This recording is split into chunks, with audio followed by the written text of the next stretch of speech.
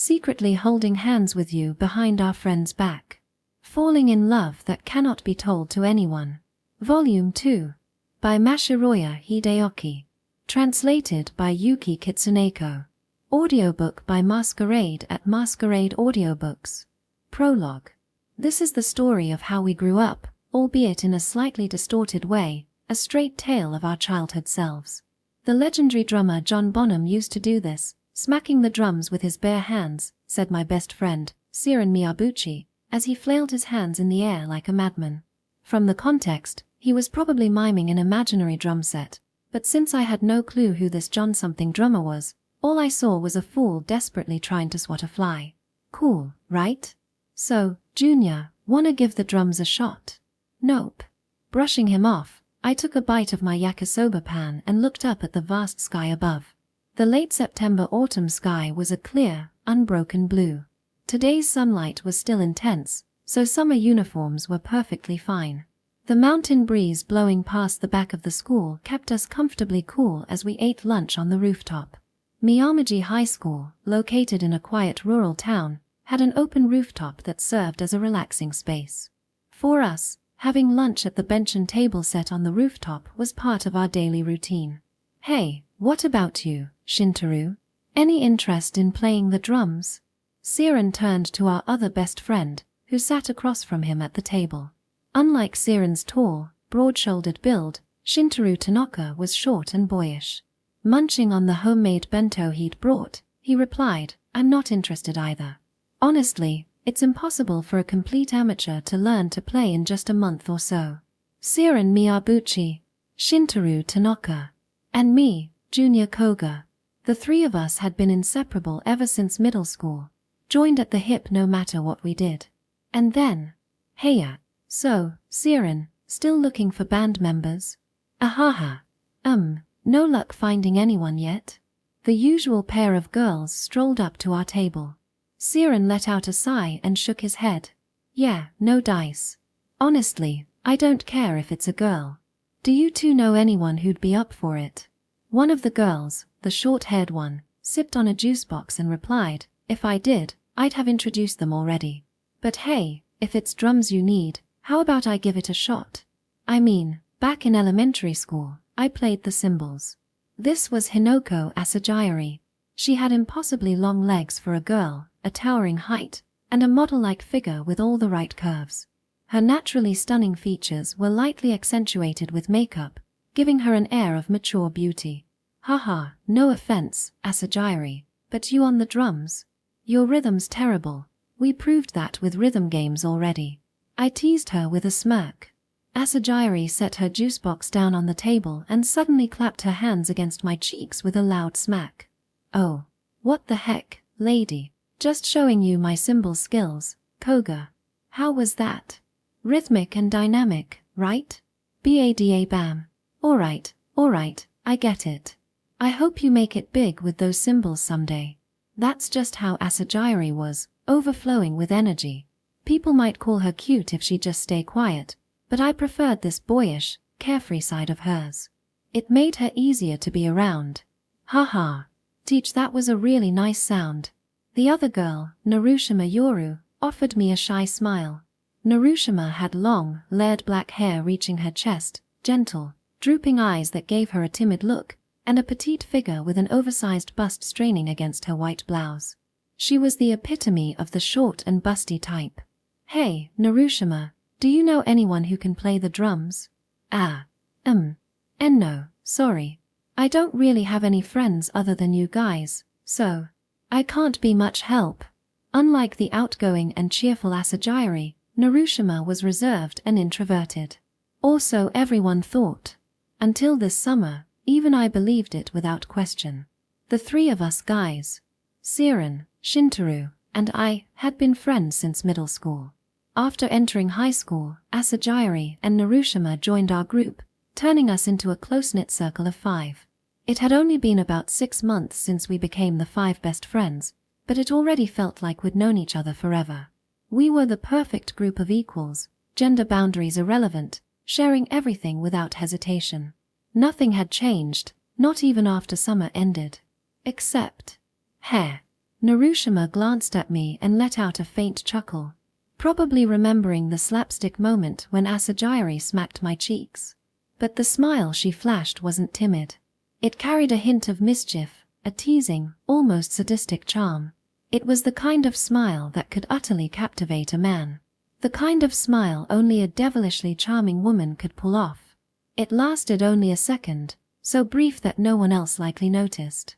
None of them, not even the other members of our 5 best friends group, had realized that a subtle distortion had already begun to creep into our dynamic. Siren let out a deep sigh. Man, I was really hoping to rock out at the culture festival with a band. Guess that's a pipe dream, huh? Right.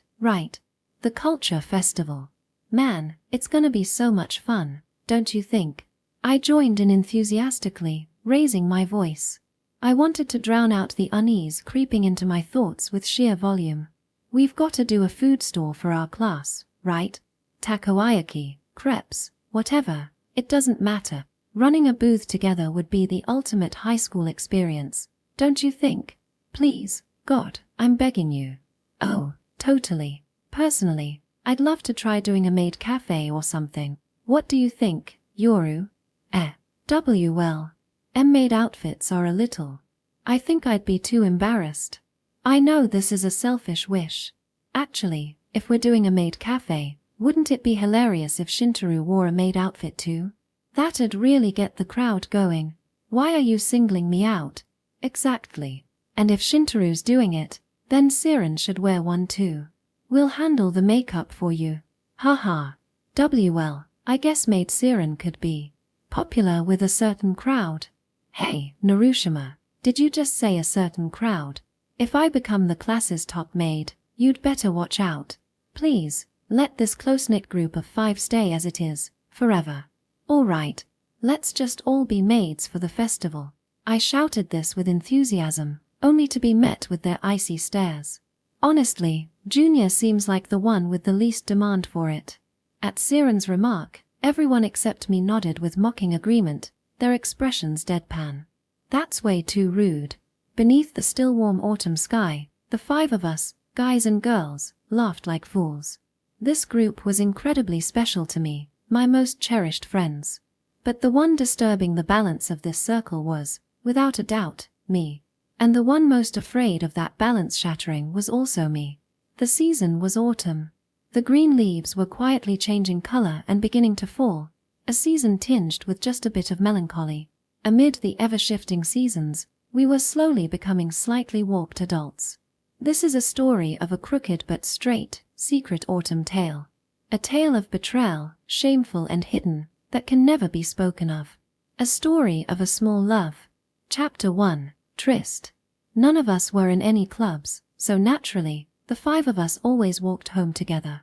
We strolled along the wide rural road lined with rice fields and farmland, sticking close as we moved. Man, what should I do about the band? Siren sighed, resting his thin school bag on the back of his head and supporting it with both hands. Apparently, he'd been invited by an acquaintance from the light music club to play in a band for the culture festival. That club, though, was basically a group of ghost members, and hardly anyone could actually play an instrument. So, Siren, who could play the guitar and wasn't in any clubs, had been recruited. But they still hadn't found a drummer, and it was stressing him out. For now, isn't that so-called light music club kid playing bass and doing vocals? If you're handling guitar, couldn't you just use pre-recorded tracks for the rest? Can you do that? Asajiri asked. Siren groaned, not impossible, but, though he didn't sound enthusiastic. Music wasn't exactly my forte, so I had no way to contribute to the conversation. Hey, Shintaro, I'm counting on you for the class booth thing, alright? I told you, I don't have the authority to decide that by myself. Every class wants to do a booth, so it's all up to the lottery. Haha. Well, how's it going? Being on the culture festival committee, tough? While Siren and Asajiri walked ahead, the rest of us followed behind, having our own conversation. The culture festival at Miyamaji High was about a month and a half away, and Shintaro had been selected as a committee member. Not that he volunteered, he got chosen through the class lottery. Well, there's a lot to do. but I'm actually enjoying it in my own way. Siren glanced back with a sly grin. Of course you're enjoying it. You're getting all buddy-buddy with that gorgeous senior, right? What are you saying, Siren? Shintaro panicked, but the rest of us, including the two girls, had no idea what was going on. Siren ruffled Shintaro's short hair and turned to us. So, get this. I've seen him hanging out with this senior girl on the committee. She's a third year, real mature and classy. What was her name again? Oh, right, Konisha-senpai. I already told you, it's not like that with her. Oh yeah. Then why were you texting her earlier? I swear I saw a heart emoji pop up. Stop it. Seriously? I had no idea Shintaro had someone like that in his life. To be fair, he was popular among older girls, the quiet, soft-spoken shota type. He'd hate that term, by the way. It made sense he'd get along with a senior like that. Asagiri's eyes sparkled mischievously. Wait, is this Tanaka-kuen's season of love? That's, well, haha. So, do you like this Konishi-senpai person? Narushima added timidly, but with a sly smile. Blushing furiously, Shintaro scratched his temple and, after a pause, nodded slightly. Whoa. He finally admitted it. This is huge news, isn't it? Does this mean one of us is finally getting a significant other? Siren and Asagiri high-fived and jumped around excitedly. Don't tease him too much. That's mean. Narushima tried to intervene, but her expression wasn't too different from theirs. They probably hadn't noticed. Right before Shintaro nodded, he had glanced briefly at Narushima. I knew for a fact that until recently, Shintaro had a crush on Narushima. He'd even planned to confess. And the worst part? I was the one who stopped him. Afterward, the three of us, Siren, Shintaro, and I, made a pact. No dating or confessing to anyone within the group. That was the moment we founded the No Dating in the Group Alliance, aka the NGA. And yet, the thought made my stomach churn. I instinctively pressed a hand to my mouth. What's wrong, Junior? Siren tilted his head.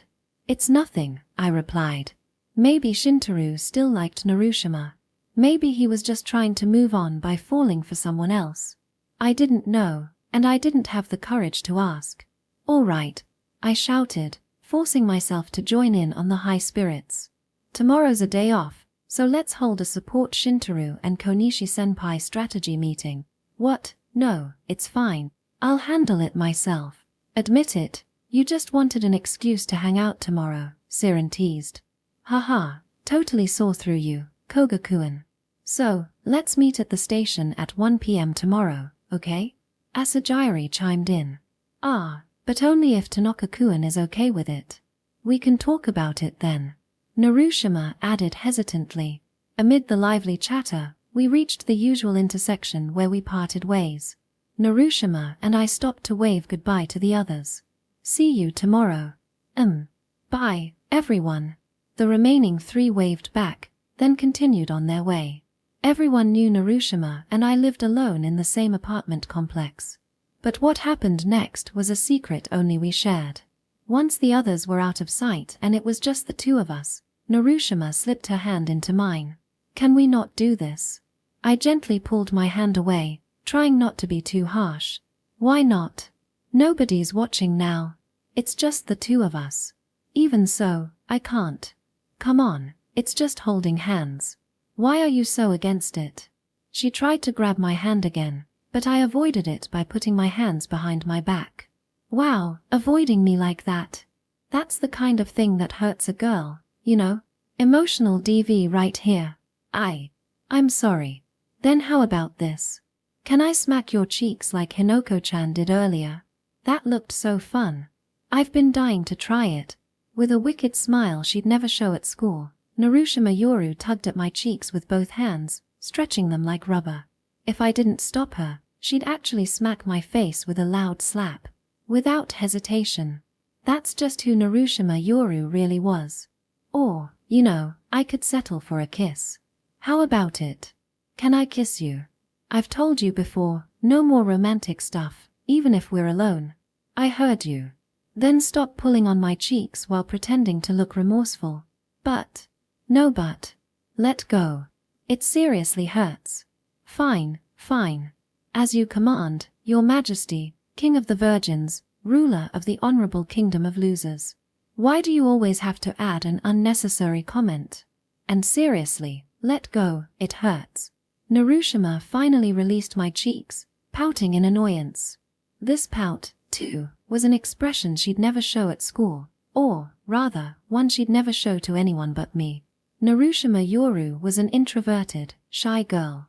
But when we were alone, she turned into a chatty, sadistic tease with a wicked streak and a playful attitude.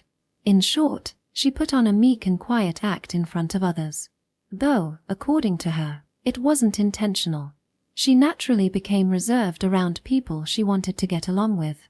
As for why she only showed her true colors, her teasing and bullying side, to me, it was probably because she hadn't considered me someone she wanted to get along with at first. To her, I was nothing more than an annoying little pest who interfered with her love life. Back on that summer day, she'd even confronted me and revealed her true self, threatening me outright. You're in my way, so just disappear already. She even said she'd write my name on a Tanabata wish slip.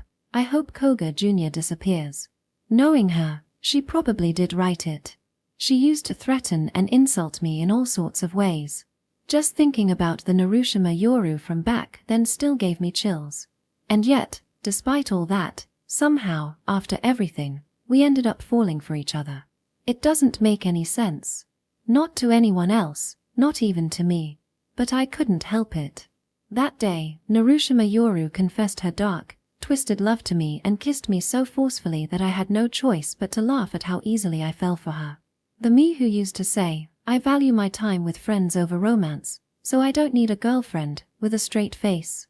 What an absolute joke. I was a simple-minded fool. A shameless, perverted idiot. I knew that much. But even knowing that, I couldn't lie about my feelings anymore.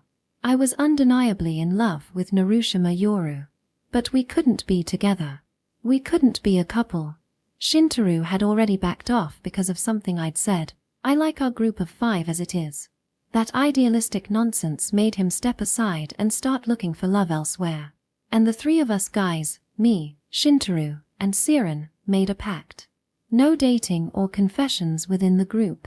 So how could I possibly tell them now, actually, I want to date Narushima-san? There's no way. That would be beyond shameless. But whenever we were alone, Narushima would try to hold my hand or kiss me, like she did earlier.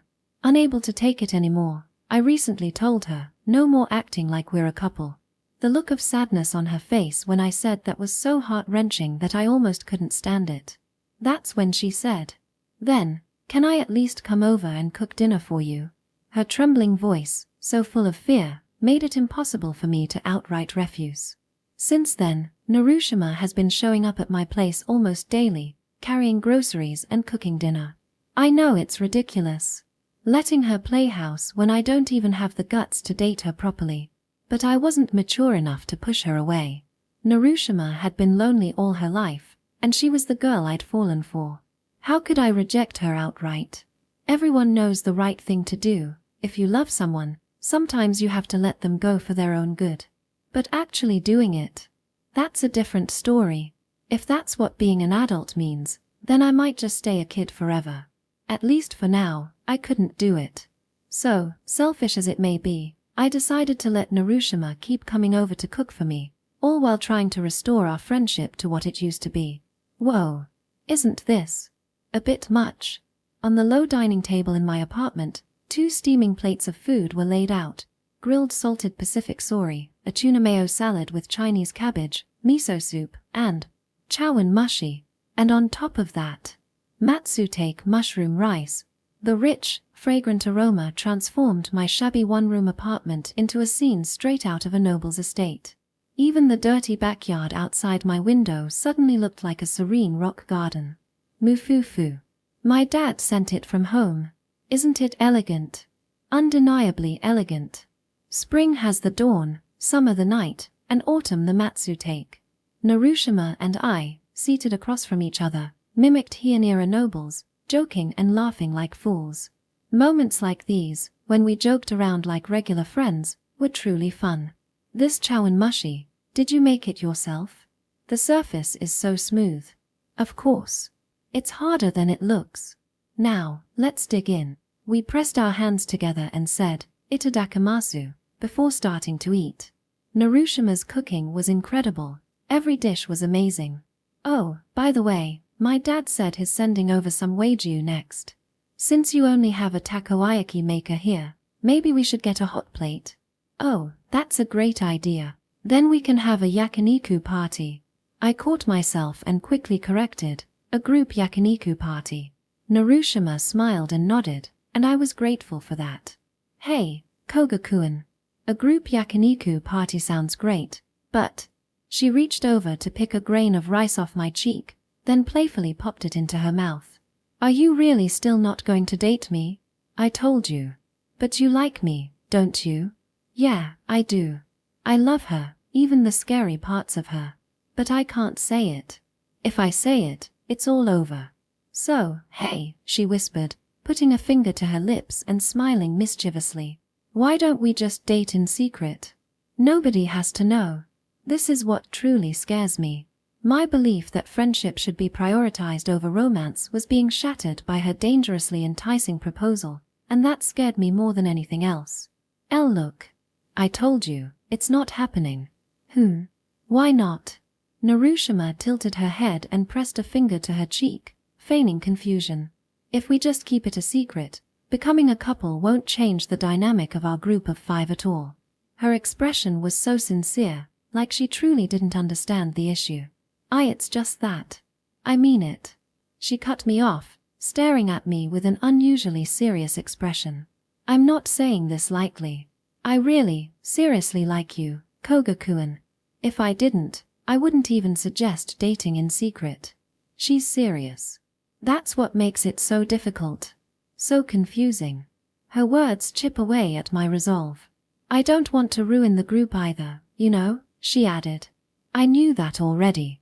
Narushima used to say that she didn't care about friends if it meant getting closer to someone she liked. She was a girl who put romance above all else. But something changed for her this summer. She started valuing both love and friendship as equally important. Her solution was to keep our relationship a secret, ensuring the group's atmosphere stayed the same while we quietly pursued our romance. Of course, she didn't know about the pact, our no girlfriends within the group alliance, NGA, among the 3 guys. Even if I told her, she wouldn't change her mind.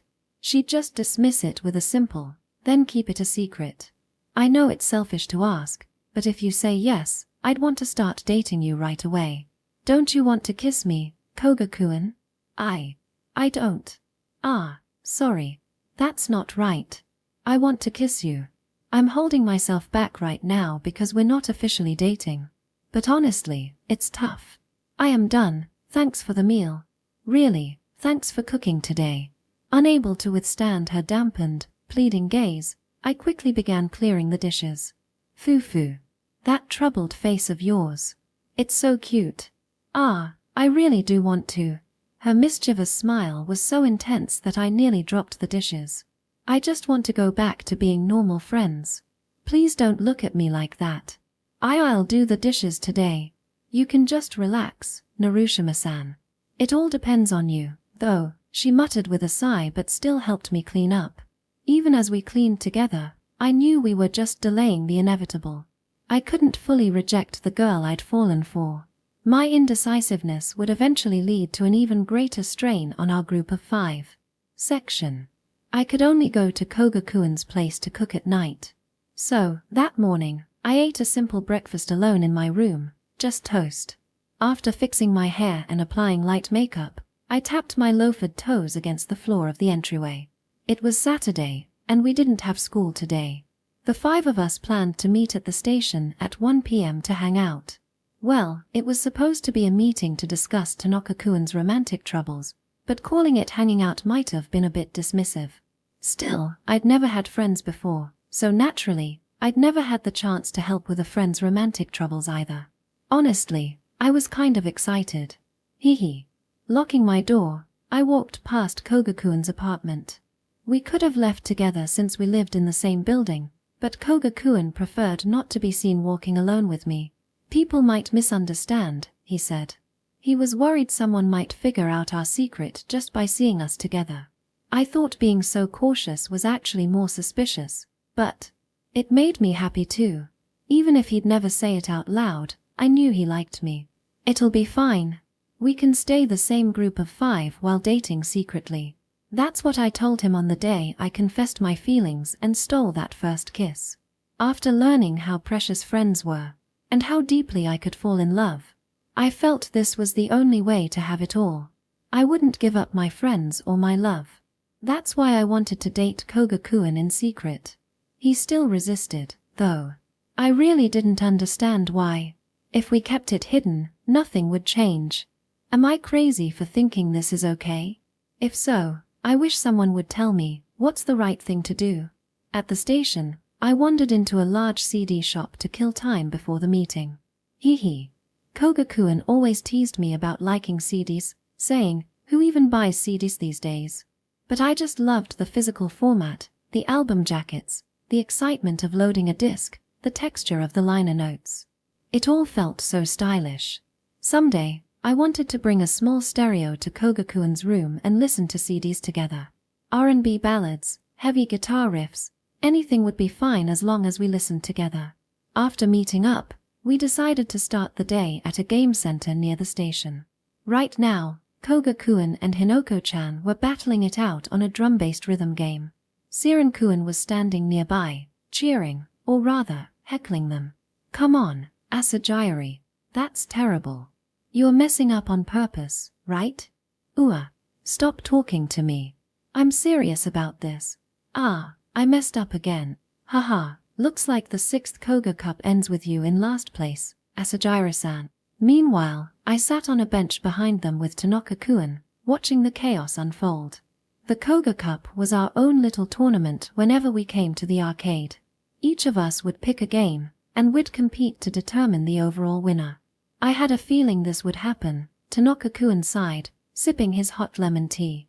Today was supposed to be about his romantic troubles, but everyone had gotten caught up in the games. I was eager to hear about his crush, though. Maybe I could just ask now. So, what's that senior you mentioned like? Caught off guard, Tanaka-kun blinked at me in surprise. Well, she's a really great person. Konisha-senpai is, he said, smiling shyly.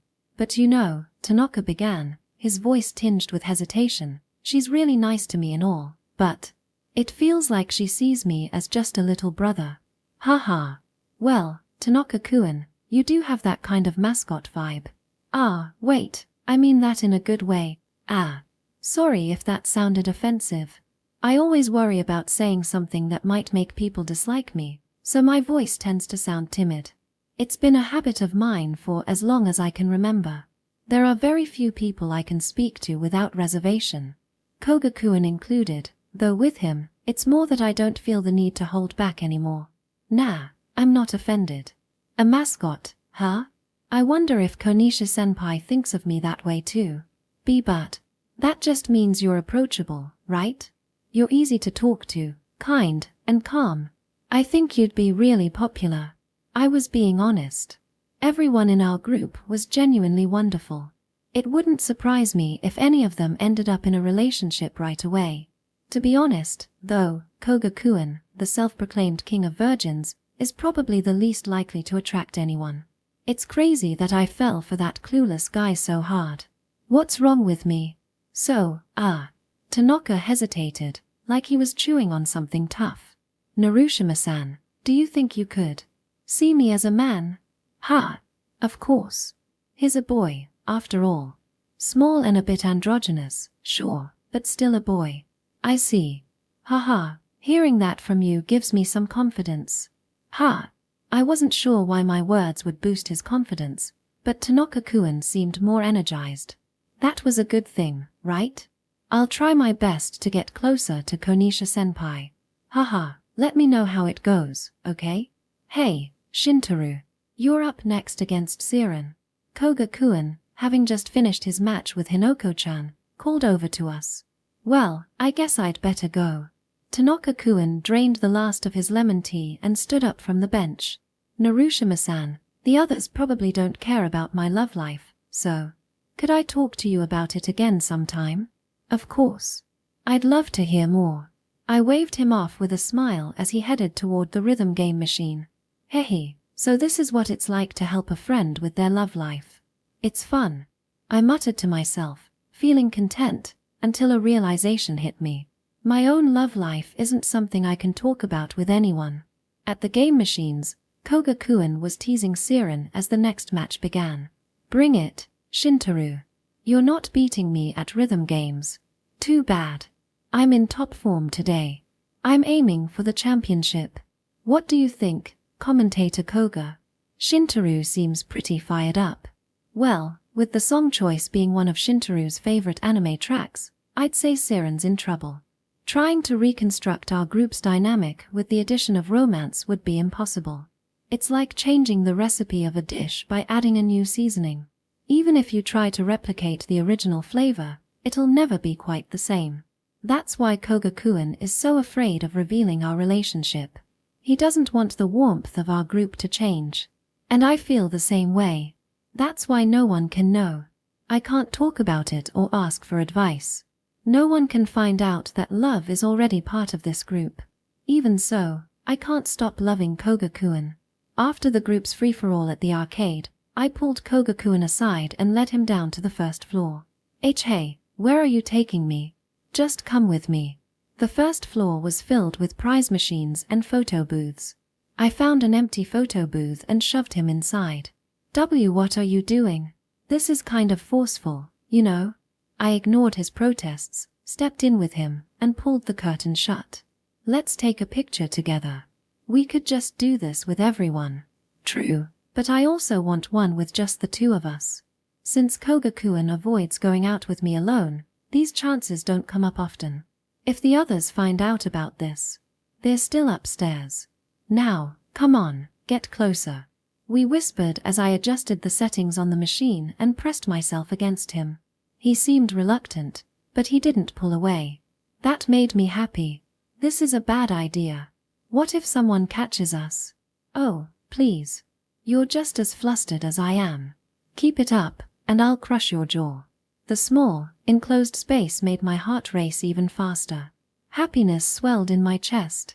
Maybe I should just kiss him. No, I can't. I have to hold back. All right, first photo. Strike your best pose, chirped the machine. Just take the picture already. Koga-kun snapped, irritated. Poor Koga-kun. You know, there isn't a person inside this machine, it's just automated. Oh, really? I thought there was. Wait, that's not the point. Ah, your flustered face. It makes me want to tease you even more. Oh, my cheeks. Stop pulling on them. The shutter clicked as I tugged his cheeks, capturing his ridiculous expression. Fut, look at this. You look like a frog. It's hilarious. You're way too strong. My cheeks aren't indestructible, you know. Hehe, I'll add a little ribbit next to your face. So cute. Then I'm writing frog handler with an arrow pointing to you. We decorated the photo together, adding silly captions. I almost wrote our first date but stopped myself. This wasn't that kind of moment. As we finished up, the others came downstairs. What were you two doing? Hinoko-chan asked, smiling. Oh, just looking for a good photo booth. Thought we could all take some together. That sounds fun. Let's find a good one. After everyone else moved away, I whispered to Koga-kun, who still looked pale and rattled. Thank you. This is going to be a treasure of mine forever. I'm so happy. Narushima-san, your nerves are unreal. I was seriously freaking out just now. Hee. I'll come over to your room later.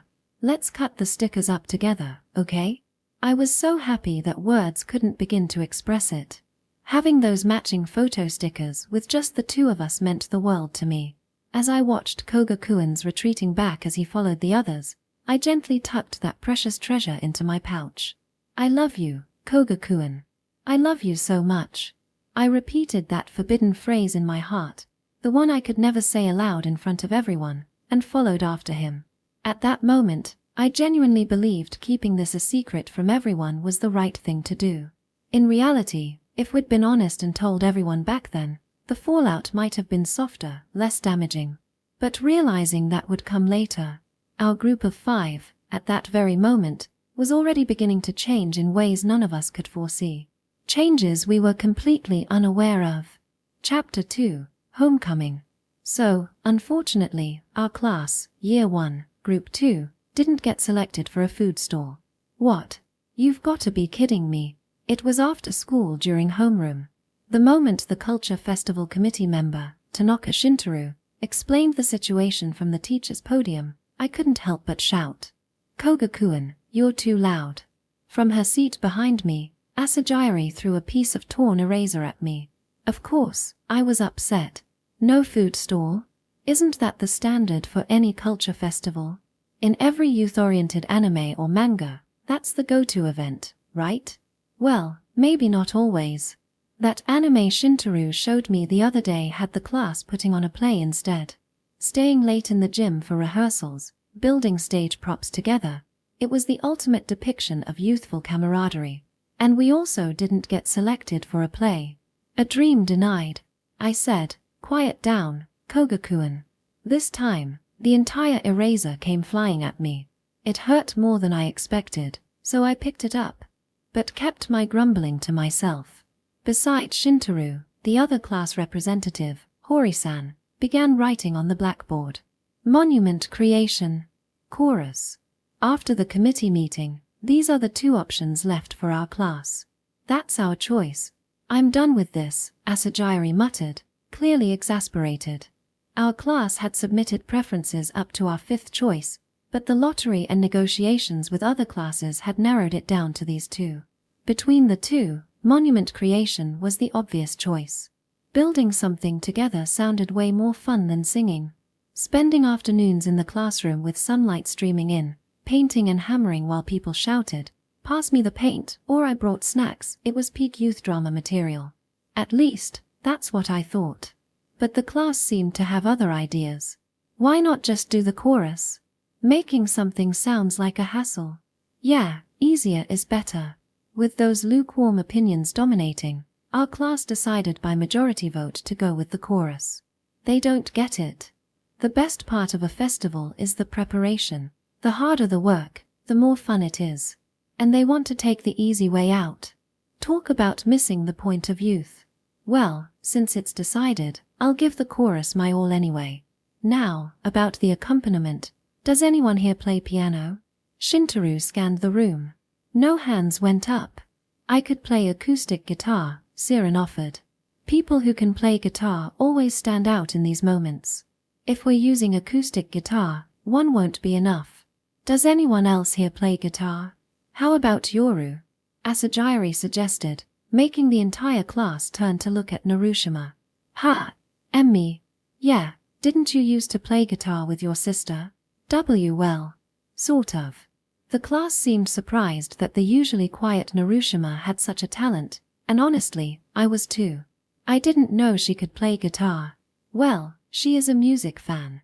With 2 guitarists, the accompaniment would be solid. What do you think, Narushima? Can you do it? Siren turned to her with a hopeful look. Narushima, looking like a nervous little animal, stammered for a moment before finally nodding hesitantly. After homeroom, our usual group of 5 went to the music room to test things out. Siren suggested we see what Narushima could do, so she picked up the school's acoustic guitar and immediately started playing a series of well-known songs with incredible smoothness. Even as a total beginner, I could tell she was good. Earlier, Siren had tried to teach me a C chord, but I couldn't even make a sound. Wow. Yoru, you're amazing. Asagiri, now struggling with the guitar herself, groaned. We have the same finger length, so why can't I reach like that? Changing chords is so hard. How do you do it so quickly? Siren was just as impressed. Narushima, you're way better than me. How long have you been playing? Since 4th grade. My sister, my tutor, and I started together. Was it only acoustic guitar? No, mostly electric. What? Siren slapped both hands on her shoulders, making her flinch. We need someone like you. Please join my band. Ha. But isn't your light music club missing a drummer? If you play guitar, I'll switch to drums. I'm a beginner, but I'll manage. This guy's ridiculous. He can do everything.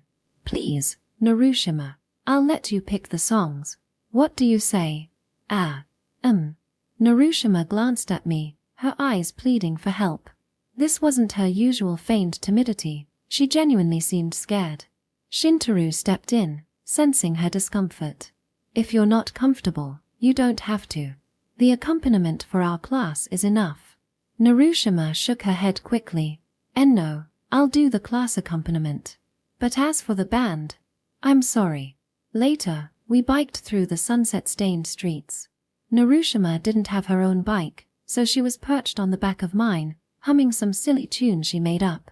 I'll shred your heart with my guitar. Gayuin. She was a completely different person now, bright and cheerful. She'd asked me to take her home so she could grab her guitar for the class performance. Normally, I'd avoid going out alone with her, but I couldn't refuse this kind of request. It's fine to help, but wouldn't the train be faster? Because it makes me happy to ride behind you, Koga-kun. She says stuff like this so casually. This Neo Junior Go Extra isn't some free taxi service for Narushima-san, you know. What's yours is mine. And what's mine is also mine. Giantism, huh? A full-blown Goda doctrine. Truly fitting for a bully. But my heart and body belong entirely to you, Koga-kun. That's the Narushima doctrine. Narushima suddenly wrapped her arms around my waist, hugging me tightly. Generous assets pressed against my back, and for a moment, I nearly lost control of the handlebars. Trying to hide how flustered I was, I quickly changed the subject. Isn't the reason you turned down the band because you're not comfortable playing guitar in front of people? Yeah. Believe it or not, I get really nervous. Tanaka said the same thing. If it's that bad, you didn't have to agree to play for the class chorus. No, it's okay. I wanted to play the guitar again after so long, and at least for a class event, I feel like I can handle it. But joining a band with people I don't know well, like Siren's group, that's too much. No way I could perform on stage in that situation. And drop the paean at the end of your sentences. It's driving me nuts. We arrived at Narushima's family home, part of a block of identical municipal apartments. We rode an old elevator with round buttons that felt nostalgic. On the 5th floor, sunlight from the west illuminated the narrow corridor. Narushima stopped in front of a door. This is my family home, where Narushima Yoru grew up. I already knew that. I'd been here once before, though I hadn't mentioned it to her. Narushima inserted her key and opened the door. Excuse me.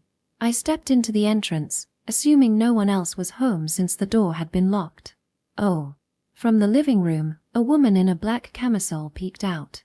She appeared to be in her mid-20s, her long black hair unkempt, and her ample cleavage visible from the loose camisole. It was Narushima's older sister. I'd met her the last time I came here. She gave no reaction to seeing her sister return after a long time, nor did she greet us. She simply withdrew back into the living room. Dad won't be back until late tonight, and Mom isn't around, so make yourself comfortable, Narushima said nonchalantly, seemingly unfazed by her sister's attitude. I was led into Narushima's room, which was minimally furnished with an old bed by the window and an empty bookcase. The walls were adorned with band posters, reflecting her long-standing love of music. In one corner, 2 guitars, a slightly dusty acoustic and an electric, rested on stands. Narushima handed me a cleaning cloth from her cabinet. Sorry, but could you wipe down the acoustic for me? I'll go make coffee. Sure. By the way, that woman earlier. Oh, that's my sister. We're not really close, she replied with a strained smile, scratching her head. I started living on my own because she moved back here after breaking up with her boyfriend. Wait. She started living alone because of her sister. At her age. That's unusual. As I cleaned the guitar, her sister suddenly appeared in the doorway. You've been here before, haven't you? Ah, yes. Sorry for not greeting you earlier. I gave a quick bow. Her sister smirked mischievously. So, are you Yoru's boyfriend? No, I told you last time, I'm not. So, what's she like at school? Well, she's unique. But she's doing fine. She gets along with us and seems happy. I see. That's good to know. As long as she's doing okay with her friends. Her expression was hard to read, a mix of relief and lingering sadness. Looking closely, the resemblance between the sisters was striking, though her sister had a more mature, almost intimidating beauty. If she wore makeup and fixed her hair, she'd probably command attention just by being in a room. Will Narushima grow up to be this stunningly intimidating someday? Nei-san. Narushima suddenly burst into the room, holding a tray with 2 cups of coffee. Her face was a mix of anger and something darker, maybe even hatred. Her hands shook, making the cups rattle. Why were you talking to Koga-kun? What's the problem? I was just asking about your school life. That's really all. You're not planning anything, right? What kind of something is she worried about? Of course not. My heart's still healing, and I'm not interested in younger guys. You can't, Nei-san. Please, don't get involved with Koga-kun. Narushima's voice wavered with tears. Her sister looked at her for a long moment before chuckling softly. You really are my sister. What? Narushima froze, her expression stiffening. Hey, Koga-kun. Take good care of Yoru, okay? Her sister said, then walked out of the room. Narushima, on the other hand, looked like she was about to cry. Narushima? My voice seemed to snap her out of her daze. Ah, yeah. Sorry about that. Forcing a smile, she placed the tray directly on the carpet. I hesitated but decided to ask, I don't mean to pry, but did something happen between you and your sister? Yeah. A lot, back in the day. She smiled bitterly. When she said we're alike, it scared me. It made me think. Maybe back then, she felt the same way I do now. She trailed off, almost to herself, before looking at me with determination. Koga-kun, no matter what happens, I'll always love you. Even if you fall for someone else, my feelings won't change. But just promise me one thing. Her voice trembled. Not my sister. Please, not her. I can't stand the thought of losing you to her. It terrifies me. What are you even talking about? Narushima wiped the corner of her eye with her thumb. Because I know, Koga-kun. You think my sister is beautiful. I know you do. Yeah, well. No. I haven't even said anything yet. No way. Narushima burst into tears. No. I can't. It's terrifying. Liking someone this much, it's terrifying. When my sister took Tochini away from me, I bet it felt like this. Tochini? Who the hell is that? I had no idea what she was talking about, but watching her sob quietly, hands pressed to her eyes, was enough to make my chest ache. It was heart-wrenching. And oddly endearing. Listen, it's true. I did think your sister was beautiful, but… No. Stop. I don't want to hear it. I also thought that maybe, someday, Narushima might grow up to be just as beautiful. Stop, wait, what? That's all I meant. Nothing more, I swear. Let me get away with this little bit of lip service, it's the truth, after all. Narushima rubbed her eyes furiously before letting out a small laugh. Hee hee. She seemed happy. How simple. You can praise me more, you know? You could even say you love me, you know? Am I wiping the guitar correctly? Don't ignore me. I'll yank your spine out. Terrifying. But if she's back to her usual self, that's fine. Apparently, the main reason Narushima wanted me to come along was that she felt uncomfortable returning to her family home alone, especially with her sister there. After that, she didn't bring up her sister again. I decided not to press the issue either. Wow, it's been ages since I touched my electric guitar. Narushima sat on the old bed she used as a kid, strumming her sleek blue and white electric guitar. Play something for me, I suggested. My fingers aren't as nimble as they used to be, she said, casually plucking all 6 strings with a pick. Her left hand then flew across the fretboard, playing a famous intro from a well-known band. Her fingers moved so quickly it was impossible to see which strings she was pressing. It was almost suspicious. Was she really pressing them? Yet, the melody poured smoothly from the amp, like magic. When she finally strummed all 6 strings to end the piece, she stopped mid-song. That was incredible. Hee hee.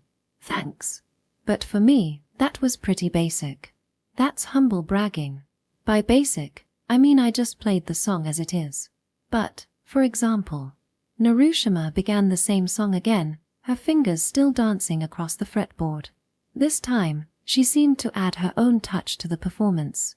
When she finished, she looked at me and said, "See? See what?" This time, I added my own arrangement. I interpreted the song my way and played it differently. That's one of the joys of music, making it your own. Ha! I honestly couldn't tell where the arrangement was. It sounded identical to me. If someone can't notice the changes, doesn't that make it pointless? I asked. Fair point, she replied with a small laugh. But it's not just about others. It's about whether the player feels satisfied. Even if the listener doesn't catch it, I want to play in a way that resonates with me. It's a selfish thing, really. But I think music, like love, can be a little selfish, don't you? I don't get it. Isn't love about making sure your feelings reach the other person? Well, sure, I want my feelings to reach someone. But even if they don't, what's important is that I'm sincere about how I feel. It's like when I'm with you, Koga-kun. I always try to be genuine. Even if it's just my own satisfaction, it's still meaningful. I see. Her steady gaze made me look away. So, Koga-kun, what's your favorite song? If I know it, I'll play it for you. My favorite song? Let me think. After a moment, the answer came to me. Gunjo Iroh by Tsuki to Herodias. Oh, that's a surprisingly mainstream pick. You know it? Of course. Tsuki to Herodias is the duo started by Elsid, the ex-Vocaloid producer, right? They're huge right now. Yeah. Their music videos are so stylish, with all those cool animations. And Elsid's lyrics are just god tier. My favorite song by them, though, was Gunjo Iroh. I first heard it in my 3rd year of middle school. Shintaro, Siren, and I had decided to bike as far as we could for no reason other than the challenge. On the way back, exhausted and griping at a family restaurant, that song came on. It was raw, emotional, perfectly encapsulating the pain and awkwardness of being a teenager. I asked Siren, "What's this song?" and he told me about the band. Since then, the song had been etched into my memory, a reminder of those stupid but precious moments of friendship. So yeah, that's when I became a huge fan of Tsuki to Herodias. They're even doing an in-store live at the CD shop soon. I better not forget. I opened my phone and marked the event on my calendar. I see. Narushima smiled warmly as she readjusted her guitar. Gunjo Iroh, right? I don't know it well, so I might improvise, but something like this. She began playing the intro. Even though she said she didn't know the song well, she played it flawlessly, by ear. Her guitar carried a warmth that made me finally understand what she meant about putting feelings into music. As she played, memories of that night with Shintaro and Siren flooded back. You guys are irreplaceable friends. I could never betray you. As long as I have you, maybe I don't need romance. Hey, Koga-kun. Why don't you sing along? You got it. In the deep night sky. Off-key much. Narushima stopped playing. You already know I'm tone deaf. We've been to karaoke enough times for you to figure that out. Yeah, I figured, but whatever. Sorry, let's continue. Narushima picked up her guitar again, but just as she was about to start, she stopped. She seemed lost in thought, staring down at the floor while holding the guitar. What now? I was all ready to sing my heart out. Come on, play already. Narushima turned to me with a bright smile. You know what? Let's save it for another time. If this song is that important to you, I want to practice more so I can play it perfectly, with all the feelings I can put into it. By the time we left Narushima's house, it was already pretty late. Hey, let's grab some food on the way home. How can you even think about food right now? On the way back, I was pedaling my bike, with Narushima riding on the back again. But this time, the balance was terrible, and it felt a lot heavier. It was no wonder she decided to bring not only her acoustic guitar but also her electric guitar. The acoustic was slung over her back in a nylon case like a backpack, while she carried the electric guitar in her arms, hugging it. As a result, the guitar kept hitting me in the back and the head, repeatedly. To top it off, the front basket of my bike was crammed with a bag containing a mini-amp and other accessories. The idea of stopping anywhere on the way home was absurd. If you were going to bring the electric guitar too, we should have just taken the train. I only planned to take the acoustic at first, but, I'm really grateful, Koga-kun. You're massaging my legs later. No excuses. Hee, sure. I'll give you a nice, thorough massage. Go, Neo Jr. go extra. With a giggling Narushima cheerfully riding behind me, I panted and pedaled on, my legs burning from the effort. The next day, I witnessed something unexpected in the classroom. Siren-kun. About yesterday's band thing. Narushima, using her usual timid, school-friendly tone, spoke hesitantly to Siren. Oh, sorry about that. I didn't mean to push you. I'll keep looking for another member, so don't worry about it. About that. You said I could play a song I like, right? Is that still okay? Yeah, sure. We haven't even decided on the set list, and honestly, the band itself is still up in the air. Wait, Narushima, are you saying? Why yeah. If my guitar is okay. I'd really like to give it a try. Wait, what? For real? You're serious, Narushima? Yeah. There's a song I've always wanted to play in a band, so, is that really okay? If it's too much trouble, I'll just... Trouble? Are you kidding? If you're in, I'll play whatever hard song you want. So, what's the song you want to do? Thank you. Narushima glanced at me briefly before replying, her face tinged with embarrassment. Gunjo Iroh by Tsuki to Herodias. Chapter 3, Cowardice. Narushima-san decided to join Siren's band. It was so they could perform one of my favorite songs, Gunsei Aojiro by Tsuki to Herodias, as a band. Honestly, I was thrilled at the thought of hearing that song performed live by a band. Narushima-san was the kind of person who would do anything to make me happy. Even if she wasn't comfortable performing in front of a crowd, she would push herself to do it anyway. That's the kind of girl she was. Which is why I couldn't help but feel like a terrible person for not being able to fully confront her feelings. Even so, I was genuinely excited to see her perform with the band. According to Shintaro, one of the event organizers, there would be an evening festival after the main cultural festival. A temporary stage would be set up on the school grounds, and student bands would perform there. Narushima-san's band, being associated with the Light Music Club, would be the final act on that stage. I couldn't help but wonder, would she really be able to perform properly on such a grand stage? That day, as soon as homeroom ended, Siren was quick to call out to Narushima-san. Let's go, Narushima. Why yeah. Not only did they need to practice for the band, but they also had to rehearse the accompaniment for our class choir performance. So lately, every day after school, the two of them would head to the music room together. See you guys. Look forward to the choir's rehearsal. Our accompaniment is almost perfect now. Got it. Good luck with the band too, Narushima-san. Yeah. Bye, everyone. With a timid smile, Narushima-san bowed her head slightly and left the classroom alongside Siren. Well, shall we head home together, the three of us? I turned to Asagiri and Shintaro as I asked, but, sorry. I've got cultural festival committee meetings for the next few days. Shintaro was hurriedly slinging his school bag over his shoulder. What? You've got plans too? Are those meetings going to take a while? Hard to say. At least an hour, but I'm not sure. Tanaka, hurry up already. One of the female committee members, Hori-san, called out to him lazily from the doorway. Shintaro quickly told her, I'm coming, before turning back to us. So yeah, you guys go on ahead. Later. With that, he and Hori-san left the classroom in a bit of a rush. Left behind with just Asagiri, we naturally exchanged glances.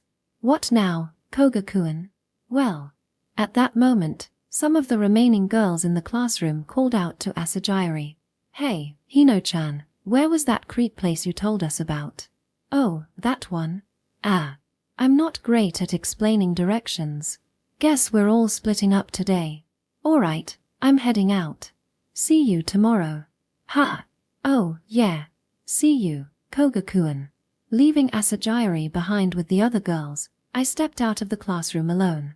As I descended the stairs to the first floor, I suddenly stopped and turned back.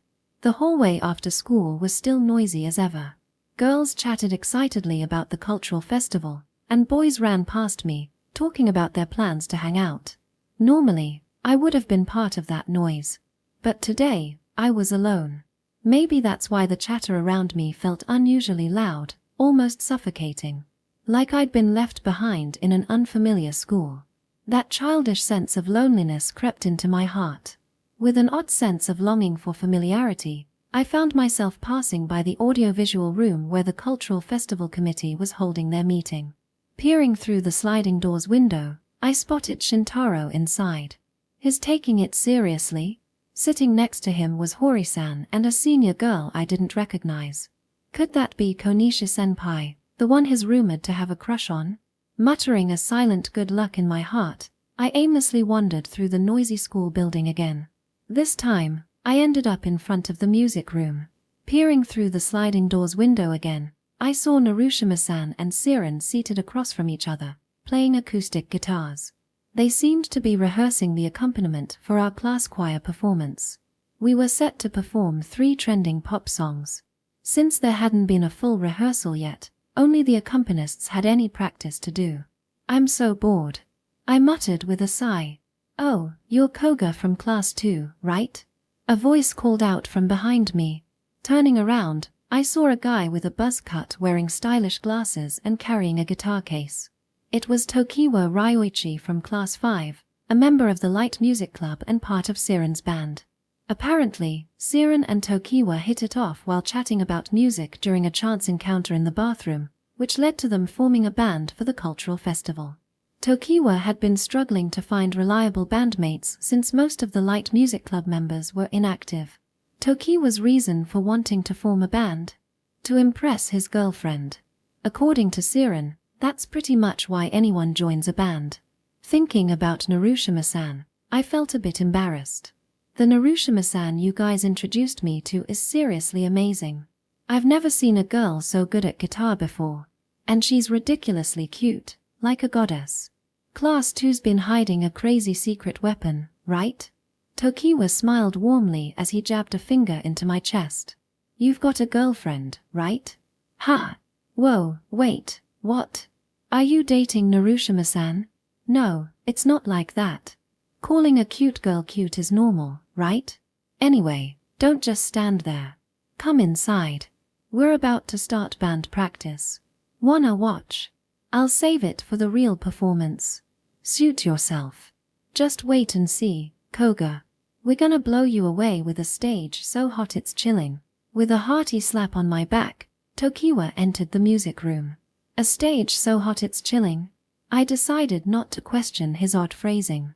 Taking one last glance through the window, I saw Tokiwa animatedly talking to Siren and Narushima-san, who had stopped their guitar practice. The 3 of them moved to the back room of the music room, which doubled as the light music club studio and had a drum set. Tokiwa seems like a good guy. Narushima-san should be fine with him around. With that thought, I left the music room and started walking down the hallway again. Next, I headed to the school rooftop. The reason I wasn't going home right away, of course, it was because I felt lonely. Ever since the 5 of us started hanging out, I hadn't gone home alone even once. So I figured if I killed time for a bit, maybe I could go home with someone. That's why I was aimlessly wandering, wasting time on my own. As I opened the door to the rooftop stairway, a chilly mountain breeze rushed over me. Last week, it was still warm, but now my winter uniform, already switched over after the seasonal change, felt just right. In October, the sun sets early, and even though it wasn't that late yet, it was already sinking pitifully low. It cast its last desperate orange light across the entire rooftop, as if struggling against its inevitable fate. I'd heard somewhere that people naturally crave companionship when it gets cold. I kind of understood the feeling. It's like an instinct to seek warmth, a need to connect with someone when you're alone and it's cold. Maybe all humans, myself included, are just cowards deep down. Are they still not done? Muttering to myself, I rounded the rooftop's equipment room. Standing in front of the fence was someone else, a girl. Her short hair swayed in the autumn breeze as she tucked it behind her ear, gazing out at the rural townscape bathed in orange. The sunset seemed as if it existed solely to highlight her melancholy silhouette, creating a scene so picturesque it felt unreal. I walked up beside her to look at her profile. Noticing me, she spoke without turning. "You're still here?" "Yeah. I thought you'd gone home already, Asajira-san." Asajiri Hinoko. She's always lively and outgoing. Despite her mature appearance, she gets more excited than anyone else when we're having fun, throwing herself into the moment like a kid. But sometimes, out of nowhere, she shows a mature, melancholic expression that matches her looks. Occasionally, she even says things that sound oddly wise. Until recently, I had a faint crush on her. That is, until Narushima Yoru and I started whatever this is. Back in the classroom, you were talking with the other girls about that creep shop. I just assumed. Oh, yeah. They invited me, but I just didn't feel like going. Got it. I didn't ask why. We stood there in silence, quietly watching the town bathed in the evening glow. Hey, don't you think those two might hit it off? By those two, she meant Narushima-san and Siren. Narushima-san had mentioned before that she wanted to try dating Siren. She thought he might be her type and wanted to see if it could turn into something more, something like love. But of course, Asajira-san didn't know that before anything could happen, Narushima-san and I ended up in this strange relationship. I want to cheer them on, Yoru and Siren-kun, but honestly, it scares me a little. Asajira-san placed her hands on the fence, smiling faintly, but her voice was weak. Maybe I've gotten too used to the five of us being together. It's just so comfortable, so much fun, that the thought of it changing even a little is kind of scary. What are you talking about? Nothing's going to change between us. We'll always be together. Those words were something I needed to hear myself. But, Koga-kun, there's no such thing as always. Even if it's not because of Yoru and Siren-kun. Why? I asked as gently as I could, bringing up the word she had left unsaid. Because people are creatures of meetings and farewells. For example, when we drift apart from our middle school friends, we make new ones in high school. Like how I met you and the others after parting with my middle school friends. Then why can't the five of us just stay together forever, no matter how old we get? Asajiri-san nodded softly. Well, once we graduate from high school, we'll inevitably part ways. Some will go to college, where they'll meet new friends. When we start working, we'll have colleagues. The people we see every day now will turn into those we meet only once a month. Then, maybe only once a year. And eventually, even that will. Don't say something so depressing. What she said was far too realistic, and I didn't want to think about it yet. I feel the same way, though. It's lonely. But people are adaptable, you know?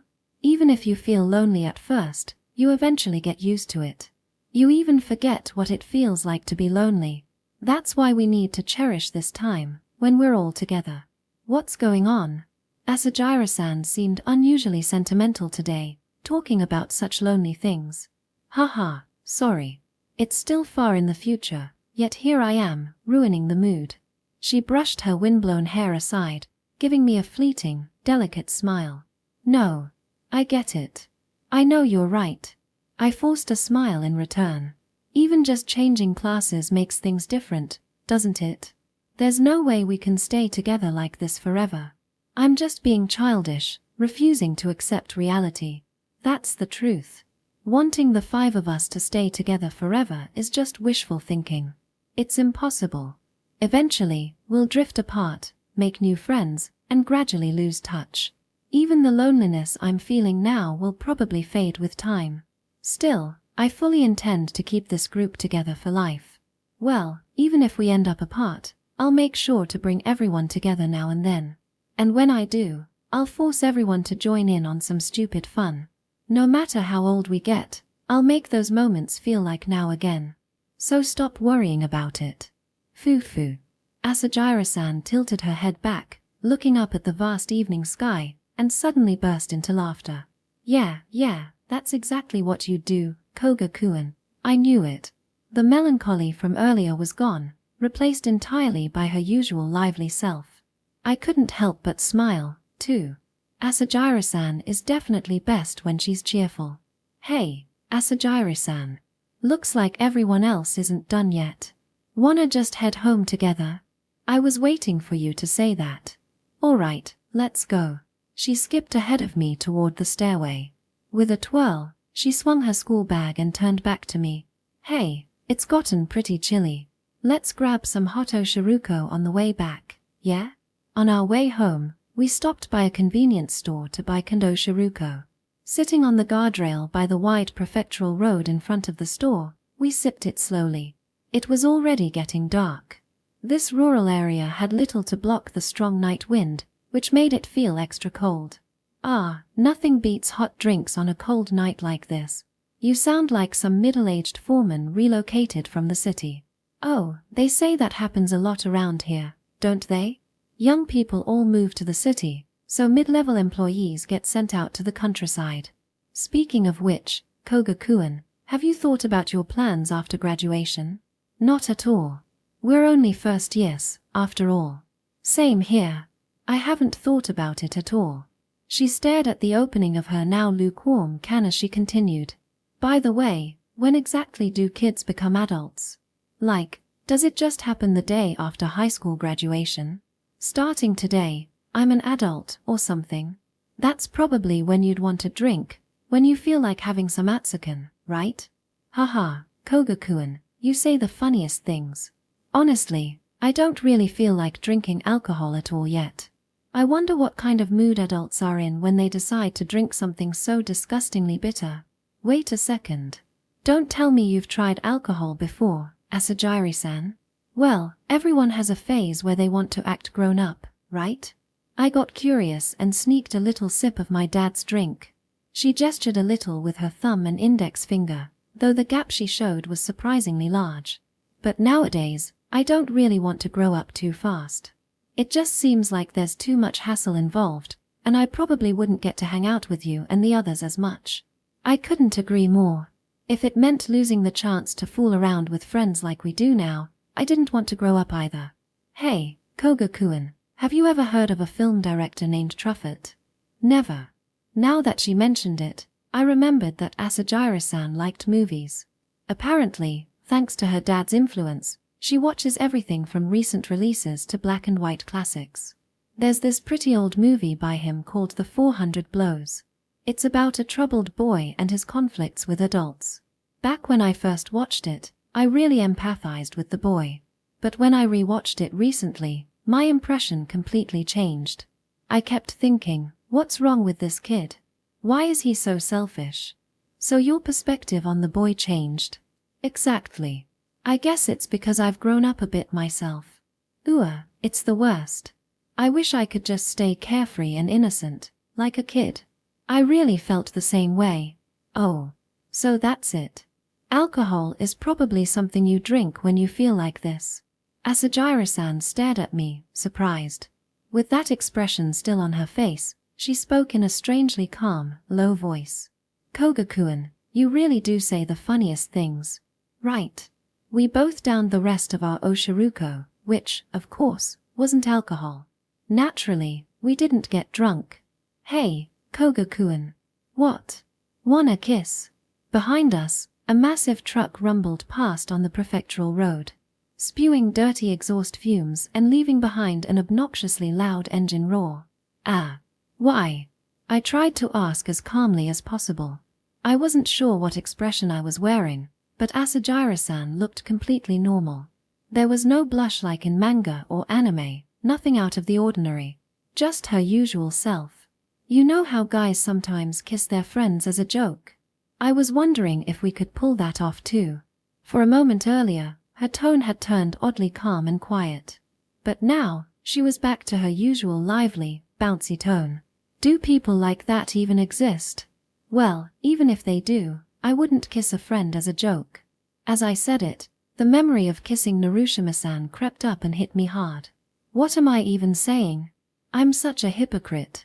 It's embarrassing. Haha. I wonder what would happen if we kissed. Anyway, just treat it as a joke and let it slide, okay? Saying she doesn't want to grow up, yet trying to do something so mature. I thought Asajiri-san seemed off today, but I could somewhat guess the reason. It must be the chill of early autumn. Like me, she had spent the day alone. Maybe she was feeling a little timid and just wanted to connect with someone. Hey, since it looks like it'll just be us after school for a while, wanna go hang out somewhere tomorrow? When I got back to my apartment, Narushima-san arrived almost at the same time. Yo, I'm here to make dinner again.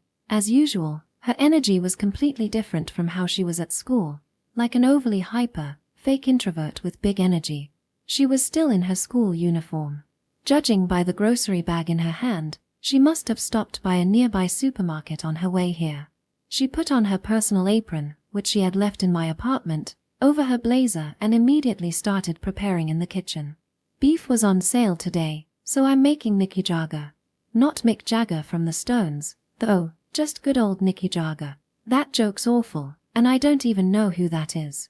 Damn it, music jokes really don't land with you, don't they? Koga-kun, you and I are like fire and oil. You mean water and oil. Fire and oil actually go perfectly together. Mwaha. Don't look so happy about it. For the record, we split the cost of the groceries. Of course, since she's the one cooking, I pay a bit more. So, how's the band coming along? I wasn't about to admit that I had secretly peeked in on their practice today. It would have been way too embarrassing. Pretty good. I can't wait for you to hear that song. She said this while deftly peeling a potato with a knife. The song, Gunsei Aojiro by Tsuki to Herodias, was a nostalgic favorite of mine. She joined Siren's band just so she could play it for me, even though performing in front of a crowd wasn't her thing. Sometimes intimidating, but really, Narushima-san is unbelievably sweet. Tokiwa-kun, our bassist and vocalist, has such a great voice. You know how Tsuki to Herodias has a female vocalist? Well, Tokiwa-kun's voice gives the song a totally unique vibe. And he can sing while playing the bass so effortlessly, it's no surprise he's popular. And, to my dismay, I felt a pang of jealousy toward the guy she was praising. I knew it was childish, and I really wished I could grow out of that sort of thing already. Oh, are you jealous, Koga-kun? Narushima-san turned around with a sly grin. With the knife still in her hand, she looked almost terrifying. Not really. Fufu, that makes me happy. I'm telling you, I'm not. In truth, I was jealous, but no way was I admitting that. Don't worry. Tokiwa-kun already has a girlfriend, and besides, I'm all about you, Koga-kun. It's funny, at first, I couldn't stand you. But now, I'm head over heels. Isn't that strange? It really is. Even I don't understand why I feel this way about her. Smiling to herself, Narushima-san turned back to the kitchen. Oh, and about Siren-kun, he said he's basically a beginner at drums, right? Well, that was just humility. He can even pull off blast beats, you know, the super fast da-da-da-da-da kind of playing. He's amazing. No doubt he's popular too. Like some sort of comedic callback, she ended with the same phrase again. And I, for some reason, couldn't help but say something unnecessarily mean. When you talk about Siren like that, it feels oddly convincing. She spun around, startled. And no, it's not like that. I'm sorry, I went too far. I swear, it's really just you for me, Koga-kun. Please believe me. Please. Her lips trembled, and tears welled up in her eyes as she looked genuinely scared. I hadn't expected such a reaction and immediately felt guilty. No, I'm sorry. That was too mean. Also, you're still holding the knife. Could you put that down? Okay. Narushima-san wiped her eyes with the back of her hand and turned back to the kitchen. What am I doing? I was supposed to make an effort to see Narushima-san as just a friend. I'm the one who decided we wouldn't date. And yet here I am, acting like a jealous boyfriend over something trivial. This feeling, It's honestly unsettling. Since the great Virgin King was so mean, I'm putting you in an arm lock later. Even if you resist, it's happening. Her voice was still a little shaky, but it felt like she was back to her usual self. That was a relief. I wasn't looking forward to the arm lock, but I figured I'd take it.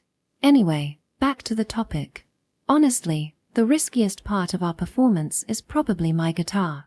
Having finished peeling the potatoes, Narushima-san began chopping them on the cutting board. Tsuki to Herodias is a duo, right? They've got support members, too. For Gunsei Aojiro, the original has 2 guitar parts. But since our temporary light music club band is just a 3-piece, I've got to make a lot of adjustments. Oh, so the song has 2 guitar parts. Not knowing much about music, I hadn't realized that when I listened to it. Also, I need to practice for the class choir performance, so I might be late coming to cook for a while. Don't worry about it. Don't worry about it. It's not like I stopped myself mid-sentence. Saying something that selfish would have been awful. But I want to have dinner with you, so I'll do my best to come back early. If I think I'll be late, I'll let you know. You really don't have to push yourself. Besides, tomorrow. The words got caught in my throat. Should I say it? Do you have plans tomorrow? Narushima-san asked without turning around. The rhythmic sound of chopping continued from the cutting board. Hiding it would just make things weirder, right? Thinking that, I decided to be honest. Tomorrow after school, I'm going out with Asajiri-san. We might grab dinner too. The sound of the knife striking the cutting board stopped. But only for a moment. Oh, I see. Well, Siren-kun, Tanaka-kun, and I are all pretty busy these days, too. The chopping resumed, and her tone was as normal as ever. But I couldn't shake the pause from my mind. Is that okay? What do you mean? I mean, me going out with Asajiri-san. Haha, what's wrong, Koga-kun? It's totally normal to hang out with a friend. I guess. After all, she knew I'd had feelings for Asajiri-san until recently. It wasn't like I had any lingering feelings, not even a bit. But knowing how Narushima-san was, I couldn't help but wonder if it bothered her. That pause with the knife earlier definitely stood out. You don't need to worry about me, okay? It was like she could read my thoughts. Besides, wouldn't it be weird to say no? Asajiri-san asked you, right? Well, yeah. Then go and have fun. That way, I can focus on practice without any distractions. And with that, the chatty Narushima-san fell silent. I didn't know what else to say either. The room was filled only with the sounds of her quietly continuing to cook. Thanks for being considerate. That made me happy. She murmured those words softly, almost too quietly to hear. Chapter 4, The Witch.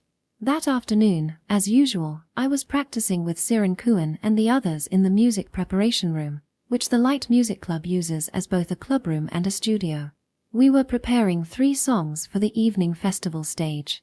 One of them was Gunsei Aojiro by Tsuki to Herodias, the song I had requested. The other 2 were chosen by Siren-kun and Tokiwa-kun from the Light Music Club, each picking a song they wanted to perform. Both were tracks from famous bands that I was quite familiar with. Thanks to all the practice we had done, we'd managed to get all 3 songs into decent shape. But for me, the real work was just beginning. I'm the kind of person who wants to interpret the music in my own way and play it with as much feeling as possible. I still needed to immerse myself in the songs to achieve that. That's not all, though. What worried me most was something else entirely. Narushima-san, you're seriously amazing. Your strumming is so sharp and clean. After running through the set, Tokiwa-kun, our bassist and vocalist, showered me with praise. Ahaha. Thanks. But the real question is whether you can deliver that level of skill during the actual performance, right? Siren-kun, seated behind the drum kit, twirled his sticks with practiced ease as he spoke. That was exactly what worried me most. Earlier in the day, we'd had our first full-class choir rehearsal during homeroom, and I'd made a noticeable number of mistakes while playing the accompaniment. The chord progression was simple, but I just couldn't play it right. If I was already struggling to perform in front of less than 40 classmates, How would I fare on a stage in front of a much larger audience? That said, I wasn't too concerned about the choir performance. I figured a few mistakes there were forgivable. But I couldn't afford to mess up the band performance. Especially not Gunsei Aojiro by Tsuki to Herodias. That song wasn't just a performance, it was something I was playing for Koga-kun. Even if people criticized me for making the band about myself, I didn't care. That song, at least, had to be perfect. I wanted to put every ounce of my feelings into it and make sure it reached the person I loved. I wanted to make him happy. Hey, Siren-kun. Don't go piling on the pressure for Yoru, okay? Today, Hinoko-chan was also in the music preparation room with us. Sometimes, she would drop by like this to check on our practice. I think she was worried about me being the only girl among the boys, making sure I wasn't feeling out of place. Asagiri Hinoko-chan is always looking out for me. She's kind like that. But she doesn't hover over me like an overprotective parent. She maintains her distance, watching over me quietly. Sometimes, she even leans on me for help, making sure I don't feel indebted to her. She has this amazing ability to assert equality without saying a word. She doesn't just pull me along, she lets me take the lead sometimes too. Though she can be playful and childlike when hanging out with everyone, she's probably the most mature among us. She's my first real best friend. Asagiri Hinoko-chan. I, like Koga-kun, couldn't bear to see our group of 5 fall apart. But even more than that, I couldn't stand the thought of growing distant from Hinoko-chan. And yet, I was keeping a huge secret from my best friend. The fact that Koga-kun and I were meeting in secret every day. Hinoko-chan leaned in and whispered into my ear. Hey, Yoru. It's nice that you get to spend more time with Siren-kun, isn't it? She still thought I had feelings for Siren-kun. I mean, I had been planning to confess to him up until this summer. But if she found out that it wasn't love, that I had just been searching for someone I could truly fall for, and that the person I had fallen for was Koga-kun, how would she react? What if she discovered that we were secretly seeing each other? Would she still want to stay friends with me? Of course not. No one would want to stay close to someone as selfish and deceitful as me. And so, I had no choice but to keep it hidden. When Hinoko-chan asked, "It's nice that you're spending more time with Siren-kun, isn't it?" all I could do was nod weakly and say, "Why yeah." Hinoko-chan checked her phone for the time. Oops. I should get going. Siren-kun, who had been talking with Tokiwa-kun, turned around. What, Asagiri? Got plans?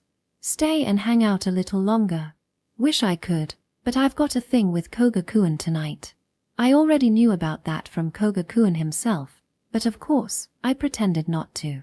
Ha! You're hanging out with Koga? Just the two of you? Yep. Probably just wandering around near the station, maybe grabbing a bite. I sent him ahead because I wanted to try this whole meeting up thing. Man, you two hanging out alone. I guess we haven't really had time to hang out as a group lately. Siren-kun glanced at me, and I nodded silently. Hinoko-chan grabbed her bag and slung it over her shoulder, standing tall with her usual energy. Well then, you all keep practicing. I'm off for a date with Koga-kun. A date. She probably just said it as a joke. But to me, who had never gone out with Koga-kun under that title, it struck me deeply. I shook my head quickly, trying to dispel the feeling. Dangerous. I almost let myself feel something really dark toward my best friend. No, that's not it. I'm just envious, that's all. I smiled and said, I'd like to hang out too, but it can't be helped right now. Bye, Hinoko-chan. And that was the truth. I really was just envious. Koga-kun and I were probably mutually in love, and his feelings for Hinoko-chan were already a thing of the past. I had no reason to feel anything strange like jealousy. Okay, see you guys. Don't you dare follow me. After practice ended, Tokiwa-kun was the first to leave the music room. Apparently, his girlfriend was waiting for him in the library, and he always rushed out to meet her after practice. Tokiwa-kun walks home with his girlfriend every day. He's got a good thing going. Man, that guy. Can't he wait a little longer? Siren-kun sighed as he watched me pack up my guitar cable. Ahaha. Well, maybe he just can't wait to see her. I only bring my electric guitar to school. The acoustic one stays in my apartment for practice since bringing both would be impossible. Hey, Narushima, isn't that Stratocaster model from a beginner's kit? Ha! Why yeah. You're already good enough that you don't need a beginner's guitar anymore. Why not upgrade? Well, I like this one, so. Haha. This was the electric guitar my sister and I bought together back when we still got along. Matching guitars, no less. And for just over 10,000 yen. But this guitar means so much more to me than its price tag. Carefully tucking it back into its case, I slung it over my back and left the music prep room with Siren-kun. On our way out of the school building and toward the gate, we bumped into Tokiwa-kun and his girlfriend. What's with the Tokiwa-kun shot me an annoyed look, and Siren-kun gave him a light kick in response. Tokiwa-kun's girlfriend was also a first year like us. She was the quiet, bookish type, a stark contrast to the slightly rowdy and outgoing Tokiwa-kun. From what I'd heard, she really loved reading. Come on, Miyabuchi's probably gonna get in our way. Just so you know, we're not walking home together. Who's getting in your way? Just go already. Don't follow us, okay? And don't mess with us. People who interfere with romance are as bad as evil spirit. Tokiwa-kun pushed his precious girlfriend ahead, scurrying off like he was running from something. This is why love-struck fools are so annoying. It's not like I care. Foo-foo, but if you did, you'd be as bad as an evil spirit, right? Evil spirit? Passing through the school gate, Siren-kun and I walked along the path home. After a moment of silence, Siren-kun scratched the back of his head awkwardly. Hey, Narushima. This might be a good time to finally say it, something that's been on my mind for a while. What is it? Remember back before summer? There was a time when you used to talk to me a lot, right? Like bringing me lunch or inviting me out, just the two of us. Why yeah. That was probably annoying, right? Back then, before I fell for Koga-kun, I was trying to get closer to Siren-kun. I put in a lot of effort, only for Koga-kun to keep interfering. He'd always butt in, making sure Siren-kun and I were never alone together. If I were to borrow Tokiwa-kun's words, Koga-kun was the ultimate evil spirit. Even though he claimed to value the group dynamic, messing with someone's romantic prospects was the worst. I was so furious one day that I pulled him aside and let him have it, told him to just disappear if he wasn't going to stop meddling. But now that I think about it, that was the start of my secret relationship with Koga-kun. Calling it fate might sound cheesy. It was an awful beginning, after all. Haha. It wasn't annoying. It's just. Siren-kun scratched his head again. I'm not really interested in girls like that. Or, well, in anyone, I guess. What? You mean? No, not like that. It's not about gender. I think I'm just immature, or something. Probably. His large frame hunched over slightly as he peeked at me with hesitant, childlike eyes. So, does that make me weird? I mean, here I am in my first year of high school, and I don't feel anything toward the opposite sex. Or the same sex, for that matter. Everyone's just friends to me.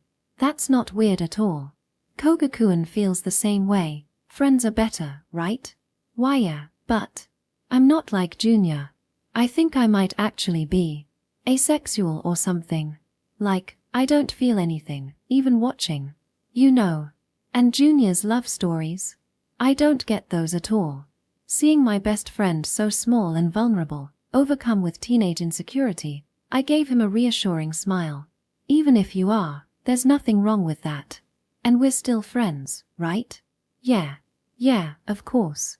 Hearing that really helps. A small smile returned to his face. Sharing such a delicate concern must have taken a lot of courage. If my actions had caused him this much worry, I needed to apologize properly. Sorry if my behavior back then confused you or made you worry. No, that's not it at all. It's not your fault. If anything, I'm the one who should apologize. What for? Siren-kun hesitated, struggling to get the words out. I actually asked Junior to do it. To jump in whenever you tried to be alone with me. Wait, what? The confession left me stunned. I'm so sorry. I don't know what you were trying to do back then, but I was so scared of being alone with you that I begged Junior to help. I forced him into that role, and I ended up making you both miserable. I really regret it. So that's what happened. I'd always assumed Koga-kun just didn't want anyone in our group forming a couple. But this whole time, he was just doing what Siren-kun asked. And even when I yelled at him, hurling insults, he never defended himself. He simply played the villain in silence. People like that really exist. What? What kind of person cares that much about their friends? So that's how it all started between me and Koga-kun. Not the worst, but the best beginning I could have asked for. Feeling a sweet, aching sensation spread through my body, I couldn't hold back my laughter anymore. So please, don't hate Junior for it. Hate him? No way. If anything, I've fallen for him even more. I'm the one to blame. I pushed all the responsibility onto him. I'm sorry. No, don't apologize. That's absolutely not allowed. Because if Siren-kun hadn't asked him for help, Koga-kun wouldn't have interfered.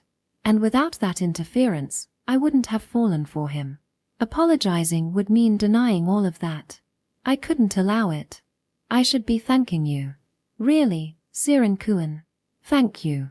With genuine sincerity, I said those words. Ha! Thanking me. For what? Foo.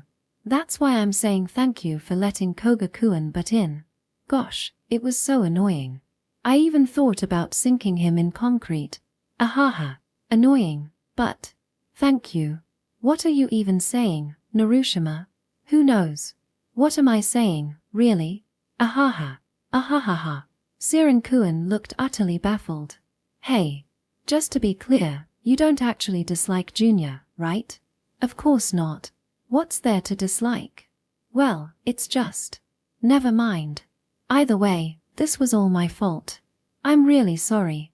Like I said, don't apologize, Siren-kun. I'm genuinely grateful. If you keep insisting, I might just have to punch you. Foo. Alright. But, you seem kinda different than usual.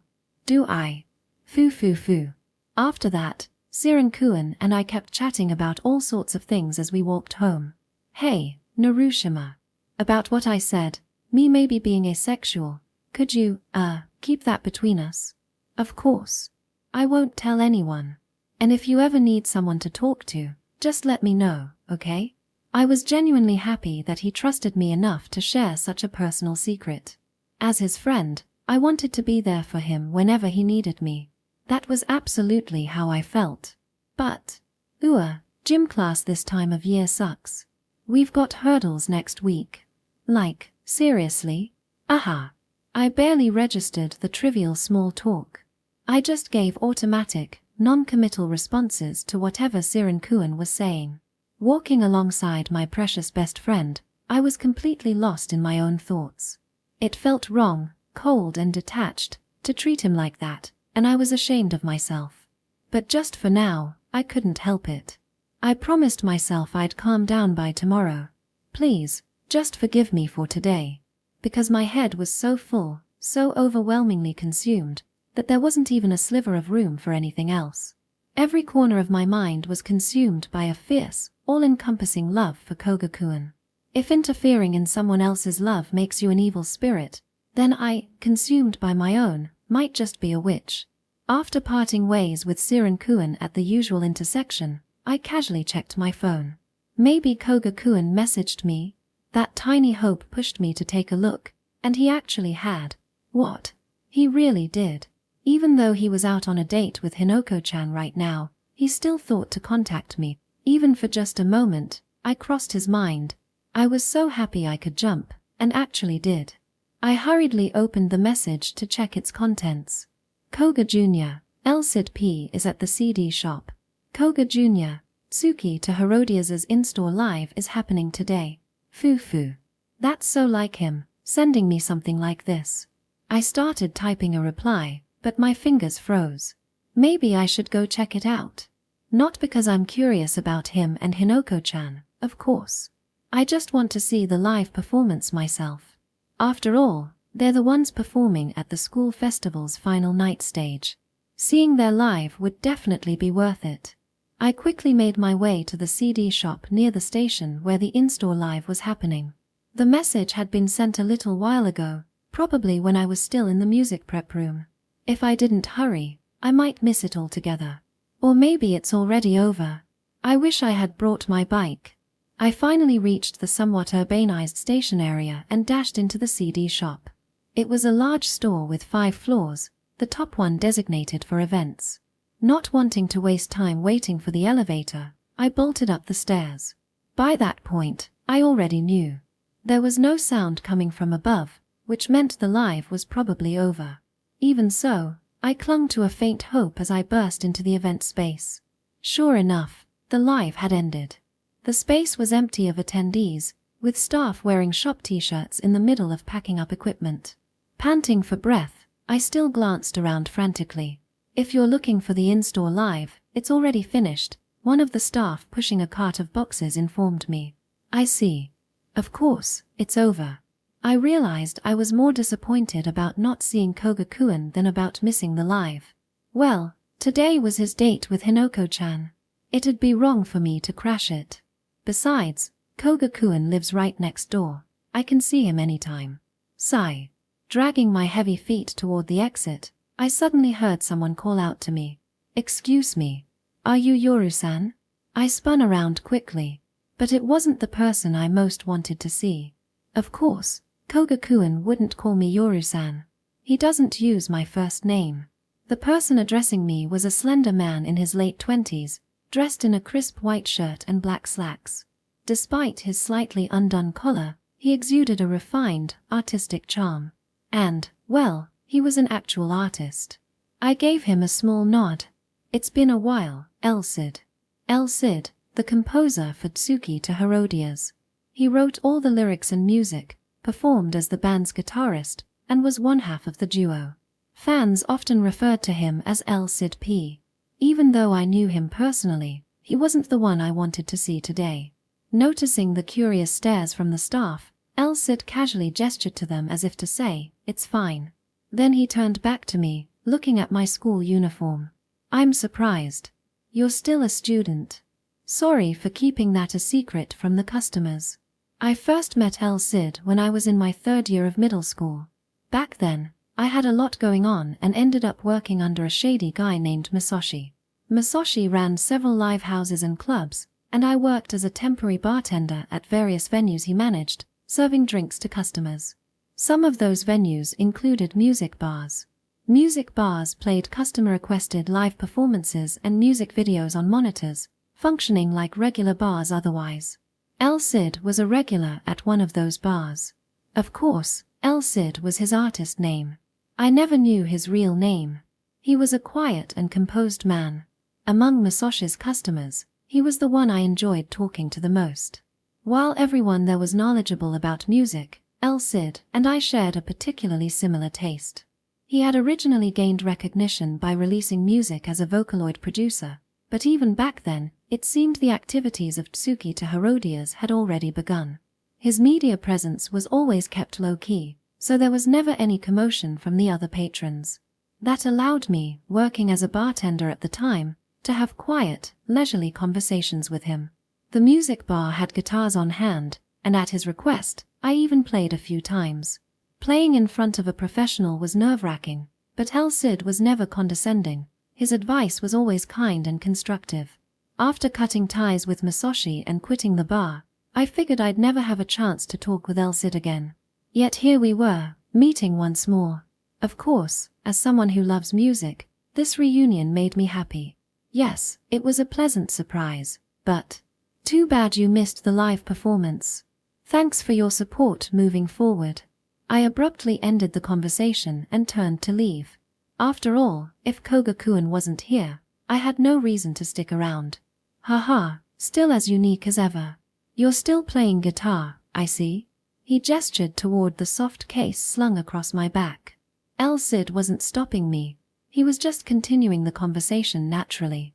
If he had tried to stop me with a weight, I probably wouldn't have heard it. But because he didn't, I was able to calm down and think clearly. That's right. At the upcoming cultural festival, I'll be performing one of Elsid's songs. To ignore him after he went out of his way to speak to me would be unacceptable. I stopped walking, turned around, and replied, yes. I've actually formed a band with some friends, and we're planning to perform Tsuki to Herodias's Gunjoiro at the festival. Oh, really? I'm honored you'd play one of our songs. If I'm free, would it be okay if I came to watch? Of course. Please do. Talking to customers I'd met at Masoshi's bar, including Elsid, was always easy for me. Because I didn't care whether they liked me or not, I never felt the timidness I often displayed at school. In fact, quite the opposite. Do you have time after this? Maybe we could grab a bite. No. My response came out curtly, even combatively.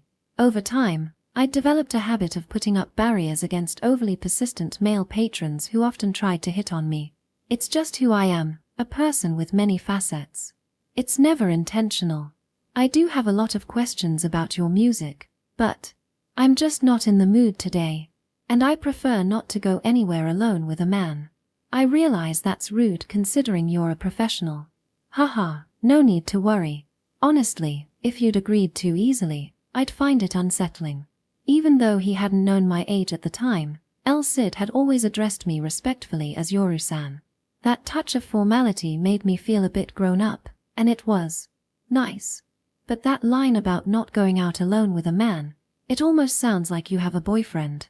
I do. Not technically true yet, but I said it as if it were. Elsid returned my statement with a gentle smile. Really? What kind of guy is he? Well, he's a brat, annoying, and totally tone-deaf. Phut. He covered his mouth with his hand to suppress a laugh, his smile surprisingly boyish for a grown man. Sorry if that offended you. It's just, I never imagined the Yoru-san I know would say something so cheeky. You must really like him. Yes. Hearing you say it so straightforwardly makes me, well, a little envious, despite my age. Of your boyfriend, that is. You're as good with jokes as ever. I meant it. Back when I worked at the music bar, Elsid had invited me out to eat several times. I'd always refused, not wanting to see customers outside of work, but that didn't mean I hadn't wavered. It wasn't because he was a professional artist. Unlike other patrons who were blatantly forward, Elsid had a way of towing the line, subtle, charming, and impossible to pin down. That's what made talking to him enjoyable. Clearly experienced with women but never coming across as shallow, he had a refined, polished way of extending invitations. Maybe if I were a more mature woman, I'd consider indulging in a little harmless fun with a man like him. But that's just hypothetical. With Koga-kun in my life, it's utterly impossible. So, if we're not alone, grabbing a meal together is fine. It wasn't a question, it was confirmation. And without giving me time to respond, he added, I'll have a friendly staff member join us. Or maybe CNA. CNA was the female vocalist of Tsuki to Herodias, a talented and stylish woman whose name alone piqued my interest. Well, maybe. Here's my card. Feel free to reach out anytime. See you. Before I could answer, he placed his business card in my hand and walked away.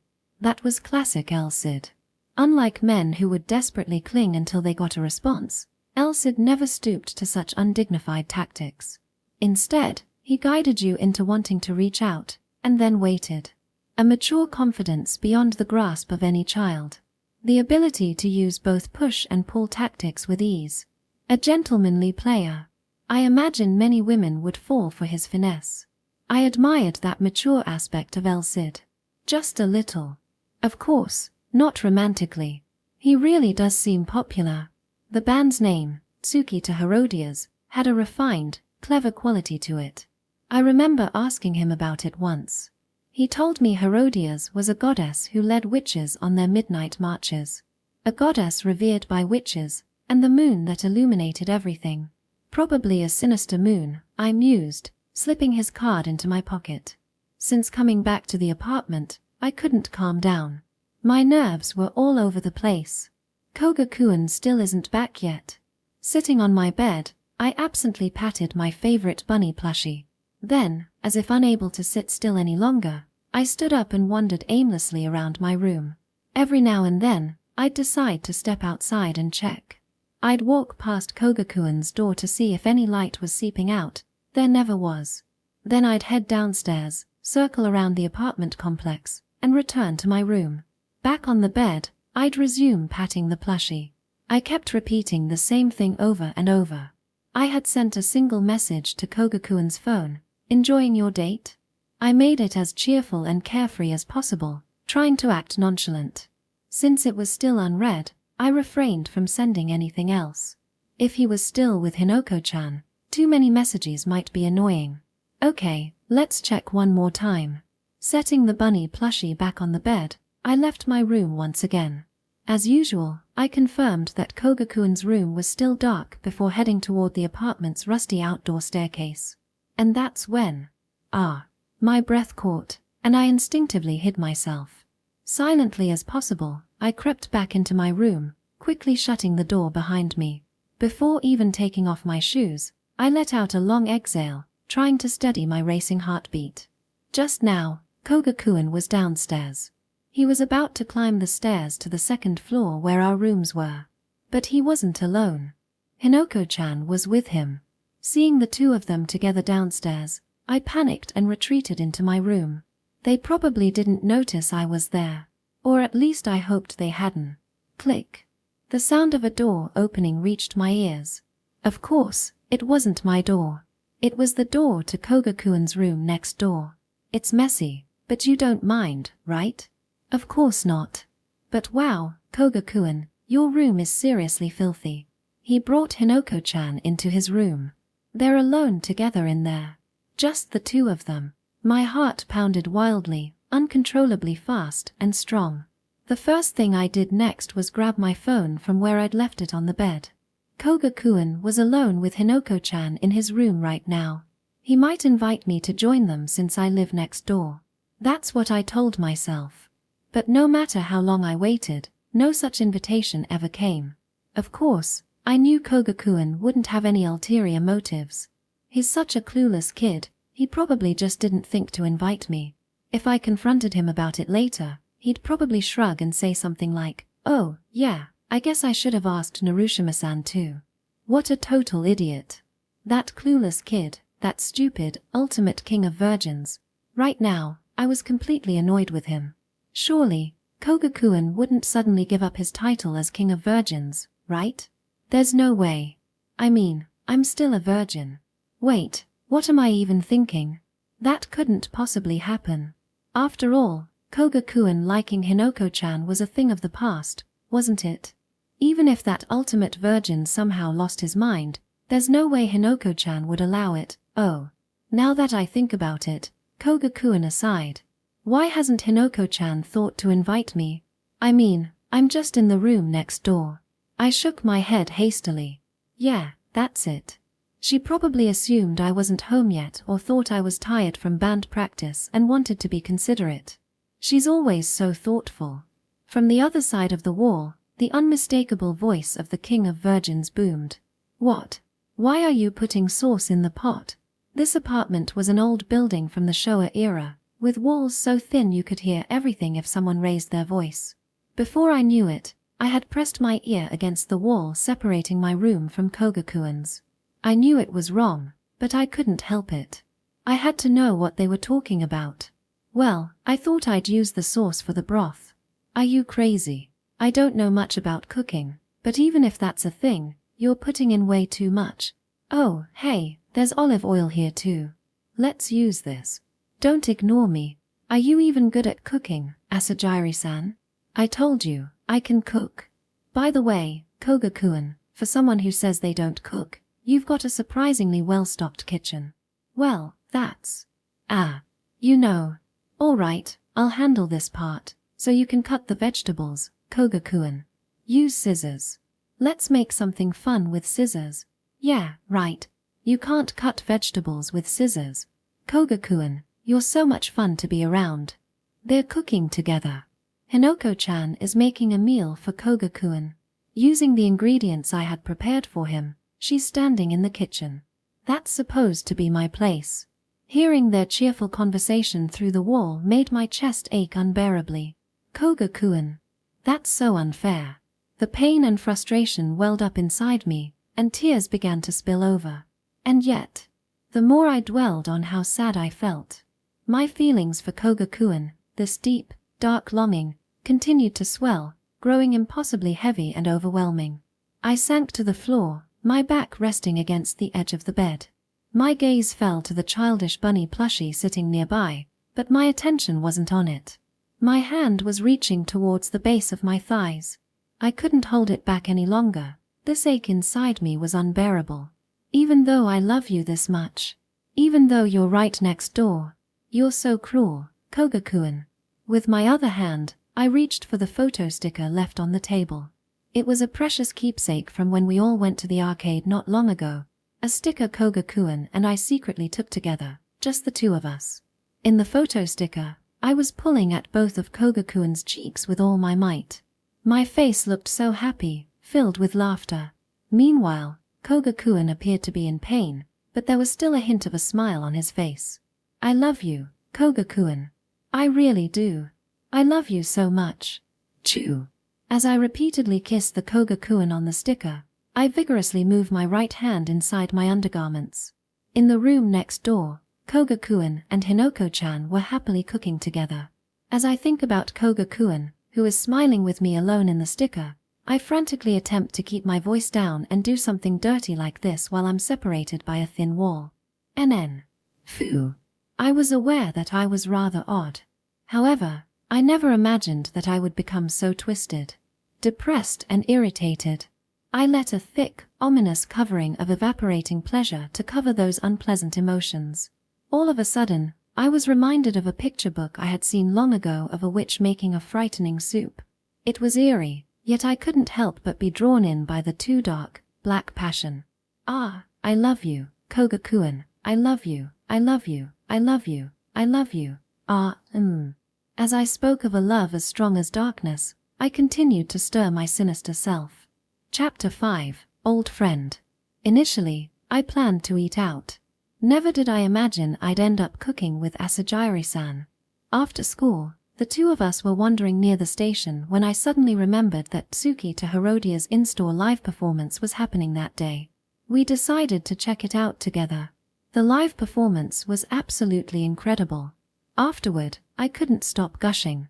CNA's live vocals are insane, and LCD-PS lyrics are literally god tier. I went on, and then Asajiri-san said, "This was my first time hearing them, but yeah, they were great. Do you have more of their stuff?" Since the in-store live doubled as a CD purchase event, Asajiri-san had bought one album. But it seemed she was interested in hearing more. Of course, I was thrilled. I told her I'd bring the CDs to school tomorrow. Why not just let me grab them now? While I'm there, let's have dinner at your place. That's what she said. I had no reason to refuse. I was eager to share my favorite band's music, and besides, we're just friends. Overthinking it would be weird. So we stopped by the supermarket for groceries and headed to my place. Cooking together turned out to be a disaster for both of us. We laughed it off, saying things like, "It's not that great," and "failures lead to success," as we somehow managed to finish the meal and enjoy it.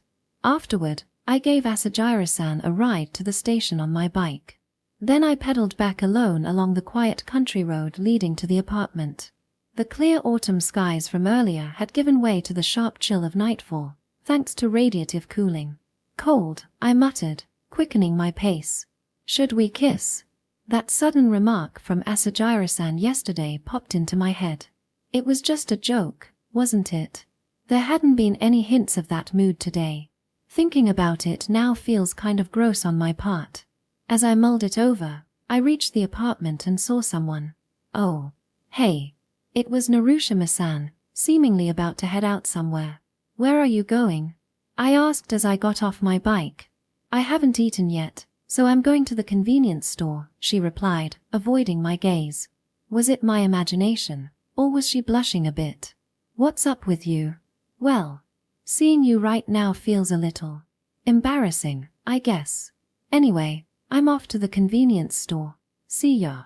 Narushima Yoru abruptly raised her voice, sounding flustered. Wait, are you going to buy dirty magazines or something? You perv. Of course, convenience stores don't even sell that kind of thing anymore. I was just teasing her. What? Her reaction was bigger than expected. What the heck's wrong with you? You're seriously the worst, you trashy Koga. Wow, it's been a while since I've heard that. You fake introverted, pervy airhead. Who are you calling a perv, huh? This is all your fault anyway. And for the record, I'll never apologize for whatever I imagined because it's not my fault. Got it? What is she even mad about? Whatever. It's late. If you're going to the convenience store, I'll give you a ride. I patted the back of my bike. Narushima-san hesitated for a moment before turning away. No, thanks. Why not? You usually treat my Neo Junior Extra like your personal taxi. Walking alone at night is dangerous, so just hop on. Because you just used your Neo Junior Extra to drop off Hinoko-chan, didn't you?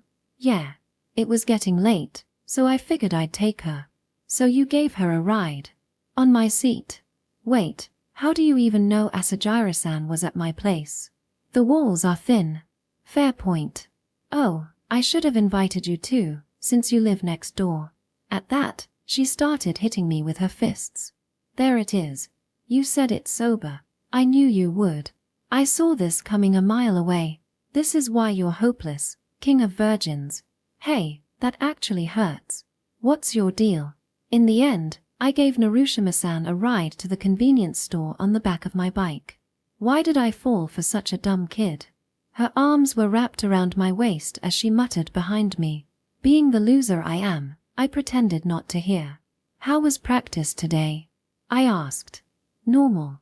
During homeroom, our class had choir practice for the cultural festival.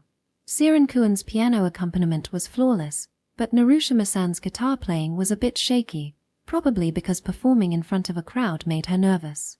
Balancing the band and choir must be tough, huh? I don't care. I'll just do my best not to get nervous during the performance. Got it. Let me know if there's anything I can do to help. There's nothing. She's been sulking a lot lately. Still, the way she clung to my waist as I pedaled made her seem oddly endearing. Ah, sorry, that's ticklish. Could you move your hands a little lower? No. What's with this weird defiance? After a few minutes of pedaling through the countryside at night, we reached the convenience store. I parked the bike, and we headed inside. Unusually for someone who prefers cooking, Narushima-san picked up a pre-made bento. By the way, seemingly trying to break the awkward silence, she started a conversation. I met someone amazing today. Really? Who? Not telling. What's with that? Foo. Honestly, as someone who loves Koga-kun, I'd love to report everything about who I met today. But sorry, I can't. I have to respect the other person's privacy. The phrase "as someone who loves Koga-kun" made my heart skip a beat. Don't tell me you're about to say it was a celebrity. Narushima-san gave me a mischievous grin and nodded. Yep. And not just any celebrity, but a super mature guy. Want to know more? Too bad. He even invited me to dinner, you know. I was a little tempted, honestly. But I'm not going. Foo fun. I didn't fully understand what she was trying to say, but this was probably her way of getting back at me for forgetting to invite her over earlier. She's clearly trying to make me jealous. If someone like that invited you, maybe you should have just gone. I said I'm not going, didn't I? Koga-kun would get jealous. Ah, I'm such a poor thing, bound by Koga-kun's selfish possessiveness. But oh well, I'll stay by your side forever. Thanks. I brushed it off with a half-hearted response and took the plastic bag of groceries she had just bought. Chemph. For a trashy Koga, you're surprisingly considerate sometimes. Fine. Tomorrow, I'll come over and cook dinner for you. Be grateful. Maybe, no, definitely. Narushima-san was only buying convenience store food tonight because she didn't need to cook at my place. In other words, she's been coming over to cook not as a side thought, but entirely for my sake. Honestly, Narushima Yoru is way too good for someone like me. So I said it. It wouldn't have been right not to. Thanks for always coming over to cook for me. I really appreciate it. I mean it. I'm looking forward to tomorrow's dinner. Let's eat together again. Foo. Got it. Tomorrow, Chef Narushima will go all out for the King of Virgins. Narushima-san, who had been sulking just moments ago, seemed back to her usual cheerful self. Oh, by the way, just to check, you're still the King of Virgins, right? You haven't abdicated or anything, have you? What? I put the convenience store bag into the front basket of my bike and got on the saddle. As Narushima-san climbed onto the back seat, my phone rang. The caller was Shintaro. Out of courtesy, I let Narushima-san know before answering. What's up? Hey, Junior. Are you free tomorrow night?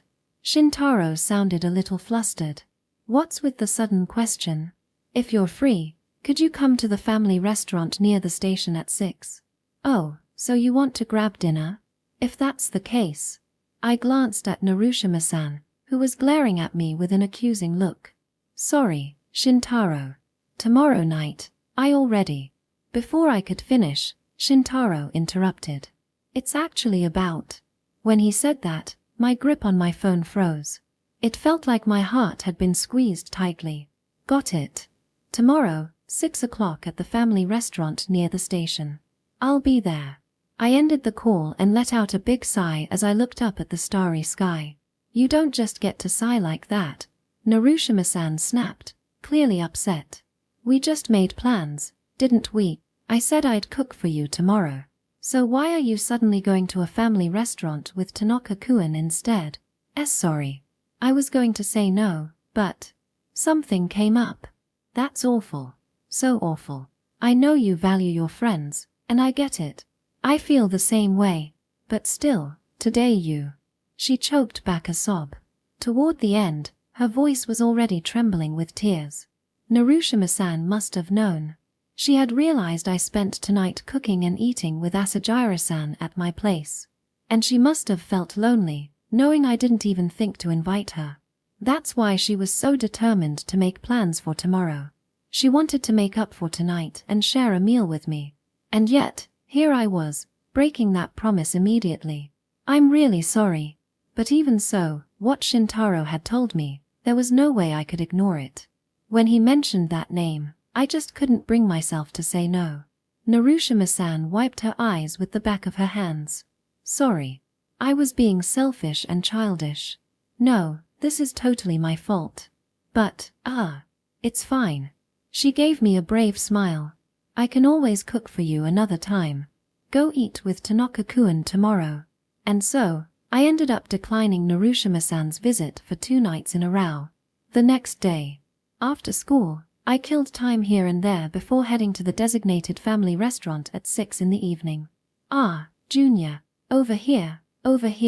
Still in his school uniform from the committee meeting, Shintaro waved to me from a booth in the back. Seated across from Shintaro was another guy, wearing a uniform from a different school. He turned toward me, his face breaking into a nostalgic smile. Haha. I couldn't help but smile back as I gave him a high five before sliding into the seat. Long time no see. Kazumichi. Tarai Kazumichi. A childhood friend who had been close with me and Shintaro since our first year in elementary school. It was probably the first time we'd met face to face since our second year of middle school. I kept in touch with Kazumichi through our gaming consoles as friends, Shintaro began. But, well, we just never had a reason to reach out, you know? Yeah.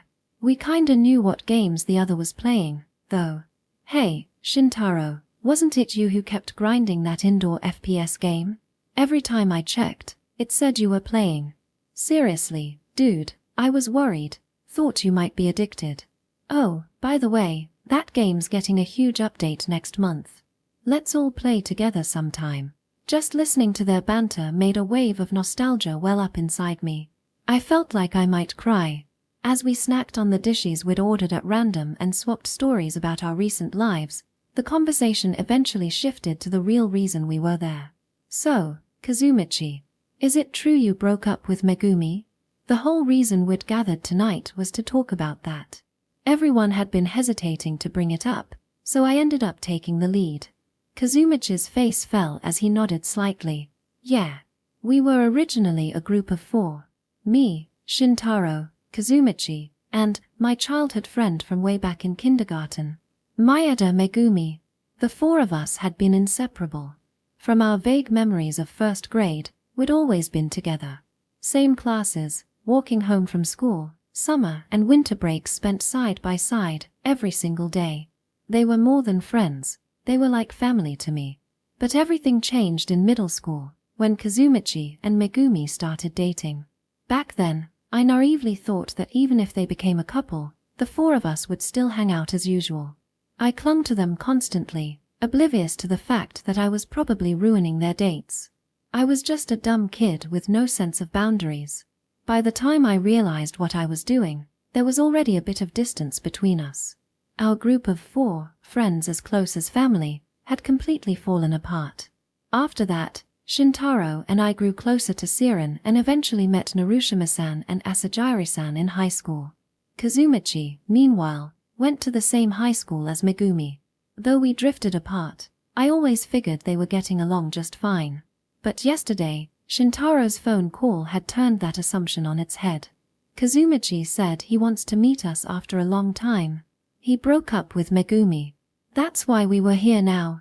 You said you and Megumi ended up in the same class in high school, right? Shintaro prompted him to continue. Yeah. But we don't talk anymore. I can't even bring myself to look at her. Then maybe. I almost blurted something stupid. Like suggesting we call Megumi here and talk things out. But there was no way that could happen. Kazumichi just said he couldn't even look at her. I mean, honestly, Kazumichi said with a regretful tone, it probably would have been better if she came too. But let's be real, if I'm here, there's no way she'd show up. Shintaro hesitated before speaking. Still. Maybe not right away, but someday you two could be friends again, right? And when that happens, the 4 of us could. That's impossible. Kazumichi cut him off bluntly. Once romance gets involved between friends, you can't go back to how things were. Especially in a group like ours. It just screws up the dynamics for everyone. It's the worst. Exclamation point. It felt like his words slashed through me, leaving me stunned and hollow. You guys were thoughtful enough to give us space, but you get it, right? It's fine while you're dating, but once someone gets dumped, it's game over. No way could we go back to being the 4 of us again. That's just reality. I see. Sure, maybe some exes manage to stay friends. But deep down, they'll always be aware of each other. That's what I don't want. That's why we deleted each other's contacts for good. Megumi and I will probably never speak again. The promise Kazumichi made as a kid pierced my mind mercilessly. I hope the 4 of us can always stay together. No, we will stay together. Always. Back in elementary school, he'd said that so confidently. So, why'd you break up? Shintaro timidly asked. Kazumichi kept his gaze down. It was a little misunderstanding, that's all. A little misunderstanding? You were serious about each other, weren't you? I'd held back, even though it hurt, to give them space. And now, a little misunderstanding had ruined everything. This has to be a joke. I was frustrated, furious, even. Not at Kazumichi or Megumi, but at the emotion called love, which had shattered something irreplaceable and stolen those precious days forever. Chapter 6, Barrier. After parting ways with Shintaro and Kazumichi, I pedaled my bike through the dark streets toward my apartment. The words Kazumichi said at the family restaurant earlier lingered in my chest. No. Lingered was too soft. They had carved themselves into me. The wound had already begun to fester, spreading through my chest, filling it with filth, and gnawing at me with relentless pain. Once romance enters the picture, it's impossible to go back to the way things were. Especially in a group dynamic, romantic feelings will shatter everything. Right now, our group of 5 already had romance mixed into it. And that toxic, black poison was steadily eating away at me. I was falling more and more for Narushima Yoru. If this keeps up, our group of 5, our bond, will definitely be destroyed. Sooner or later. And the one who'll destroy it will be me. I don't want this. I don't want this. I don't want this. I didn't want to lose my friends again. This group of 5 was all I wanted to keep forever. Which is why I had to push Narushima-san away. I had to stop now and go back to being just friends. This was the final line, the last chance. If I didn't reset things here, I wouldn't be able to see Narushima Yoru as just a friend anymore. So I'd push her away. Create distance. Go back to being nothing more than platonic friends, free from any hint of romance. If I acted now, I could still make it in time. I arrived at my apartment, parked my bike in the rack, and climbed the rusty external staircase. But as I approached my door, Narushima Yoru was there. She was sitting on the hallway floor, leaning against my apartment door. Still wearing her school uniform, she must have come straight from school. You already ate, right? How about a little after-dinner drink? She lifted a supermarket bag from her lap, showing off a bottle of cola and an assortment of snacks inside. Why are you here? Because I thought it'd be fun to drink with you, Koga-kun. So I waited. Simple as that. That's not what I meant. Why aren't you in your own room? Oh my, no witty retort today. Cut the jokes and answer me. Why are you waiting in front of my door? Well, band practice ran late, so I figured I'd just wait here. You know, to greet you when you got home. Like, welcome back. So, yeah, welcome back, Koga-kun. Just when I'd resolved to push her away. Just when I was determined to see her as nothing more than a friend. Why, Narushima Yoru? Why do you keep invading my heart like this? Unable to look at her, I silently unlocked the door. Narushima-san followed me inside, taking my silence as tacit permission. What did you eat with Tanaka-kun? If it's something light, I can cook something simple for you, she offered casually. Stop. It's gotten a little chilly. Haha, but your room is so warm, Koga-kun. Stop.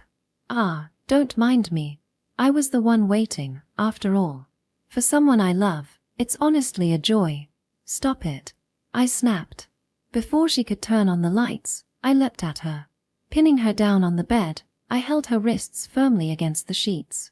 Her hands, cold from the autumn air, sent a chill through my own. What was she thinking, waiting for me like that? Sitting in a dim hallway, in the cold night air, all alone, just to greet me. Just imagining it made my chest ache with fear, and something far more tender. I wanted to destroy everything. I didn't want to think anymore. Koga-kun. Pinned beneath me, Narushima-san stared up with wide, surprised eyes. Avoiding her gaze, I reached out and grabbed her chest. Her softness sank under my grip, the warmth of her body seeping through the fabric of her uniform. The sensation sent a violent wave of dizziness through me, snapping me back to my senses. No, wait. I'm sorry, I didn't mean to. I tried to pull my hand away, but Narushima-san pressed her icy hands on top of mine, holding me in place. Even lying down, her perfectly shaped chest yielded under the pressure of my hand. She wouldn't let go. I'm so happy. Her trembling voice was thick with emotion, sensual yet frightening in its intensity. I can't believe you'd touch me like this, Koga-kun. I've been waiting so long for this. Her tear-filled eyes shimmered faintly in the pale moonlight streaming through the window. Those glistening jewels captivated me, rooting me to the spot. Stop. Please stop. That doesn't make any sense. I forced you down and I've been waiting. Her joyful, tearful voice cut off my attempts to explain.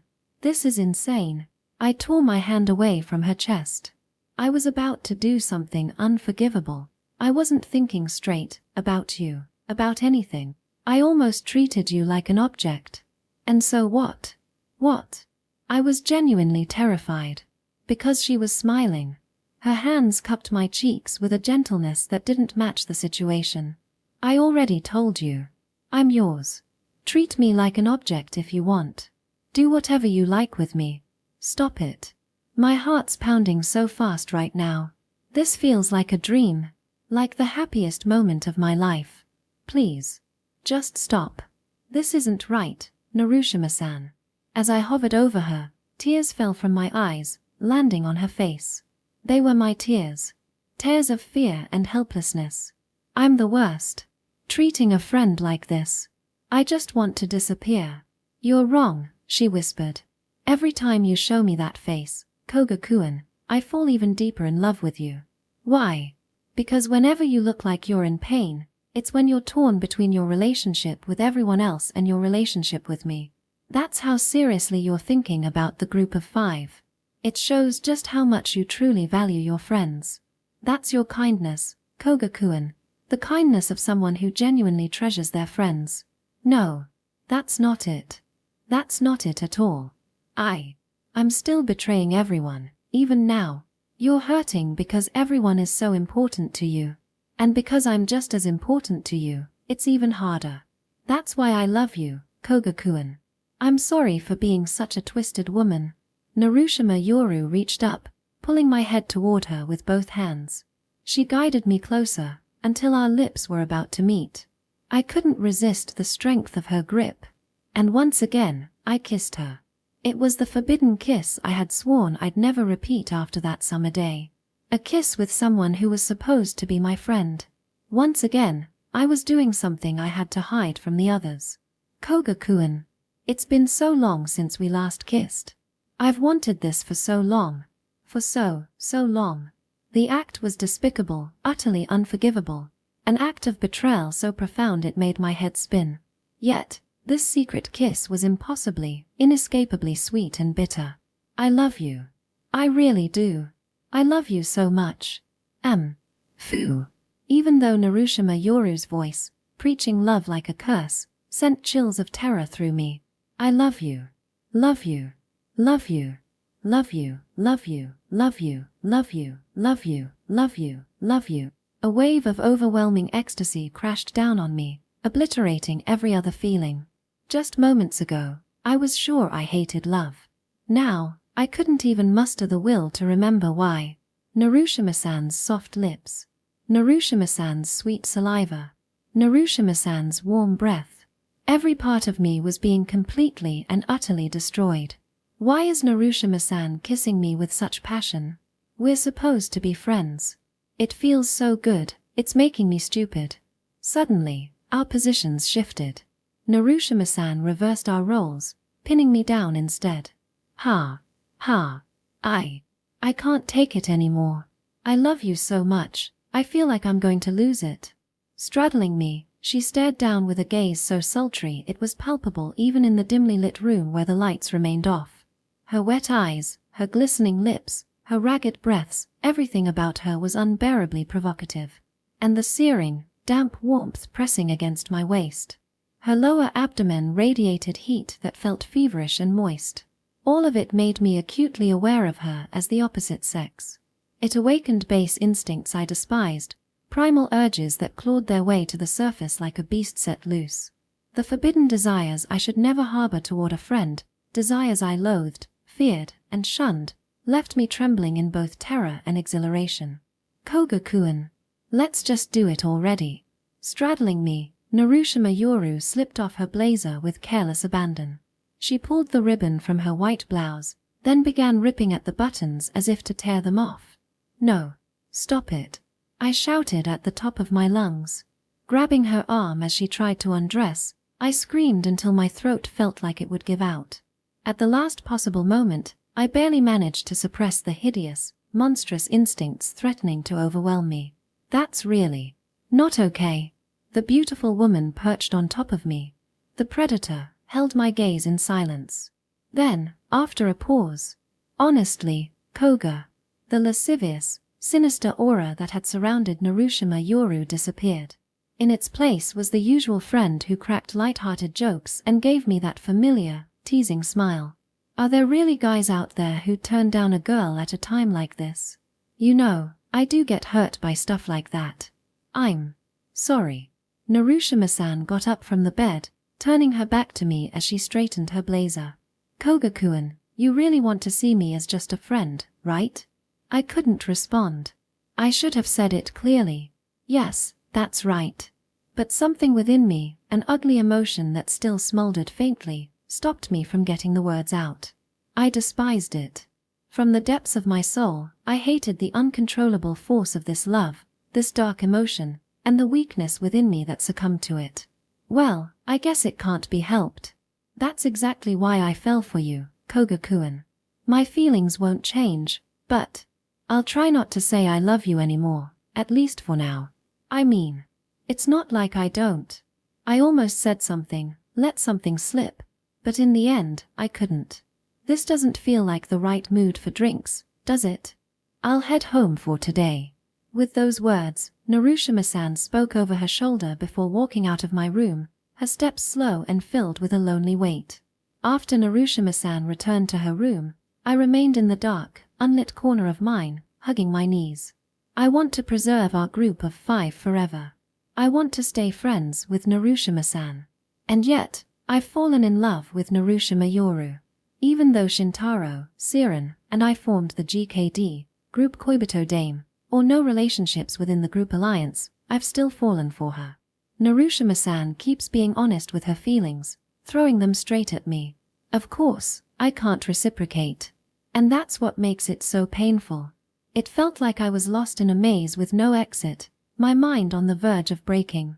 Why not just date in secret, without telling anyone? Her words, ones she's repeated to me countless times, echoed in my head. That's impossible. There's no way I could. I clenched my hands into fists over my head, then brought them to my face and opened them. Strands of my hair were tangled between my fingers. Suddenly, my phone buzzed nearby. I sluggishly picked it up, glancing at the screen before answering. Forget something? No. Haha. I mean, I was just wondering what you were up to. It was Narushima Yoru, who had been in my room just minutes ago. Her voice sounded unnaturally cheerful, like she was forcing herself to act upbeat. In contrast, my response was darker and quieter than even I expected. Nothing. Alright. Haha, actually, I'm the same way right now. Then why'd you call? Do I need a reason to call? I couldn't think of anything to say. I couldn't even remember what we usually talked about. If there's no reason, I'll hang up. Wait. I do have a reason. Just one thing I want to say. What is it? Well.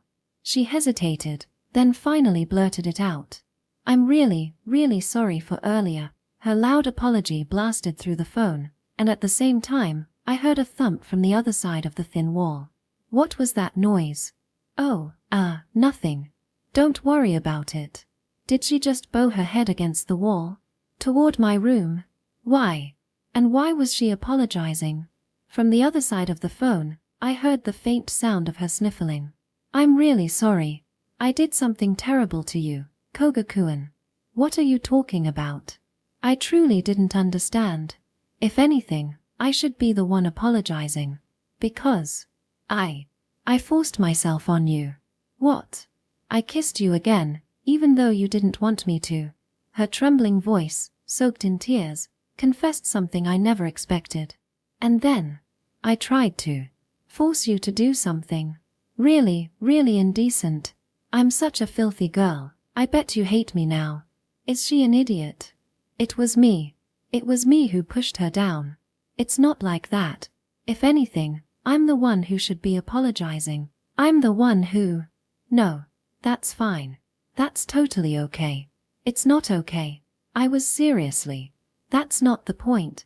You don't get it. Narushima-san interrupted my outburst with a tearful but resolute voice. I was so happy. Just thinking that Koga-kun might be the one to take. The thing I've been holding onto for so long. I couldn't hold myself back. So, it's my fault. Don't apologize. That moment was like a dream to me. It made me so happy. Please, don't apologize. But still. Stop it. I didn't call you to hear that. I'd hate it if you apologized for that. Okay. I won't say it anymore. But still, back then, I told you to stop. You have no idea how much I've wanted this. Maybe I don't, but I still feel like I should apologize. I said stop already. If you say it again, I'll shove my fist in your mouth. Terrifying. Haha. She really is terrifying. It's almost enough to make me laugh. I really am sorry, though, for trying to do something so rough to you. You probably already know, but I'm a weird girl who always wants to rough you up. Feeling a little of the gloom in my chest lift, I decided to reply with my usual light tone. Yeah, I know. You're always pulling on my cheeks, putting me in arm locks, and showing off how absurdly strong you are. That's because I love your flustered face, Koga-kun. Ah, sorry. I promised I wouldn't say that anymore. Please just ignore that last part. Well, you can say what you want, I guess. That's all I wanted to say. Just, please don't hate me. There's no way I could hate you. Really? You don't hate me, even though I tried to force myself on you? Of course not. That's ridiculous. I'm so glad. I'm so glad. I'm sorry, really sorry. Sniff. Why does she worry about this? There's no way I could ever hate Narushima-san. And yet, tears started to fall from my eyes too. I didn't understand why. She's supposed to be a terrifying girl, and yet, for some reason, I found her unbearably endearing.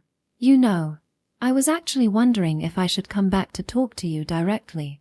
There's so much I want to talk about in person too. About how I met some old friends today, how her band practice went, and whether her forehead hurts from bumping it against the wall. What's wrong with me? There are so many things we could talk about. It's already midnight, so I figured it would be rude to visit your place. Midnight.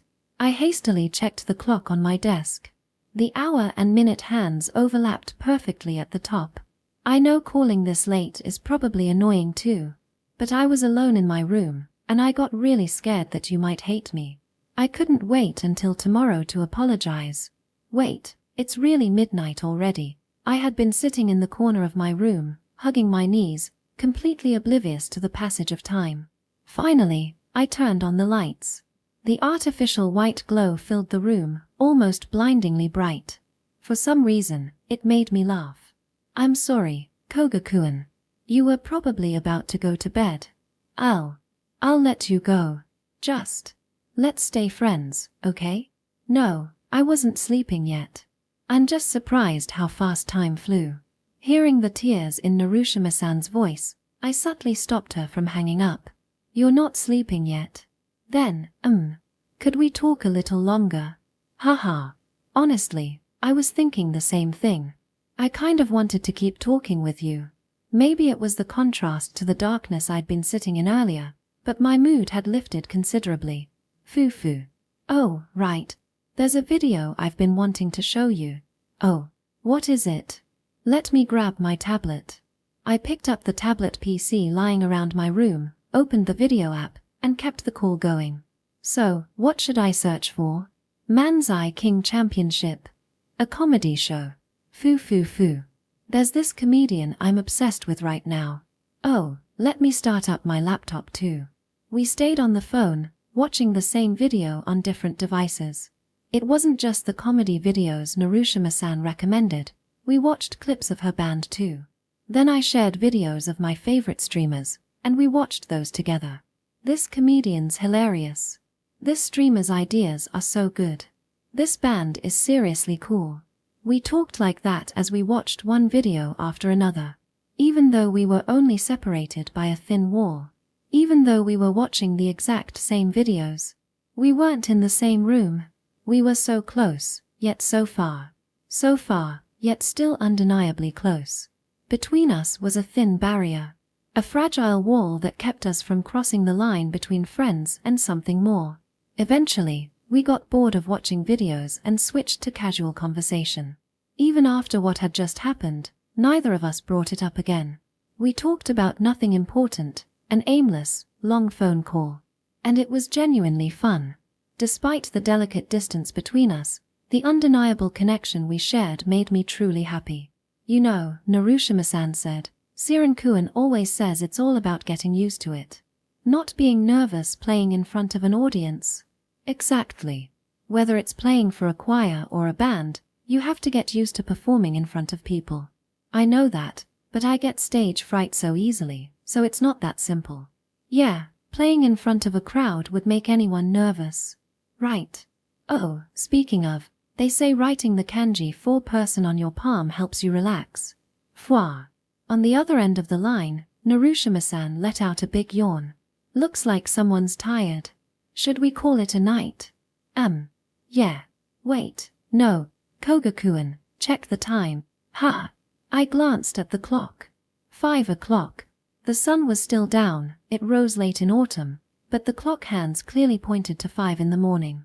No wonder I'd been stifling yawns. Foo-foo.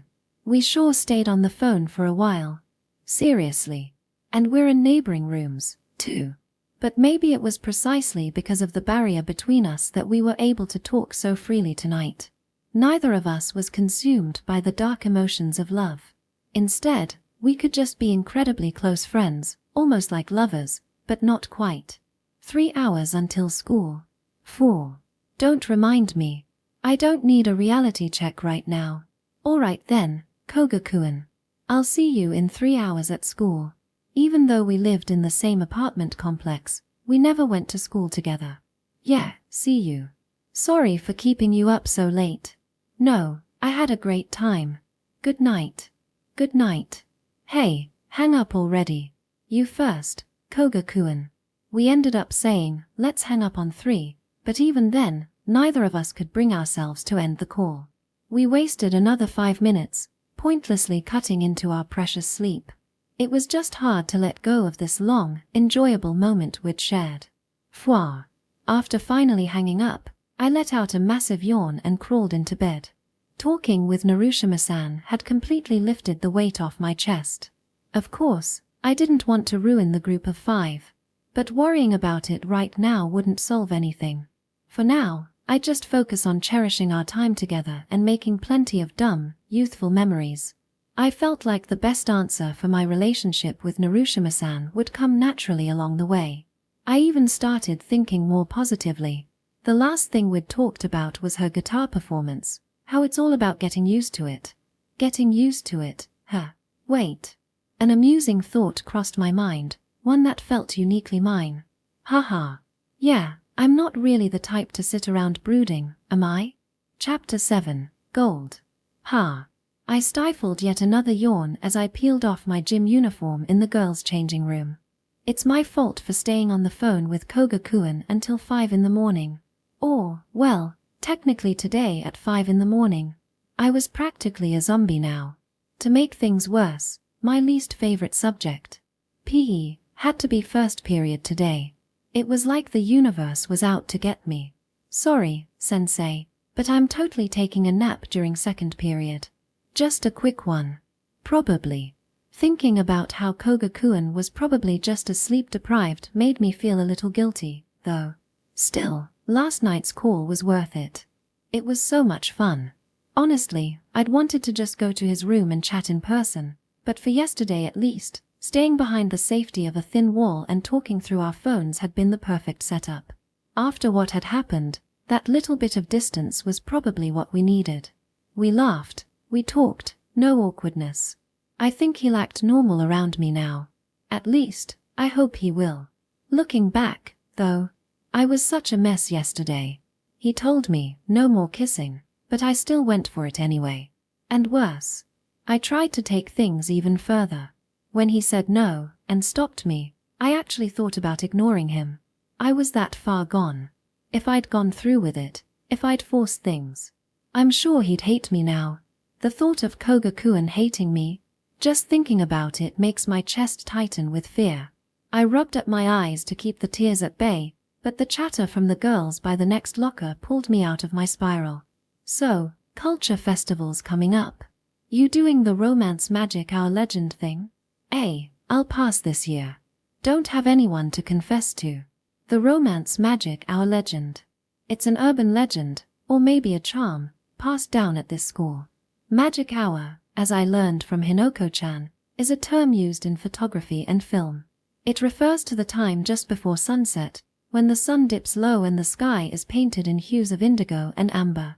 It's this fleeting, magical time that makes for stunning visuals. No sun, but still light. That brief, enchanted time between day and night. That's the magic hour. The legend goes that if you confess during the magic hour that overlaps with the main festival and the after-party, your love is guaranteed to succeed. Apparently, it only works on the festival day itself.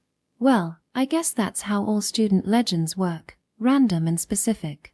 Just confess to someone random. Like, I dunno, Miyabuchi from our class. Do it for the fun of it. The girls kept chatting. Miyabuchi, that's Siren-kun. He told me once that he's worried he might be asexual. It seemed like something he hadn't shared with anyone else, so I hope he feels like he can come to me if he needs to talk. If it's just random, I'd pick Tanaka. He seems like the type who'd never cheat. That was Hori-san, one of the festival committee members who worked with Tanaka-kun.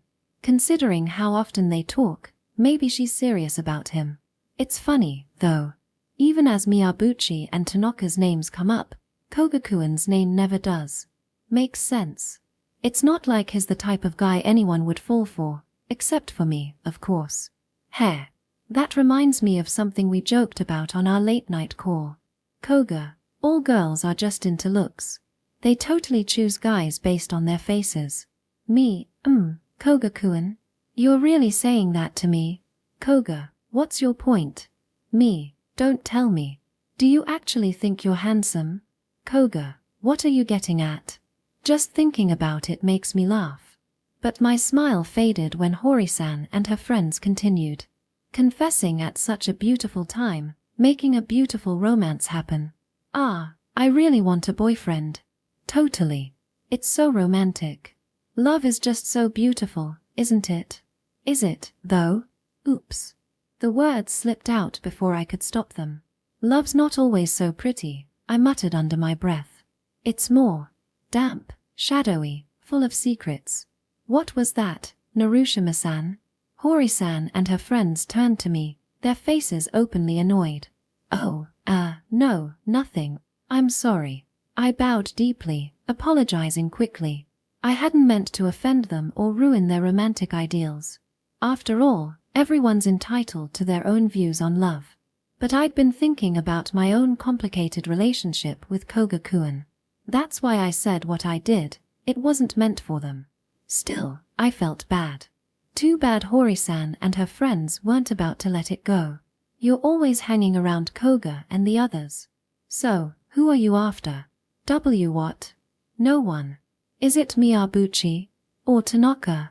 Come on, you've gotta include Koga too. Nah, not Koga. He's way too over the top. No one would ever want to date an idiot like that. So, Koga's gonna die a virgin, right? Maybe he'll become a wizard. Ultimate cheat mode unlocked. I'm a virgin, and I'm OP. They burst out laughing. What the hell? They're making fun of Koga-kun. Sure, maybe I offended them first. That's on me. But this crosses the line. They don't even know him, and they're mocking him. I won't stand for it. You know, Narushima and Koga might actually suit each other. Hey, let's not be mean. Narushima deserves better. But if you two do start dating, let us know, okay? If only I could. If I could make it official, I'd shout it from the rooftops. But love can be a dark, shadowy thing, full of unspoken truths. That's enough. Say one more word, and I won't hold back. Whoa, what's with you? Are you seriously mad? Do you, actually like Koga? I said, shut up. The look on my face, or maybe the tone of my voice, must have been terrifying. Hori-san and her friends froze. Why you don't have to be so scary. They quickly gathered their things and left, muttering as they walked away. She's weird. Always clinging to Miyabuchi and the others. Probably just like Hinoko. Total boy chaser. Hate girls like that. They even insulted Hinoko-chan. That's it. I'm done. I'll knock all of them out. Just as I was about to step forward. Oh my, Yoru-chan, still not changed yet. Hinoko-chan walked into the girls' changing room, still in her gym uniform. As part of the sports committee, she'd been stuck cleaning up the equipment after class. Yo. Oh, hey, you've got some lint on your shoulder. She casually brushed off Hori-san's shoulder before making her way over to me. Hinoko-chan must have noticed the tense atmosphere hanging in the room. Her actions said as much, gently nudging Hori-san as if to tell her, time to leave, while strategically starting to change into her uniform between me and the others. Funny, her uniform wasn't even in this section of lockers. Even as Hori-san and her friends left, one of them clicking their tongue in annoyance, Hinoko-chan didn't so much as glance their way. Man, being on the sports committee sucks. Cleaning up is such a pain, she said brightly, as if nothing had happened, effortlessly breaking the tension. You noticed, didn't you? Thanks. And sorry if I made you feel like you had to step in. Ha! What are you talking about? Oh, hey, Yoru, teach me guitar sometime. I've already picked out the one I want, so you can come with me to the music store, yeah? See? This is exactly what makes her amazing. Hinoko-chan has this uncanny way of treating everything as equal, subtly asserting that our relationship is one of equals without ever making it explicit. She doesn't just pull me forward, she gives me the space to pull her along, too. It's almost calculated, in a way that some might find sly, but it's probably her way of diffusing tension. And honestly, it works, because I couldn't help but smile. Hee. What's up, Yoru? You seem in a good mood. Did something happen? Oh, and she just asks outright. Hinoko-chan truly amazes me. I admire her from the bottom of my heart. Out of all the girls I've met, she's the one I like the most. Once we'd both finished changing, we spent what little was left of the break sitting on a bench in the courtyard. I gave her a quick rundown of what had happened earlier, leaving out anything about Koga-kun, of course. I just explained how Hori-san and her friends had overheard me mumbling something during their conversation about the romance magic our legend. Romance magic our legend, huh? What a load of nonsense, Hinoko-chan sighed, clearly unimpressed. I had expected her to react this way. She's a pragmatic person. You were pretty much spot on, though, Yoru. Love isn't all beautiful and sparkly. It's not like becoming a couple means happiness, perfection, and no problems forever. That's a fantasy. Pure fiction. Isn't that going a bit far? I was happy she agreed with me, but honestly, I hadn't meant to go that far. No, seriously. Love looks clean and nice from the outside, but up close, it's messy. It leaves scars. It's only beautiful to third parties or naive lovebirds who just started dating. Messy? Yeah. Think about it. When you buy something, like an accessory, you give up money in exchange for it, right? Same with earning money through a part-time job. You sacrifice your time to get paid. The world runs on this principle of losing something to gain something. Love's the same. When you gain a lover, you lose something in return. It might be time, future options, or even friends. My chest tightened as her words struck a nerve. Hinoko-chan continued, her tone even. I don't know what it'll be, but you always lose something. That's why love only seems pretty to people on the outside or couples too infatuated to see past the surface. If you always lose something to gain something, then, does that mean I can't hold on to this love and my relationships with everyone else? Was I being selfish just for thinking I could? Isn't it possible to fall in love without losing anything? Highly unlikely, especially when it comes to relationships. Expecting a perfect, problem-free happy ending is just unrealistic. Even in rom-coms, there's always a losing heroine, right? Or they avoid showing one altogether. Her words were painfully realistic, cutting through me like a sharp blade. But then, if you could love without losing anything, though, wouldn't that be true, pure love? I think it'd be worth striving for. She smiled as she said it. No matter how sharp her words might get, Hinoko-chan always finishes with a smile that makes you feel like everything will be okay. That's why she's my best friend. I don't want to lose her. But I also want to be Koga-kun's girlfriend. If I told Hinoko-chan the truth about our secret relationship, about how Koga-kun and I have been meeting in secret and have even kissed, she'd probably be shocked. Maybe even disgusted. I hope we can stay best friends forever, Hinoko-chan. Ha! Where's this coming from, Yoru? Just because. I couldn't tell her the real reason, that our conversation had scared me. Since you've called me your best friend, I'll let you in on a little secret. Leaning back against the bench, Hinoko-chan gazed up at the clear autumn sky.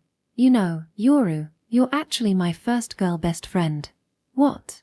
Yeah. With my personality, I've never really clicked with other girls. I'd kind of suspected as much. Hinoko-chan is direct and blunt, more like the guys, really. Not every girl appreciates someone who says exactly what's on her mind. While she chats with the girls in class, I've always felt there's a certain distance she keeps with them.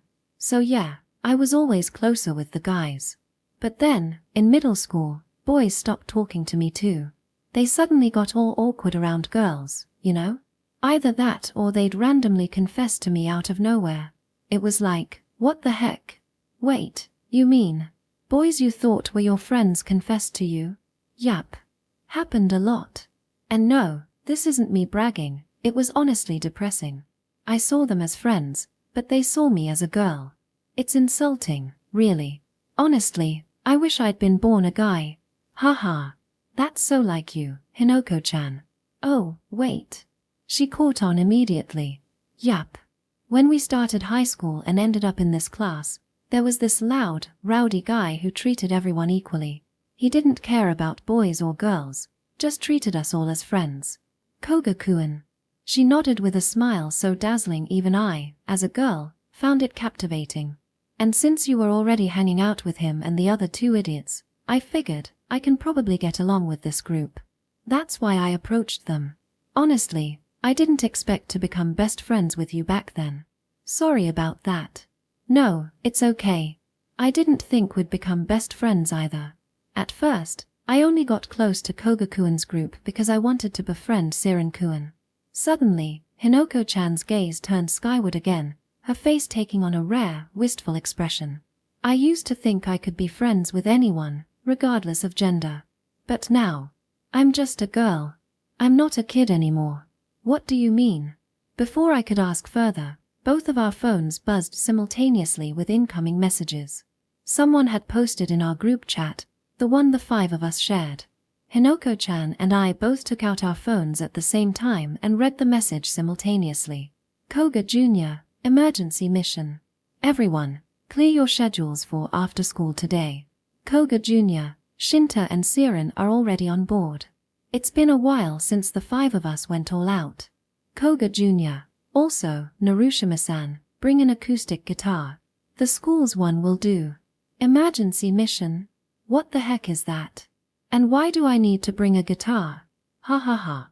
Hinoko-chan, still staring at her phone, burst into laughter.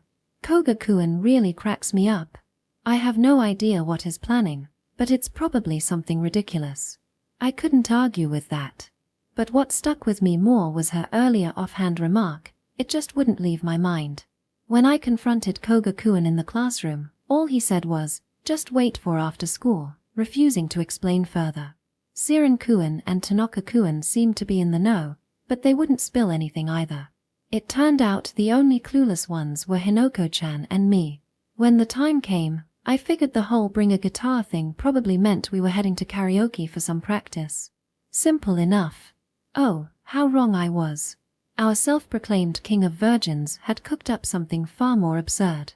Why didn't you tell me this beforehand? Standing at the crowded station square in the middle of rush hour, I pulled on Koga-kun's ear and hissed at him. Because if I told you, Narushima-san, you'd definitely refuse, he whispered back. Well, duh. Of course I would. Who in their right mind agrees to do an impromptu street performance here, of all places? Hey, Narushima. Hurry up and get ready, Siren-kun called, already holding his guitar in front of the guardrail. This is impossible. Sure, I'd brought the school's acoustic guitar with me, but I hadn't even taken it out of the case. And how could I? Everywhere I looked, it was people, people, people. Office workers in suits. Moms with kids in tow. Girls in the uniform of Miyama Kitadai High, my school. How could anyone just pull out a guitar and start playing in the middle of this chaos? Come on, Narushima-san. Even Shintaro skipped his committee meeting for this. Not to mention he gave up meeting his beloved Konisha-senpai. Stop teasing me about that already, as Koga-kun, Siren-kun, and Tanaka-kun bantered as usual. Hinoko-chan tilted her head, looking puzzled. Wait a second. This was Koga-kun's idea, wasn't it? Yap. Since I'm probably gonna mess up the harmony during our class's culture festival performance, I figured we should all practice together. And hey, we've got our accompanists here too, so it's perfect, right? Hinoko-chan doubled over laughing, clutching her stomach. This guy's seriously insane. Practice? Just the 5 of us? At a station square? Who even thinks of that? Ha ha ha. Tanaka-kun sighed, slumping dramatically. Yeah. I really didn't want to sing here either. But Junior wouldn't take no for an answer. Something about, we haven't hung out as a group in ages, so let's have some fun while we're at it. I mean, it's true we haven't done anything outside the classroom in forever, but… Ha ha ha, my stomach hurts. He's a certified chaos gremlin. Well, Siren-kun said with a wry smile, looking at me, it's not just about practice. This is mostly for you. For me. Oh, I get it now. Koga-kun wanted me to get used to playing in front of people. That's why he dragged us all into this absurd situation. Well, we're here now. Might as well go for it, Yoru. I'll sing too. Yeah. I'm embarrassed, but it's been a while since we all acted like idiots together. Haha, I've always loved this chaotic energy of Junior's. Let's do it. And today, we've got free karaoke, live, with an audience. This is a festival, isn't it? Free karaoke? Seriously? There's no way they got a permit for this. Koga-kun really was an overgrown kid, a noisy, selfish, reckless brat. But he wasn't thoughtless. He knew exactly what I was struggling with, and this was his way of helping me. And that made him, undeniably, wonderful. I couldn't help but laugh, even as tears pricked my eyes. With everyone fired up, there was no way I could back out now. I set down the guitar case, took out the school's acoustic guitar, and strapped it over my shoulder. We lined up in a single row in front of the guardrail, careful not to block foot traffic. Siren-kun tapped the body of his guitar to count us in. With a shaky start, I joined him, playing along as the others. Koga-kun, Tanaka-kun, and Hinoko-chan launched into the song. At first, I was so nervous I kept messing up, even with the simplest chords. But no one noticed. Or rather, no one cared. Everyone's attention was on Koga-kun, whose loud, off-key singing stole the show. Little by little, I relaxed. By the time we reached the final song, I wasn't just calm. I was having fun. Spending time with these 5 really was something special. We finished all the songs we'd planned for the culture festival and burst out laughing. Honestly, I wasn't sure about singing in a place like this, but it was more fun than I thought. Yeah, same. I was really into it by the end. Junior, your singing's awful. And way too loud. I almost cracked up so many times. Hey, singing's about having fun. That's what matters. Haha. Yeah, it really was fun. A few passers-by had even stopped to listen, clapping for us at the end. Our performance wasn't anything professional, just a group of students messing around. But still, they clapped. How about it, Narushima? Feeling a bit more confident now? Siren-kun gave me a gentle smile. Ah. Yeah. I nodded timidly. Somehow, I really did feel a bit more confident. The fact that I could have this much fun playing guitar, it surprised even me. Koga-kun struck an unnecessarily exaggerated victory pose. All right, choir practice is officially over. Now we play whatever songs we want. Wait, we're still going. Of course. I told you, today's free karaoke with an audience. You all know at least a few popular songs, right? Siren-kun, sharing a look with me, answered for both of us. Well, sheet music for popular stuff is easy enough to find online. See? No problem. Asagiri, Shintaro, any requests? I couldn't believe we were really continuing. Still, I didn't mind anymore. I was starting to enjoy myself. Just as I let out a resigned chuckle, a voice called out. If you don't mind, how about something from Tsuki to Herodias? Do you know their songs?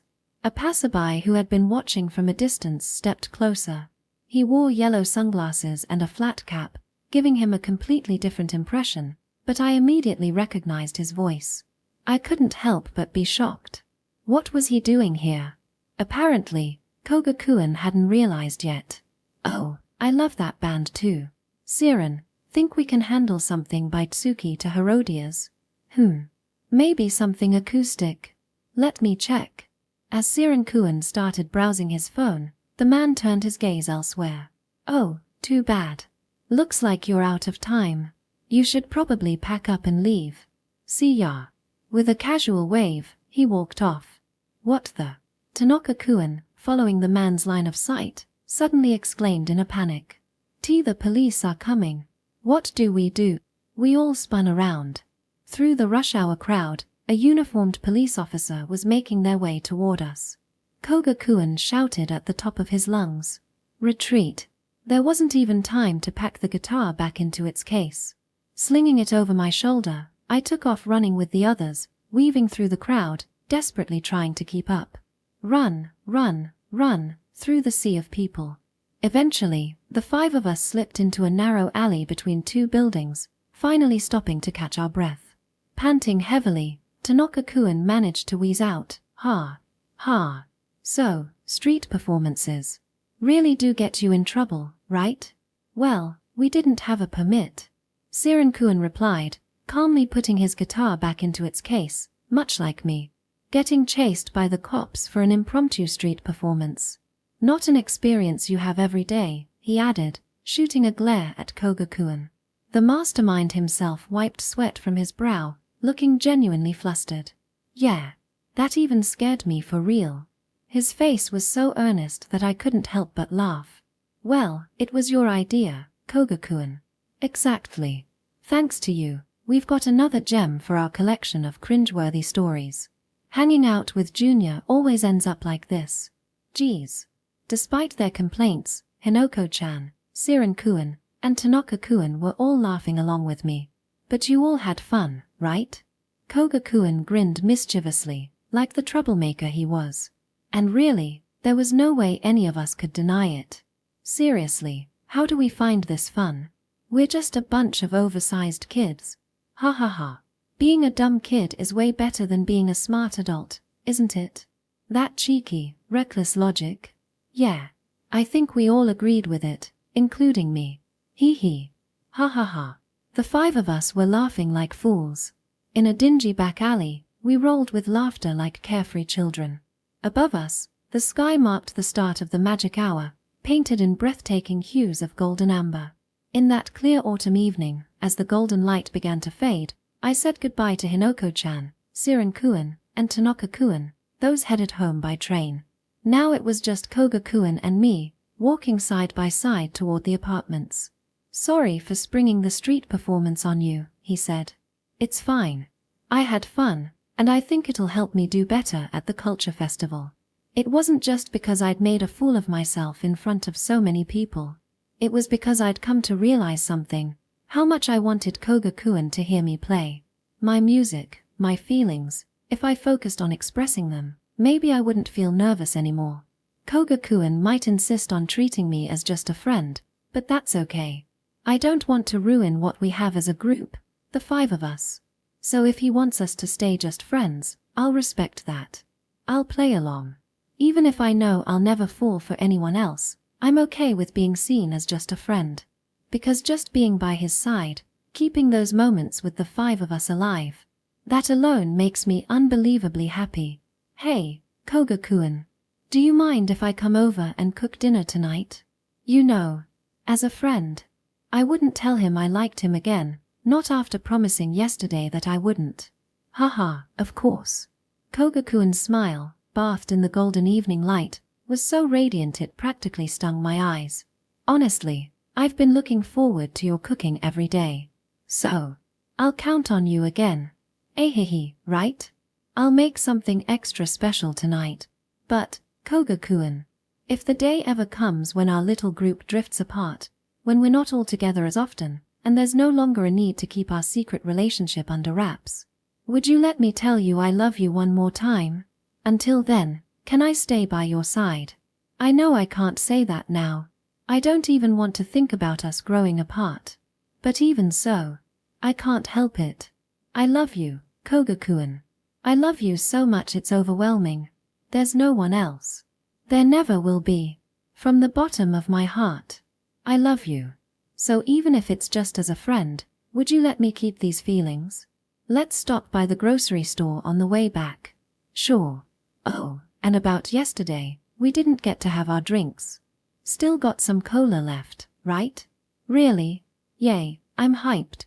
The two of us walked side by side, not holding hands, just like ordinary friends. And right now, that was enough for me. It really was, at least, it should have been. Ping. Suddenly, my phone buzzed with a new message. Without thinking, I glanced at the screen. My whole body froze, a terrible sense of unease creeping over me. I could only say one thing. Sorry, Koga-kun. I don't think I can make dinner tonight after all. What? Did something happen? Yeah. I just remembered there's somewhere I need to go. You go on ahead without me. Sure, but... Are you okay? You look really pale, Narushima-san. Koga-kun said something else, but I didn't stay to listen. I turned on my heel and hurried back toward the station. The message I'd received read, Asagiri Hinoko, sorry, Yoru. Can you come to the family restaurant by the station right now? Don't tell Koga-kun. Asagiri Hinoko, I've also asked the other two guys to come. Asagiri Hinoko, there's something I need to talk to everyone about. Regarding Koga-kun. Chapter 8, The Strom. After parting ways with Koga-kun, I hurried back to the station with a heavy sense of unease weighing on my chest. Thankfully, I wasn't too far away. Within minutes, I arrived at the designated family restaurant. At a large table in the back, Siren-kun, Tanaka-kun, and Hinoko-chan were already seated. Yoru, over here. Sorry for calling you back so suddenly, Hinoko-chan said, waving apologetically.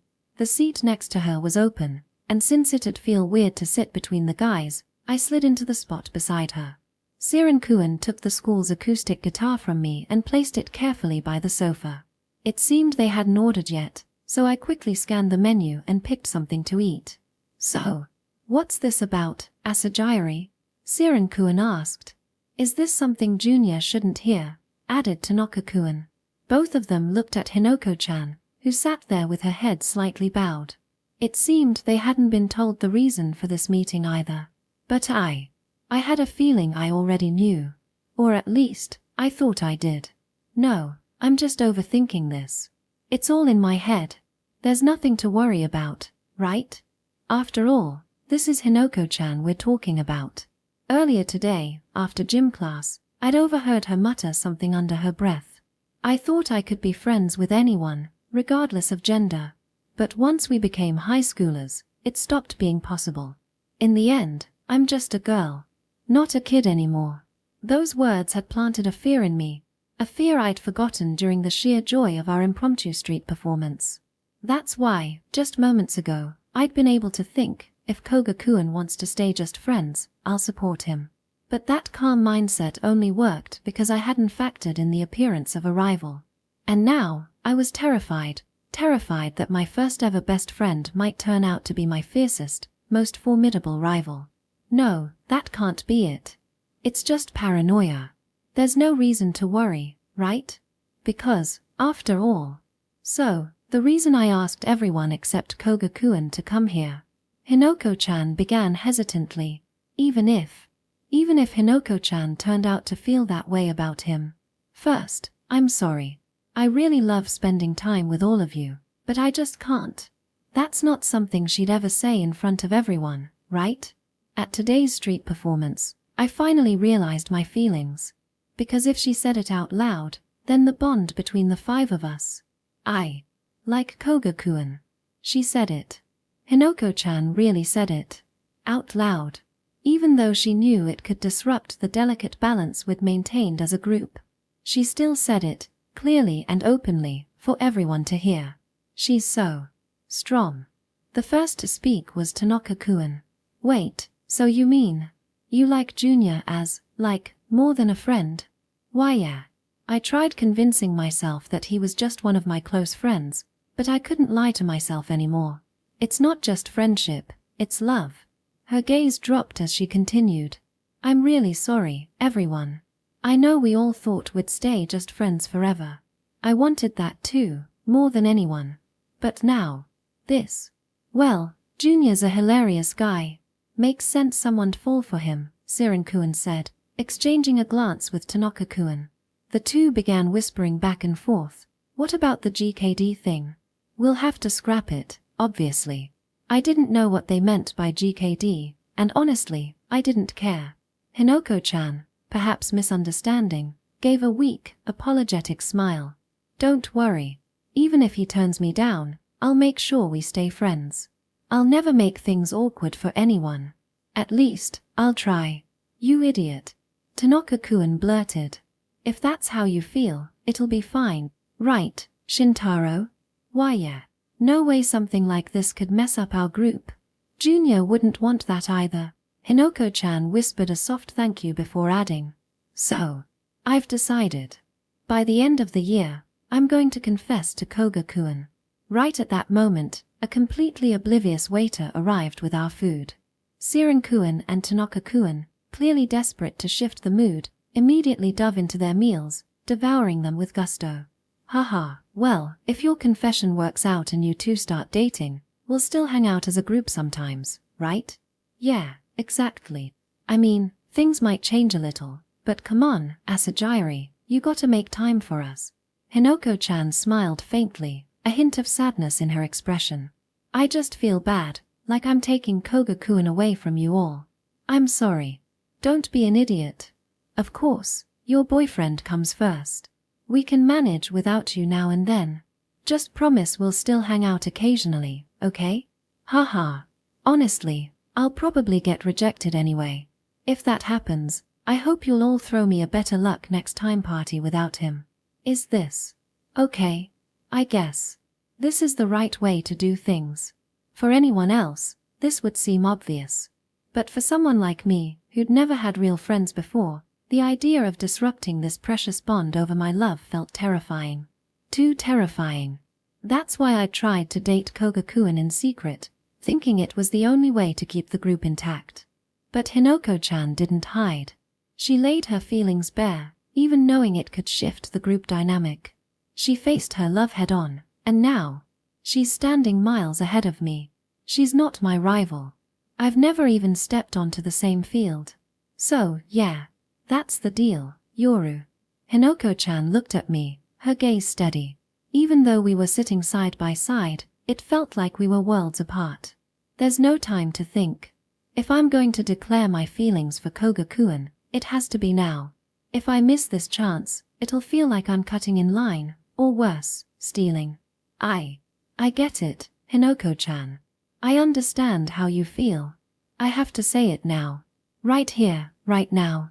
I have to become her equal, a rival standing shoulder to shoulder with her. Actually, the truth is, I also. Oh, these thick fries are the worst. Yoru, take them. You love fries, don't you?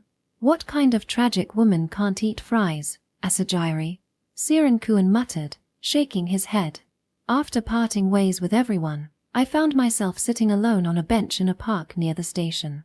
Time passed by without much meaning. I just sat there, blankly staring into nothingness. The fact that Hinoko-chan liked Koga-kun didn't shock me all that much. Looking back, the signs were all there. Like the time she went over to Koga-kun's room. I realize now, she probably wanted to spend time alone with him and intentionally didn't call me next door. So no, her feelings weren't the surprising part. If anything, I admired her for recognizing Koga-kun's charms. Unlike the other girls in class, she clearly had good taste. What surprised me more, what completely blindsided me, was her ability to say it out loud in front of everyone. She's so strong. And I'm so weak. Koga-kun has never explicitly said it, but I believe, no, I want to believe, that he likes me. It's not arrogance, it's something I truly feel in my heart. But even if that's true, now that Hinoko-chan's feelings are public and I couldn't bring myself to say anything, There's no way I can keep sneaking around with him. To steal him away like that, it would be unforgivable. A sharp, cold wind swept through, making me shiver. What time was it? I glanced at my phone, but instead of the time, my attention went straight to the messages I'd received earlier. Koga Jr., when you're done, wanna come over? If you're free, we can have a drink or something. Koga Jr., I left the door unlocked, so just let yourself in. I'm gonna hop in the bath for a bit. The message had arrived over 3 hours ago. Click. Creak. I returned to the apartment and gently pushed open the door to Koga-kun's room. The lights were still on, but the owner of the room was sprawled on his bed, fast asleep without even pulling up the covers. He must have fallen asleep waiting for me.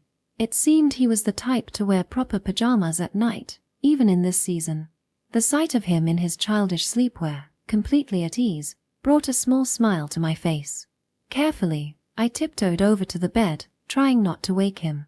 I lowered the guitar I'd been carrying onto the floor. Creak.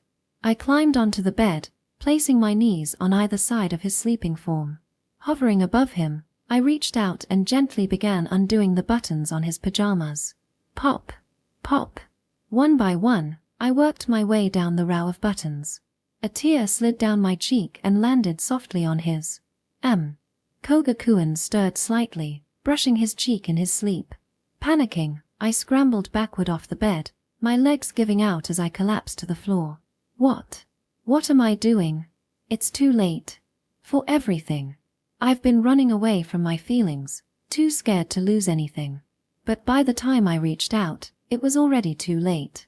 Love belongs to the brave, those who risk everything to grasp it. And me. I was too weak.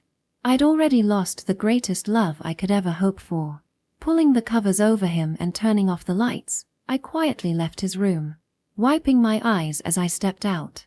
I couldn't even manage to say the words, "I love you." Chapter 9. Adulthood. The school festival was fast approaching. Recently, even during the class-wide choir rehearsals, Narushima-san, who handled the accompaniment, had stopped making mistakes. According to Siren, the band's performance is pretty much perfect now. That street performance must have worked wonders. It was great and all, but there was just one thing that bothered me. That afternoon, after our class choir practice wrapped up. "Well, shall we head out, Siren-kun?" "Yeah. See you later, guys." Narushima-san left with Siren for the music prep room. "Alright, then. Shall we head home?" "Sure. Wanna stop by the convenience store again today?" The three of us, me, Shintaro, and Asajira-san, started getting ready to leave. Since that street performance, the chances for Narushima-san and I to talk had dwindled significantly. She didn't come over to my place to cook anymore. Well, the school festival was right around the corner, so she was probably busy with band practice and other stuff. We didn't even walk home together now. The only real chance we had to talk properly was during those occasional dinner visits, but even that wasn't happening anymore. Sure, I sent her the occasional chat message, but the conversations always fizzled out quickly. Pathetic as it sounded, I felt a little lonely about the whole thing. "Tanaka-kun, don't you have any more meetings for the organizing committee?" "There are still meetings, but not every day. We've already decided on most of the important stuff."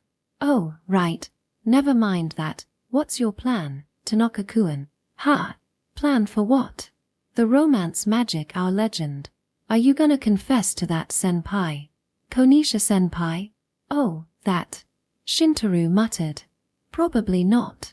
His response triggered a memory I'd almost forgotten. "Hey, Junior. About the GKD. Let's just drop it." The day after the street performance, I was dragged to the school rooftop by Shintaro and Siren, and they said that to me. GKD, short for Group Kinshadame, which translates to no dating within the group alliance. It's a romanized abbreviation. On the last day of summer vacation, the three of us, just the guys, made a pact. We won't confess to any girls in our group. We won't date them. For someone like me, who had fallen for Narushima-san, that pact was a tiny thorn that pricked my heart. But for some reason, Siren and Shintaro suddenly wanted to scrap the whole thing. When I asked why, their reasons sounded somewhat convincing. Well, what if one of the girls confesses to us?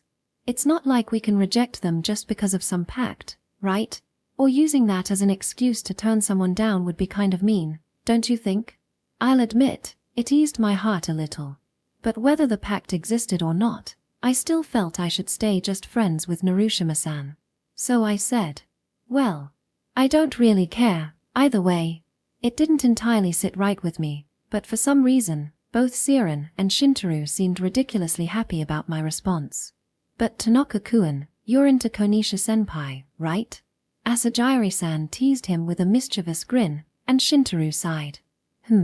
Honestly, I'm not even sure anymore. Watching his reaction, a thought crossed my mind. Maybe Shintaro is still more interested in Narushima-san than in this Konisha-senpai person. Maybe that's why he wanted to scrap the GKD. When I imagined Shintaro confessing to Narushima-san, I couldn't deny it. My chest tightened painfully. It's not that I think I'm special or anything, but I doubt Narushima-san would accept his confession. So yeah, that tightness in my chest, of course, it was partly because of that. But the worst part was how I couldn't shake the idea of someone confessing to Narushima-san. Just imagining it felt complicated. In other words, I'm the worst. Even though I claim I want to stay friends with Narushima-san, I hate the idea of someone else confessing to her. I'm disgustingly selfish. Thinking about it makes me sick. My feelings for her are so filthy and dark, and it terrifies me because I can't control them. I never wanted this, a love that could shatter our friendship. You know, this isn't about me, Shintaro said, striking back with an uncharacteristically sly grin. What about you, Asajiri-san? You've got someone to confess to, right? Someone for the romance magic hour legend? Naturally, Asajiri-san wasn't the type to flinch at something like that. Oh, even if I did, do you really think I'd cling to some legend like a love-struck girl? See? Told you. As we swapped our shoes at the entrance and headed out, small groups of students could be seen murmuring to each other near the school gate. Their whispers sounded something like this. No way, it's really him. No, it's not. Why would he even be at our school? Don't you know? El Cid P is from this area. El Cid P? Wait, they mean that El Cid, the one from Tsuki to Herodias? While I was piecing that together, the three of us passed through the school gate. Ah, you kids. A man in a white dress shirt called out to us. He wore yellow-tinted sunglasses and a deep-set newsboy cap, which made it hard to see his face. Ah, can we help you? Shintaro asked cautiously. Haha, I saw your street performance the other day. You're a fun group. Oh, so you were there. I think I remember seeing you too. Asajiri-san responded cheerfully, flashing her usual sociable smile. The man returned her smile warmly. Perfect timing.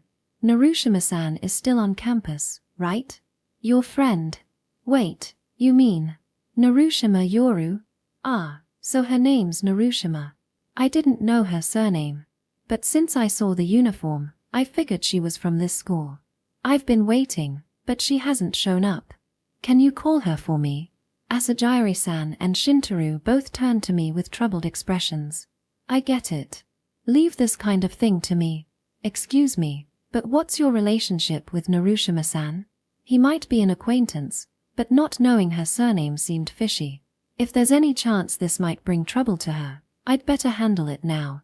Don't worry, the man said with a smile as he removed his cap and sunglasses. I'm just a friend of Yoru-san. Seeing his face, I froze in shock. It was someone I knew, a face I'd seen at their in-store live show. El Cid P. No way. I didn't hear all the details, but it seemed El Cid-san had been a regular customer at a store where Narushima-san used to work part-time, and that's how they became acquainted. She'd never mentioned this before, not even once, so I was genuinely shocked. When I explained that Narushima-san was busy practicing for her band's performance at the cultural festival, El Cid-san gave up on meeting her. Instead, he offered to give the three of us a ride in the Silver Crown parked by the school gate. Of course, there was no reason to refuse such an offer. I mean, seriously, Yoru and El Cid P knowing each other? That's insane. How am I supposed to know? Is Tsuki to Herodias really that famous? From the back seat, Asajiri-san and Shintaro were whispering to each other in hushed tones. Sitting in the front passenger seat, I briefly considered turning around and landing a punch square on Shintaro's face for his incredibly rude comment. But Sid-san didn't seem to mind. He simply kept his hands on the wheel, wearing a calm, gentle smile. He must have heard it, it was impossible not to, but he didn't let it show. What a mature response. You really dodged a bullet there, Shintaro. The Crown, driven by Sid-san, first headed to Shintaro's house, where we dropped him off. Next, we drove Asajiri-san home, leaving just Sid-san and me in the car. Ah, excuse me. I live the closest to the school, so why? Earlier, I had told him I was a huge fan. I figured he'd left me for last as a kind of fan service. But, haha, it's fine. I left you for last because I wanted to talk to you for a bit. Sid wanted to talk to me.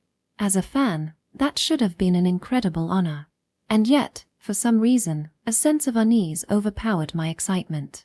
Sid-san's Crown came to a stop in front of my apartment. As I got out of the car, Sid-san handed me a canned coffee he'd bought from a nearby vending machine. To be honest, I'm not a fan of canned coffee, even the lightly sweetened ones. They're still too bitter for me. But there was no way I could say that to him. It's starting to get chilly now that it's November. Maybe I should have brought another layer, Sid-san said, taking a sip from the black coffee he had bought for himself. I followed suit and took a sip of the lightly sweetened coffee he'd given me. Yep, still bitter. I checked online, and your school's cultural festival is this Saturday, right? I'm thinking of stopping by. It reminds me of my own school days. Despite saying earlier that he wanted to talk to me, Sid-san seemed to dance around the subject, keeping the conversation vague. We'd love to have you there, but... About what you wanted to talk about? Oh, right. Unable to wait any longer, I prompted him to get to the point. He responded as if he'd just remembered, his tone almost playful. He struck me as the type of adult who's skilled at controlling the pace of a conversation. Koga-kun. That's your name, right? You came to our in-store live show the other day, didn't you? With that beautiful girl. You were in the front row, cheering us on. I remember it well. The beautiful girl, of course, referred to Asajiri-san. Oh, you remember? That live performance was amazing. Asajiri-san said she really enjoyed it too. So, you're dating that girl, but you're also involved with Narushima-san? Ha! The question came so out of left field that I didn't even know where to start correcting him. Sid-san continued with his gentle smile. Yoru-san mentioned it once. She said she had a boyfriend who was childish, annoying, and tone-deaf. Oh, and don't worry. I'm not saying this to be mean or anything. It's just, when I saw your street performance, you were the most off-key, so I thought, could it be this guy? Ah, well, I'm not exactly Narushima-san's boyfriend. What the hell, Narushima-san? Why would you say something like that? Sure, I'm childish and tone-deaf, but still. Oh, you're not. Well, it doesn't matter to me either way. Sid-san took another sip of his coffee before flashing me that same relaxed smile. Because I'm thinking of seriously pursuing Yoru-san. What? As I sat there, dumbfounded, Sid-san tilted his head slightly, as if puzzled by my reaction. Surprising. I think she's a very attractive young woman. Ah, well. Yoru-san is fascinating, isn't she? She has a fiercely aggressive side but also a fragile, delicate side. I mean, yeah, I know that, but that's not the issue here. Your street performance. I only stumbled upon it by chance. But it was surprising. Her music has so many layers. When I first heard her play, it was challenging and distant, like it was pushing people away. But during that street performance, her sound was entirely different. It was warm and filled with affection, almost as if she was gently supporting someone. Specifically, someone who was terribly off-key. It was such a lovely sound that... Please, stop for a second. I found myself shouting, my heart racing and my mind in chaos. Tchem, what's wrong? What's wrong? Look, excuse me for asking, but... How old are you, Sid-san? 29. The man answered before I even finished my question. Wait, are you serious about this? Narushima-san is still just a high school first year. And does that matter? This adult, with all the ease in the world, brushed aside societal norms. Of course, I'll wait until the law permits it. But, Koga-kun, love has a kind of madness to it, one that can reduce things like age differences, ethics, and social roles to trivialities. Haven't you ever experienced a love that you knew was wrong but couldn't stop yourself from feeling? Yes, I have. I know what it feels like to fall for someone even when you know it's a terrible idea. But still, what he's saying is, I think that's completely unreasonable. Maybe so. But I can't help it. I've fallen for her, and that's that. Can't help it. That's not how this works. Well, I guess I'm just not normal, then. Not normal. The phrase reminded me of an interview article with El Cid-san that I'd read online before. According to the article, El Cid-san started making music because of a girlfriend he dated long ago. She was into DTM, desktop music production, and he began composing under her guidance. It wasn't that he loved music, but he genuinely cherished her. He wanted to make her happy, so he kept writing songs for her. Eventually, they got engaged. But right after their engagement, tragedy struck. She was in a car accident. By the time she was taken to the hospital, it was already too late. When El Cid-san received the news at home, he didn't rush to the hospital. He didn't go to hold her hand in her final moments or to be by her side. Instead, he stayed home, furiously writing music, angry, crying, almost delirious. When he learned she was on the brink of death, inspiration struck. He wanted to capture it before it slipped away. That was his reasoning. This raw confession from the interview caused an uproar online. Some called him the epitome of a true artist. But the majority criticized him, asking, was writing music more important than your fiancé? Later, El Cid-san addressed the controversy on his social media. You can't reduce it to a binary question of what was more important. All I can say is that I loved her deeply and was madly in love. El Cid-san, love. His voice snapped me back to the present. Is something that can't be measured by society's standards. People might say, this is normal, but I don't care. Everyone has their own way of experiencing love. But still, Narushima-san is. Yes, I know she's a minor. But once you've fallen for someone, it's not easy to just say, I'll give up. I can wait until she's of age. For now, isn't it enough to simply be by her side? He was smiling, but his eyes were serious. You can criticize me, or write about it online, I don't mind. El Cid-san took out an e-cigarette from his pocket and put it in his mouth. Did you like Narushima-san before all this? I asked hesitantly. No, not really. I thought she was cute, but that was it. It wasn't until your street performance, when I heard her sound, that I started to feel this way. Before that, we barely interacted. Wait, what? How can you fall for someone so suddenly? Isn't all love sudden? That's why they call it falling. Poetic, isn't it? I was overwhelmed with a strange sense of unease, and I couldn't hold back anymore. But, isn't it just her guitar that you're in love with? I fell for her music, and through that, I fell for the person who plays it. Is that so strange? It is strange.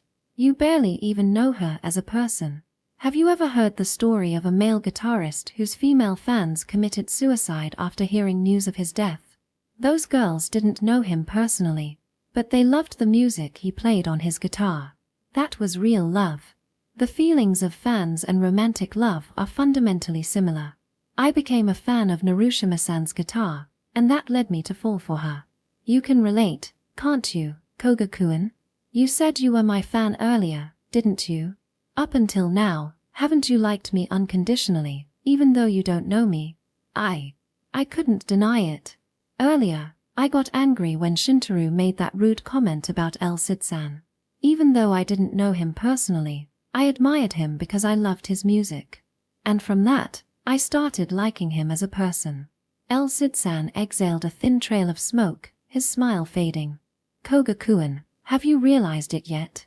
From the start, I've been declaring war on you. Ha! He repeated himself, as if to emphasize his point. I'm declaring war. After watching your street performance, I became convinced. Narushima-san's feelings are probably directed toward you. But I'm going to cut through that. Don't hold it against me. What? Why would you tell me this? Why not just do it without saying anything? From the way you reacted, I thought you liked Narushima-san too. Was I wrong? I couldn't answer. Saying it out loud terrified me. Elcid-san shrugged at my hesitation. In love, the one who loses is the one who gets left behind. Whether the other person is already in a relationship or married, if I fall for them, I go after them with everything I have. So I'll apologize in advance. Sorry about that. What kind of person is this guy?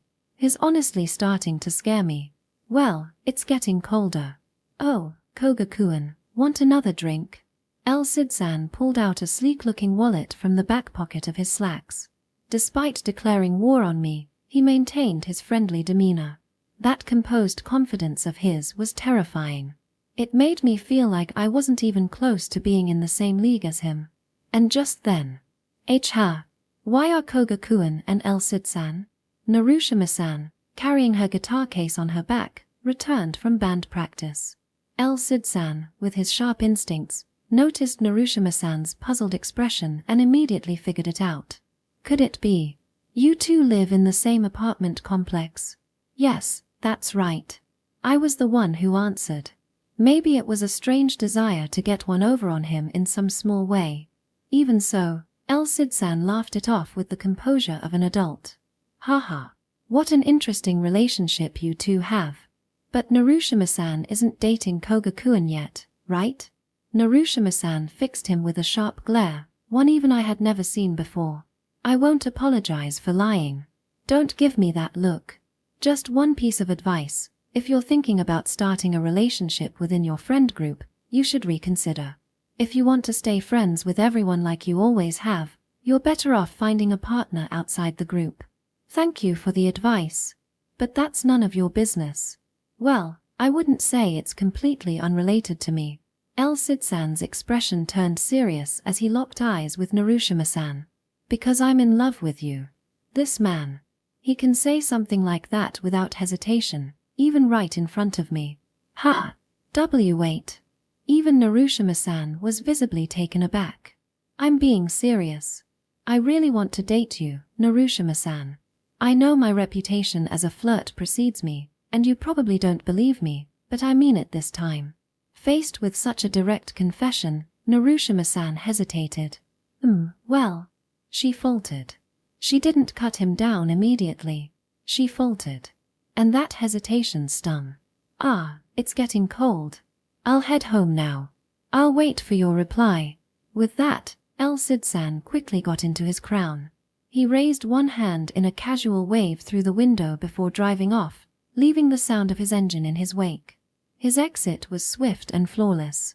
He didn't demand an answer, nor did he press her. He just said he'd wait. It was such a composed and dignified departure. Left behind, Narushima-san and I instinctively exchanged glances. I couldn't tell what my own face looked like, but Narushima-san, now alone with me for the first time in a while, seemed almost scared. So, Narushima-san, you knew Elcid P? That was a surprise. The words just spilled out of my mouth. Yeah. Her response was short and distant, almost formal, much more than before. That curt reply somehow left me feeling lonely and uneasy. Haha, and to think Elcid-san confessed to you. That's seriously amazing. My tongue loosened, and I said things I didn't even mean. I mean, it's Elcid P from Tsuki to Herodias. You love music, right? He's the perfect match for you. Honestly, you'll never find anyone better. What am I even saying? Seriously, what am I saying? I was trying to talk to dispel my unease, but the more I spoke, the deeper my anxiety grew. I understand. Narushima-san said softly, her gaze lowered. Once I've calmed down, I'll reach out to him. After everything he said, ignoring him isn't an option. So she's going to contact him. The man who said he wanted to date her seriously. That adult man, someone far beyond someone like me, a mere kid. It had been so long since we'd talked one-on-one, Yet here I was, feeling absolutely miserable. Why, you ask? I know exactly why. I'm jealous. It's an utterly selfish, misplaced, and filthy kind of jealousy. Koga-kun. This time, it was Narushima-san who broke the silence. Koga-kun. Do you still like Hinoko-chan? Why are you bringing that up now? I genuinely didn't understand. Asajira-san had nothing to do with what was happening right now. Just answer me. If it's just a question of whether I like her or not, then yes, I do. But I like Narushima-san even more. I've fallen in love with Narushima Yoru. Of course, I couldn't say something like that. Not someone like me, a small, insignificant fish. Do you still like Hinoko-chan? She asked again, and I gave the best answer I could manage, even if it was cowardly. Second only to a certain someone. I see. Hey, can I ask you something too? Do you like El-Cid-san? Well, I was happy to be confessed to, of course. I don't dislike him, that's for sure. But do you like him? Interrupting her, I pressed the question again. Narushima-san fell silent for a moment before answering. Second only to a certain someone. She gave me the same cowardly answer I'd given her. So all I could do was mimic her again. I see. You know, Koga-kun, while we haven't been meeting one-on-one, I've been thinking a lot. About so many things. Yeah. I didn't ask what exactly she'd been thinking about. I wasn't so dense that I couldn't understand in this atmosphere. After a moment, she gently wiped the corners of her eyes. I. With her back turned to me, her voice broke into uneven sobs. Her shoulders trembled as she spoke. After the cultural festival, I'll give you my answer. So, please, come watch the post-festival stage. I'll do my best with the band. I'll give it everything I have. So, sniffle. Her answer, heh. What kind of answer is Narushima-san planning to give me? And am I really okay with just waiting for it? Of course not. No way. Which is why I realized I'd have to face this seriously too. People. They have to lose something to gain something. Narushima-san murmured those words before ascending the outdoor stairs to her apartment. I don't know whose words those were or what they meant to her, but their meaning reached me clearly. Chapter 10. Confession. Class 2 to 5, Fortune-telling booth. Super scary haunted house. Don't miss out. The school hallways were filled with lively chatter and excitement. Normally plain and dull, the corridors were unrecognizable today. Decorated with paper streamers and posters, they were vibrant and colorful, and the enticing aroma of food stalls filled the air. The cultural festival was in full swing. Since hearing Hinoko-chan's feelings, I'd been avoiding being alone with Koga-kun as much as possible. And now, the day had finally arrived. I'd thought long and hard since then. I used every bit of my limited brain power, staying up late into the night, desperately searching for an answer. My feelings for Koga-kun hadn't wavered an inch. What I'd been agonizing over was how to bring this love to a resolution. People have to lose something to gain something. That's just how the world works. Those words Hinoko-chan once said to me haunted me, because I'd been selfishly trying to keep both my friendship with everyone and my love for Koga-kun. But through that anguish, I finally found my answer. No, saying I found it isn't quite right. I'd been turning a blind eye to it all along. When Hinoko-chan boldly declared in front of everyone, I like Koga-kun, and I couldn't say a word in response, I thought I'd already lost. But I couldn't let it go. This love wasn't something I could give up so easily. During tonight's post-festival stage, I'm going to perform a song just for Koga-kun. That song will be my confession. I'll pour every bit of my feelings into it and deliver it to him. If those feelings reach him, I'll try to convince him. I'll tell him that I'm in love with him more than anyone in the world, and that I want us to be a real couple. Not in secret anymore. I'll tell everyone the truth. Of course, Koga-kun won't agree to it so easily. But if my performance truly conveys my feelings, I think there's a small chance. All this time, we've been meeting in secret, hiding our relationship from everyone. And then I found out about Hinoko-chan's feelings. If I were to confess everything now, there's no doubt I'd be hated. But now that things have come to this, I have no choice but to believe. I have to believe that we can still remain friends. It's a decision I made far too late, but it's the only path left. It'll probably be a confession that gets me pointed at by everyone. Hinoko-chan, Siren-kun, Tanaka-kun, all of them. Even so, I have to believe that we can still be friends. The time the 5 of us spent together was that special, and I'm sure everyone else feels the same. So I'll bet everything on that slim chance and believe. I'll make sure my feelings reach Koga-kun, get his understanding, and together, we'll come clean to everyone. In the end, the answer I agonized over is both incredibly simple and incredibly selfish. I don't want to give up on either love or friendship. Now, all that's left is to pour everything I have into the post-festival stage. Calling it a warm-up might be rude, but our class's choir performance in the gym earlier went off without a hitch. I managed to accompany the choir without a single mistake. Now, I'm confident I can pull off the band performance at the post-festival stage perfectly. Still, I want to be thorough. With over 4 hours left until the post-festival stage, I grabbed my electric guitar and headed to the music prep room to practice alone. Oh, Narushima-san. While walking through the lively, bustling hallways, I ran into Tanaka-kun. He was wearing an armband that read Cultural Festival Committee member. Being part of the organizing committee meant Tanaka-kun had a lot of responsibilities on the festival day, leaving him little time to enjoy the event. So, you're practicing for the post-festival stage all by yourself? There's still plenty of time. You should take a break and visit some of the stalls with Junior and the others. You didn't go anywhere this morning, did you? Ahaha. I'm just not really in the mood to have fun right now. Our class choir performance had been scheduled for the last slot of the morning. Until then, most of us spent the time quietly in the classroom, too nervous to do much else. That must have been why, the moment the performance ended, the entire class exploded with energy, diving straight into the cultural festival chaos. Of course, Koga-kun and the others were no exception. From what I'd heard, he, Siren-kun, and Hinoko-chan were off visiting different stalls together. They'd invited me too, but I politely declined. Instead, I stayed behind in the now empty classroom, eating the lunch I'd brought from home.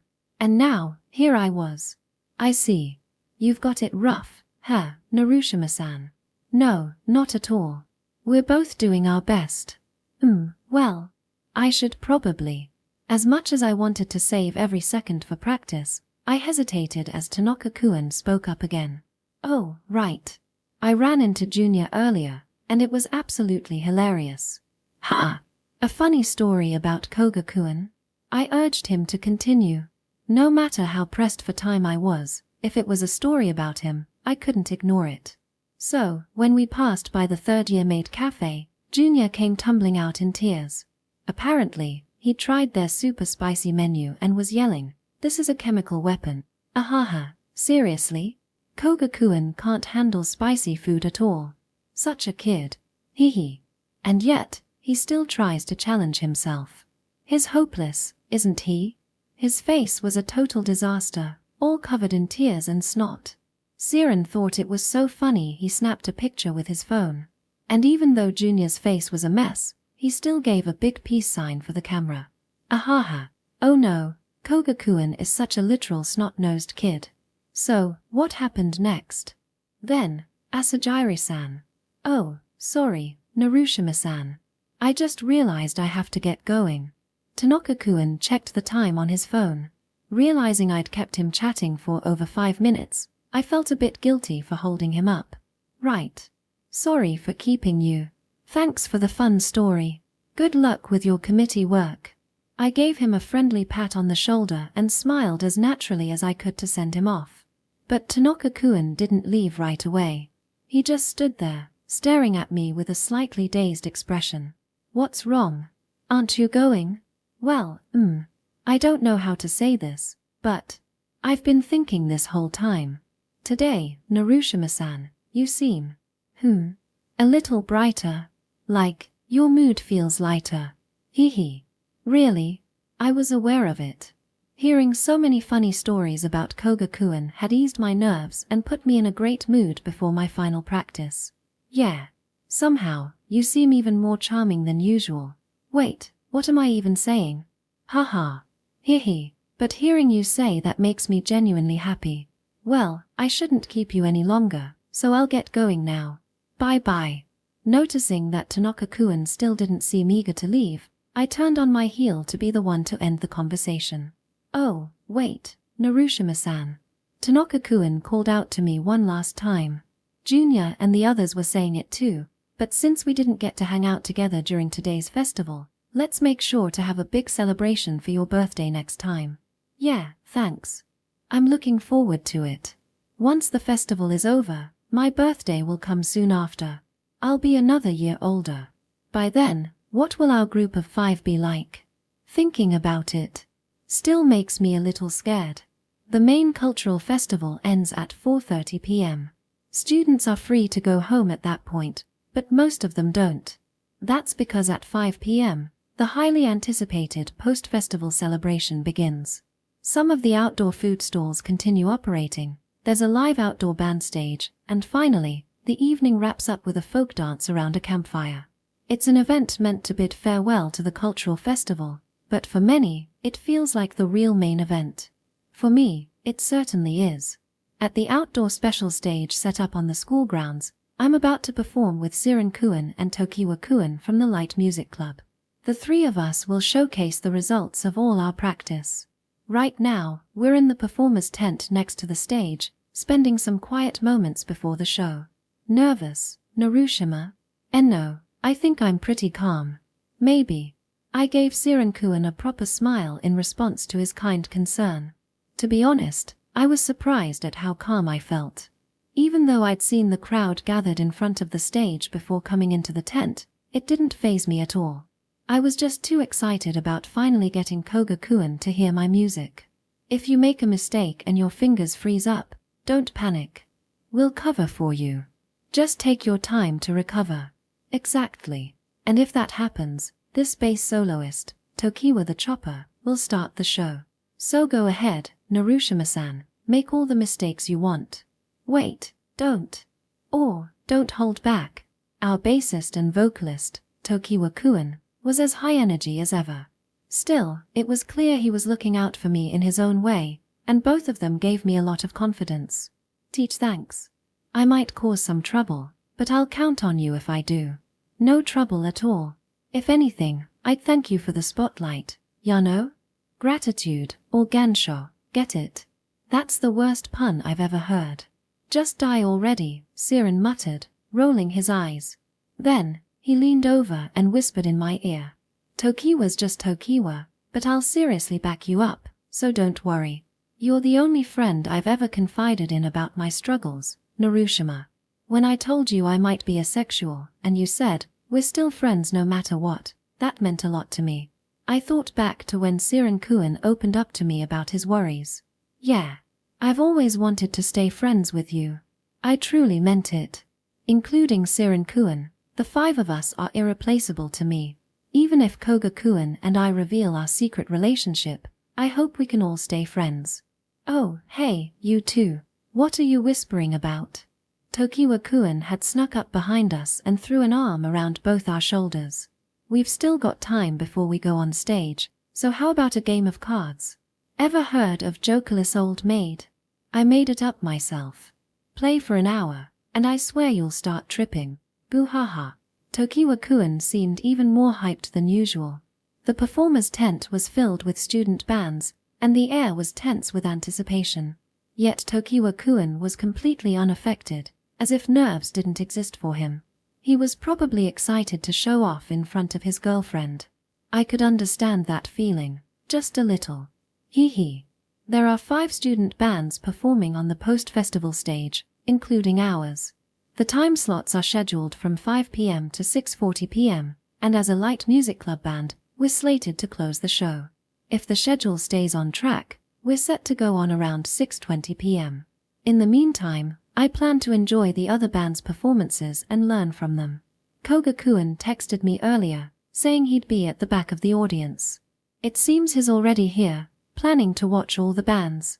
Hinoko-chan is probably with him. When I checked my phone, it was almost 5 o'clock. The first band should be going on stage soon.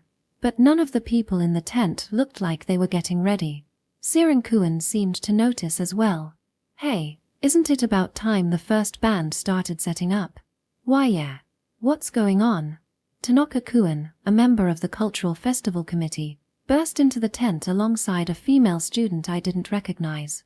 Excuse me. We have a bit of a situation. Ha!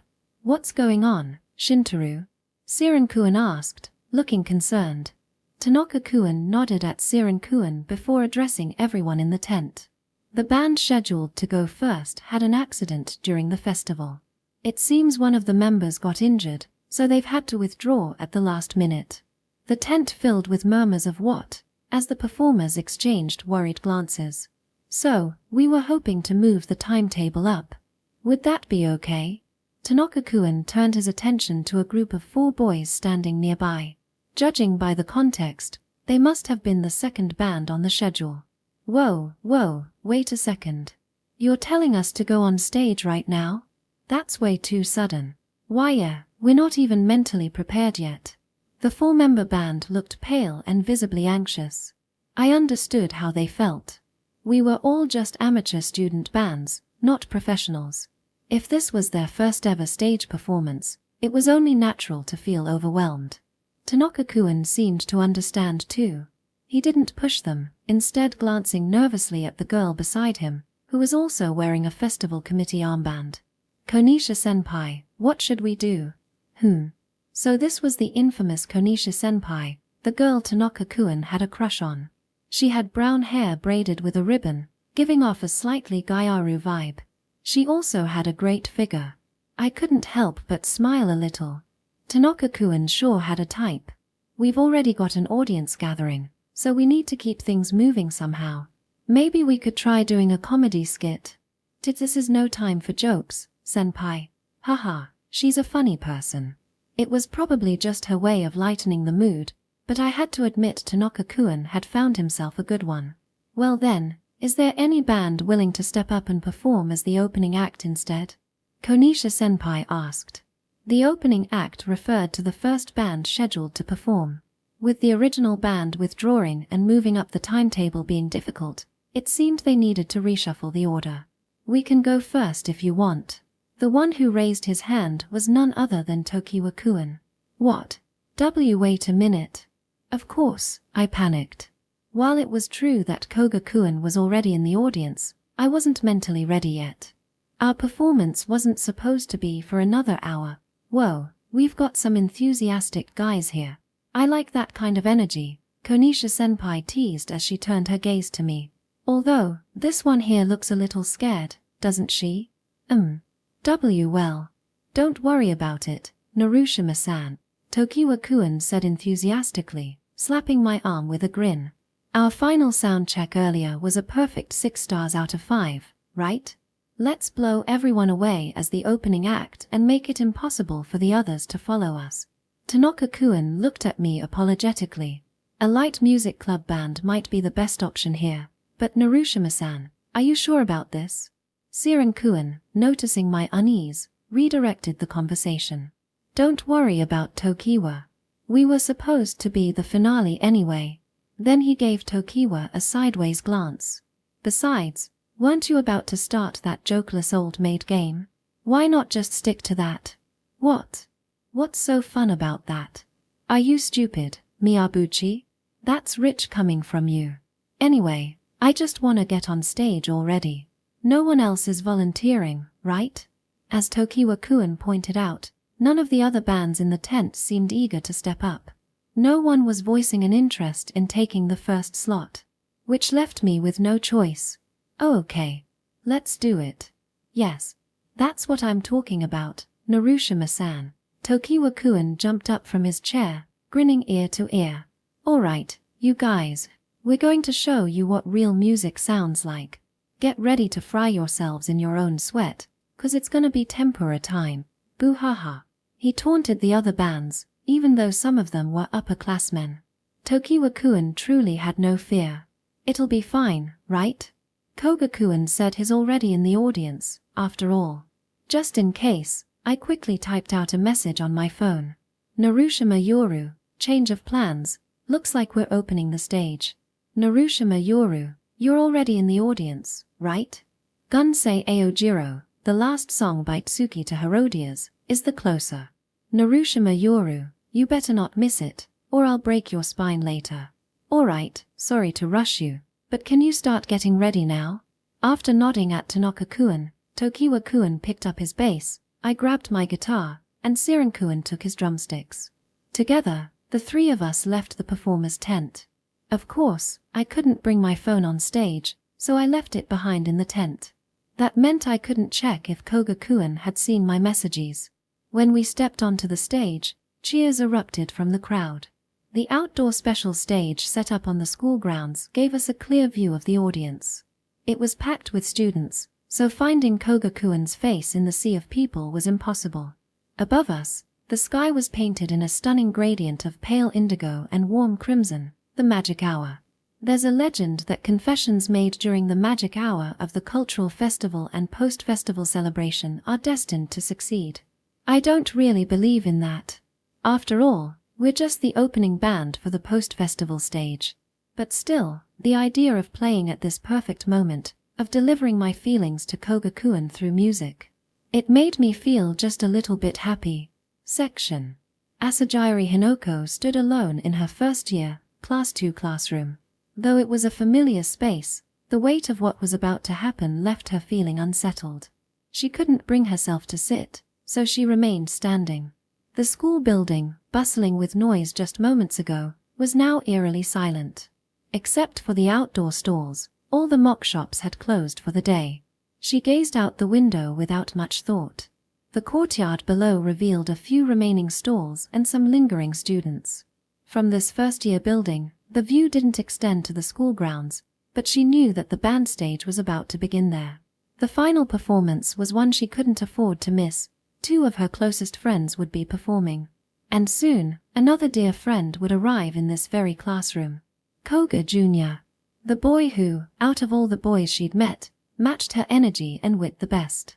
The only boy she'd ever fallen for, despite knowing it was a bad idea. Earlier, Hinoko had sent him a message, "I'll be waiting in the classroom." His reply came quickly, "What's up? I'll head over now." It was written in his usual casual tone.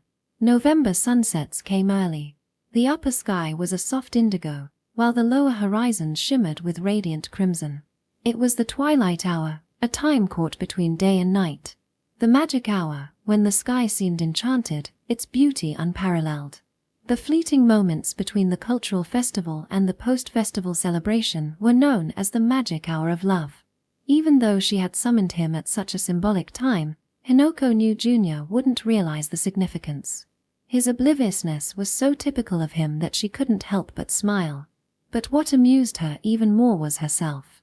Hinoko, who had always walked alongside the boys, dismissing girly fantasies of romance with a laugh, now found herself clinging to that very legend. The irony of it was almost too much to bear.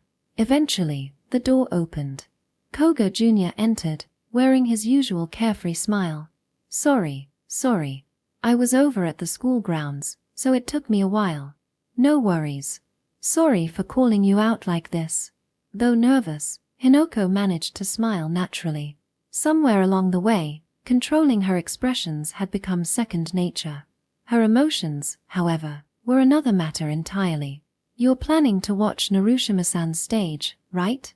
We've still got over an hour, though. What do you wanna do until then?" He still hadn't figured out why she'd called him here. That's when Hinoko realized it wasn't just that he was oblivious. He genuinely saw her as nothing more than a close friend. The realization was both comforting and frustrating. "So, about why I called you here," Hinoko began. "Yeah, I like you, Koga-kun. Yeah, I like everyone too. Fut." Hinoko couldn't help but stifle a laugh at his pure and guileless response. It was moments like this that made her fall for him in the first place. No, that's not what I mean. I like you as a boy, as someone I'm romantically interested in." Though unpracticed, the words flowed effortlessly from her lips. If this were a Japanese romance movie, there would have been more build-up to the confession. But to Hinoko, That kind of staging was just for show. And the director of her life had decided this scene didn't need theatrics. Ha! The lack of embellishment made Junior's surprise all the more genuine. His eyes widened in shock. This reaction was exactly what Hinoko had anticipated. Now, she just had to keep her smile and press on. I like you, Koga-kun. Because you're pure, like a child, and you always put your friends first. Because you treated me as a true friend, not as a girl. It's exactly because you're that kind of person that I ended up falling for you. Wait. Hold on. Ha! Are you serious? Obviously. Who'd make a confession like this as a joke? From the distant school grounds, the faint sound of a band's performance drifted in. It marked the start of the post-festival celebration. Hinoko had managed to express her feelings just before it began. Of course, she wasn't blindly placing her hopes in the so-called legend of love tied to this magic hour. She'd factored in the possibility of delays and chosen the quiet classroom as her venue for this confession. Even with the windows closed, the faint echo of the band's music reached the room. But neither Hinoko nor Junior had the composure to pay attention to it. So yeah, I know it's kind of contradictory for me to say this, but even though I'm confessing to you, I don't expect you to agree to go out with me right away. I just wanted you to know how I feel. Asajiri-san likes me. Wait, what? I mean, hold on. Of course, Hinoko wasn't about to wait. She forged ahead, determined to say everything she needed to. Actually, I've already talked to everyone else about how I feel. Wait, everyone?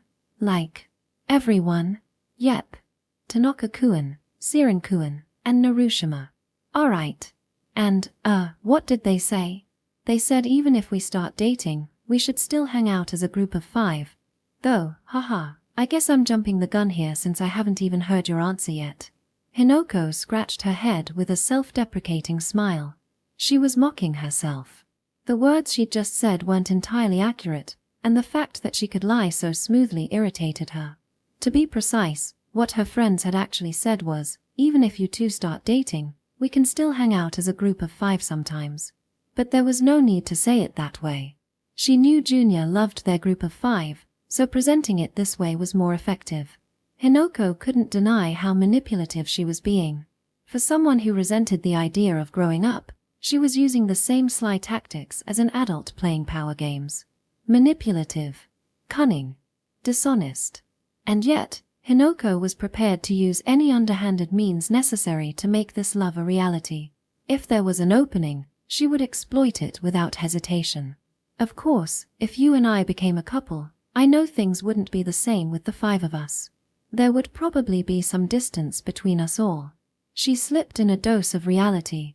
Showing only dreams and fantasies wasn't the way to sway someone's heart. Hinoko thought to herself that she would never be the kind of pure-hearted heroine seen in movies or manga. While her words were sincere, they also carried a clear calculation. But then again, wasn't love inherently calculated? Getting closer to someone to bond with them, adapting to their hobbies, choosing ideal places for dates, planning a confession to avoid rejection. It was all calculation. Love was never clean. It was never pure. But perhaps the willingness to resort to such measures was proof of true love. I understand. Junior's response was exactly as she had anticipated. Calculated. And his answer to her next question would almost certainly align with her expectations, too. Koga-kun, do you have someone you like right now? There was no way he did. Hinoko knew this better than anyone after spending so much time together as a group of 5. Junior was the type of person who would rather spend time with his friends than think about romance. He had no one he liked romantically. Junior would surely answer, no. And then, she would proceed to the next step in her plan. I do. What? I couldn't help but gasp. The carefully controlled expression I prided myself on cracked for a fleeting moment. That answer was completely unexpected. Koga-kun has someone he likes. He'd never shown even a hint of such feelings. When did this happen? Ha, ha. I see. Yeah, I see. Forcing a stiff smile, I quickly pulled myself back together. Whoever it was, I wouldn't stoop to asking, "Who is it?" That would be pathetic. Knowing wouldn't change anything, and asking would be a meaningless tactic. What mattered was this: Koga Jr. has someone he likes. Just that simple fact. That was all I needed to accept, and in no time, I regained my composure. I hadn't expected him to agree to go out with me right away. This wasn't a fatal blow, adjustments could be made. If I were the type to back down over something like this, I wouldn't have confessed in the first place. For me, our group of 5 was precious, but this feeling of wanting to reach out, even at the cost of disrupting it, was why I'd taken this step. I'm not asking for an answer right now, you know? I spoke from the heart, as purely as I could. Even if it's a no, I can stay your friend like nothing's changed. Actually, in that case, I'd even ask you, please, let me stay your friend. So, Koga-kun, could you give me your answer by the time we're second years? I met his gaze head on, putting all my sincerity into those words. The troubled look on his face showed his hesitation.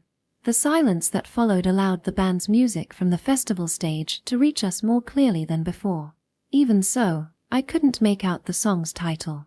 Well, Asajira-san, I'm really, genuinely happy about how you feel, but you already have someone you like, don't you?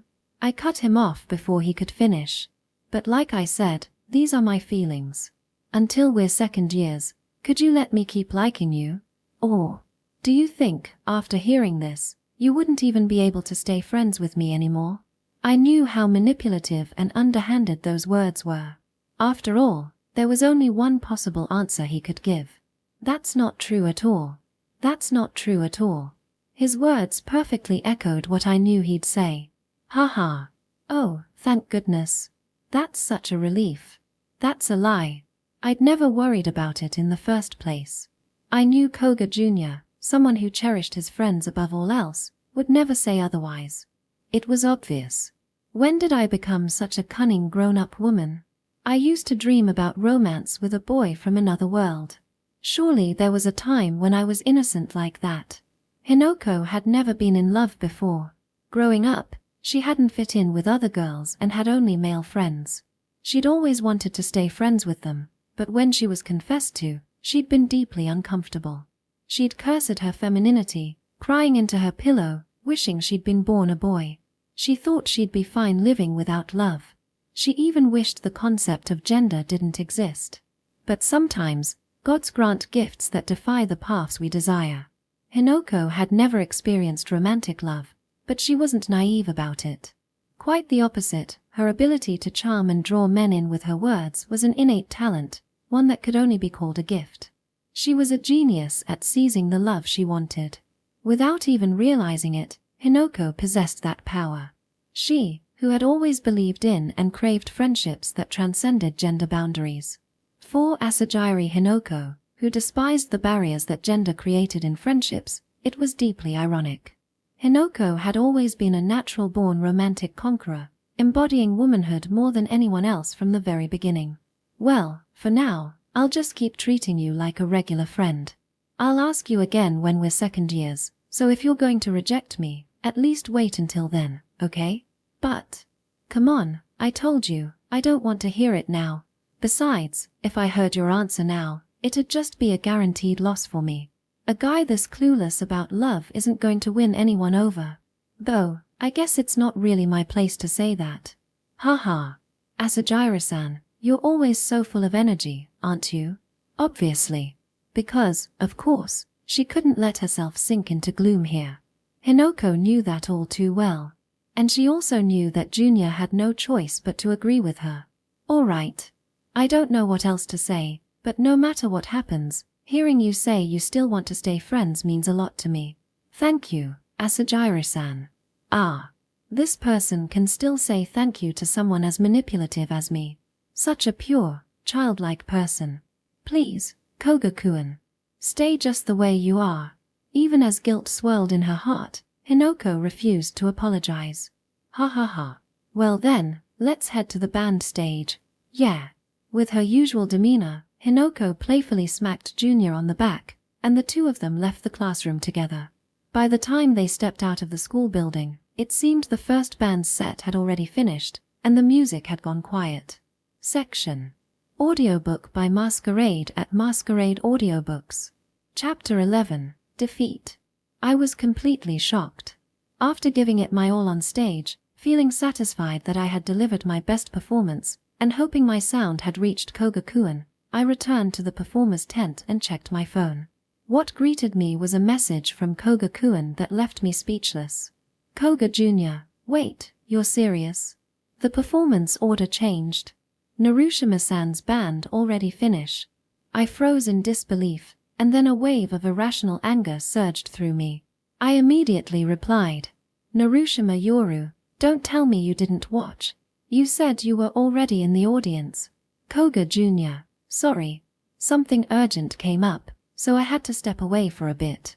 Narushima Yoru, I told you to listen no matter what.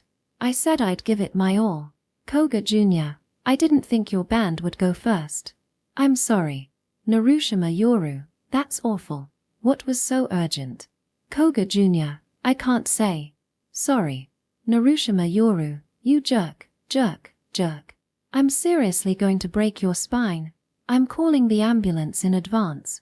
Even though Kogakuin kept apologizing, I ignored every message. Instead, I sent a barrage of angry stickers, 20 aggressive ones in a row. Told ya, we crushed it. My girl said I was amazing. Watching Tokiwa bask in the joy of showing off to his girlfriend, I couldn't help but feel envious. If my music had reached Kogakuin, I had planned to convince him to tell everyone about us. But instead, stupid Koga, king of the virgins, just die already. Sniff. By that point, I was already pretty down, but it was still within the realm of disappointment. That's because I didn't yet know what Kogakuin's urgent matter was. There was a campfire event after the band performances, but I couldn't bring myself to care. I spent the rest of the evening zoning out in a corner of the field, and before I knew it, the post-festival celebration was over. Later that night, the 5 of us were at Kogakuin's room for a small after-party. So yeah, we ended up being the opening act, Kogakuin explained. The party had started late, around 9 p.m., leaving only a little time before the last trains. We agreed this would be a mini celebration, saving the real one for another day. Oh, so that's why. It's such a shame I missed Narushima-san's performance, Hinoko-chan said as she sipped her lemon soda, looking genuinely disappointed. Of course, no one, including Kogakuin, realized that I was the one who felt the most disappointed. Yeah, really, I muttered, the words slipping out on their own. I was sulking hard by that point. So, Kogakuin and Asajiri-san, you didn't hear the songs? What were you two doing then? Tanaka-kun asked as he snapped on some chips from a party pack, glancing between the two of them. For some reason, Kogakuin looked uncomfortable. Even at this point, I wasn't connecting the dots. So when Hinoko-chan spoke up, my heart jumped violently. Well, since everyone here knows anyway, and I've already told Kogakuin himself, I might as well say it now. During the magic hour, her words struck like a hammer. I confessed to Kogakuin. Tanaka-kun and Siren-kun reacted with surprise, exclaiming something like, "Wait, seriously," and causing a commotion. Their voices barely registered with me. It felt as though I was hearing a foreign language from a great distance, the words failing to sink in. Still, I could gather from their expressions that they were offering their congratulations. Hinoko-chan's announcement had stripped me of all sense of reality. Of course, I already knew my closest friend was planning to confess to Kogakuin. But it seemed I had been gravely mistaken. Hinoko-chan had said, "The whole magic our love legend, how ridiculous. I'm thinking of confessing to Kogakuin by the end of the year." There was nothing wrong with what she said. She probably truly believed the magic our legend was absurd, and I was the one who foolishly assumed by the end of the year meant sometime far in the future. Hinoko-chan had done nothing wrong, and falling in love, after all, isn't something inherently wrong to begin with. So, does that mean you two are officially dating now? Haha, not quite yet. I'm such a coward, I haven't even heard his answer yet. What's that supposed to mean? Then come on, Junior, just give us a clear answer right now. No. I said I don't want to hear it right now. I'll ask him again when we're second years. Right, Koga-kun? Well, I mean, I said, no answering yet. Their conversation continued, some of it making its way to my ears, but it felt like I was dreaming. My entire body was numb, my senses disconnected. I couldn't even be sure I truly existed in that moment. I couldn't speak, only my body remained present. It was a nightmare, one worse than any other. At the very least, I could pat myself on the back for not bursting into tears or running away. Fortunately, it wasn't long before everyone had to catch their last trains.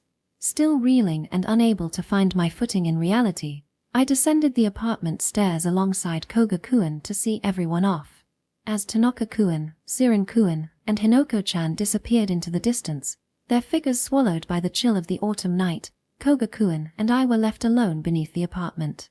Even as she left, Hinoko-chan seemed unbothered by the fact that Koga-kun and I would be alone together. It was proof of her unwavering trust in me as her friend, a sign that she didn't even entertain the possibility of betrayal or rivalry. I could feel the weight of that trust. In other words, she didn't even see me as a romantic threat. And at this point, that assessment was entirely correct. Next to me, Koga-kun hesitantly broke the silence. Hey. About what Asajiri-san said earlier. Good for you, I said, stretching broadly. The chilly night air stung my skin, almost painfully. Well, I guess the outcome of this absurd battle for Koga-kun's affection is my loss. Wait, hold on. Too late now, huh? This is probably a once-in-a-lifetime event for you, you know? Having two girls interested in you at the same time. Let me tell you, among the girls in class, you're overwhelmingly unpopular. You're not particularly good-looking, you're tone-deaf, and you're just Koga. Narushima-san, at least hear me out. Well, my downfall was pretty obvious, wasn't it? Unlike Hinoko-chan, I couldn't come out and say it to everyone. Instead, I suggested we keep things a secret. That's why, in the end, it was all my fault, completely self-inflicted. Or maybe it's the punishment I deserve for trying to take the easy way out. Ahaha. Without looking at Koga-kun, I headed toward the apartment's outdoor stairs. I just wanted to go home and collapse into bed already. Even so, my entire body felt unbearably heavy. Thwack, bam. Without managing to brace myself, I fell spectacularly, face first. The impact was so dramatic that even Koga-kun couldn't find it in himself to laugh. Narushima-san, are you okay? He extended a hand toward me, as I lay flat against the ground. It hurts. But, of course, I couldn't take his hand. It hurts. So much. Sniff. My scraped knees and elbows began to sting, a sharp, throbbing pain settling in. Ooah. Bwah. Sob. Ooah. Wah. And finally, reality hit me like a brick wall, breaking down the dam of emotions I'd been holding back. Wah. Ooh-wah. Like a little kid. Like a bratty child. I wailed at the top of my lungs, not caring one bit about disturbing the neighbors. Che, are you seriously okay? Stay away from me. Don't touch me. I swatted Koga-kun's hand away with all my strength. Then, at last, I looked at his face. The troubled expression he wore. Even in my broken state, I couldn't help but love it. And just like that, I found myself saying something I knew would only cause him more trouble. It couldn't be helped since the timing got all mixed up, but still. I wanted you to see me on stage, Koga-kun. I wanted you to hear the guitar I practiced so hard for. But for you to be getting confessed to by Hinoko-chan at that exact moment. That's just too cruel. That's actually what I wanted to talk to you about. I've decided. I'm going to turn Asajiri-san down. I know I should have done it right away, but hey, just a thought. But my scraped knee still stung, but I managed to stand up straight. You're not thinking that you'll still be able to stay friends with Hinoko-chan after rejecting her, right? She's strong, sure, but she's not invincible. She's still a girl, you know? Of course, I know that. Do you really? Do you actually understand why Hinoko-chan said she wanted your answer after we become second years? When we advance to the next year, there'll be a class shuffle.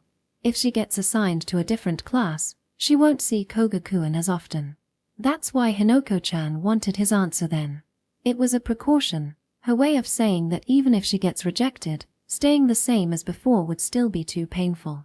That was her silent message. If you reject her, Hinoko-chan will definitely drift away.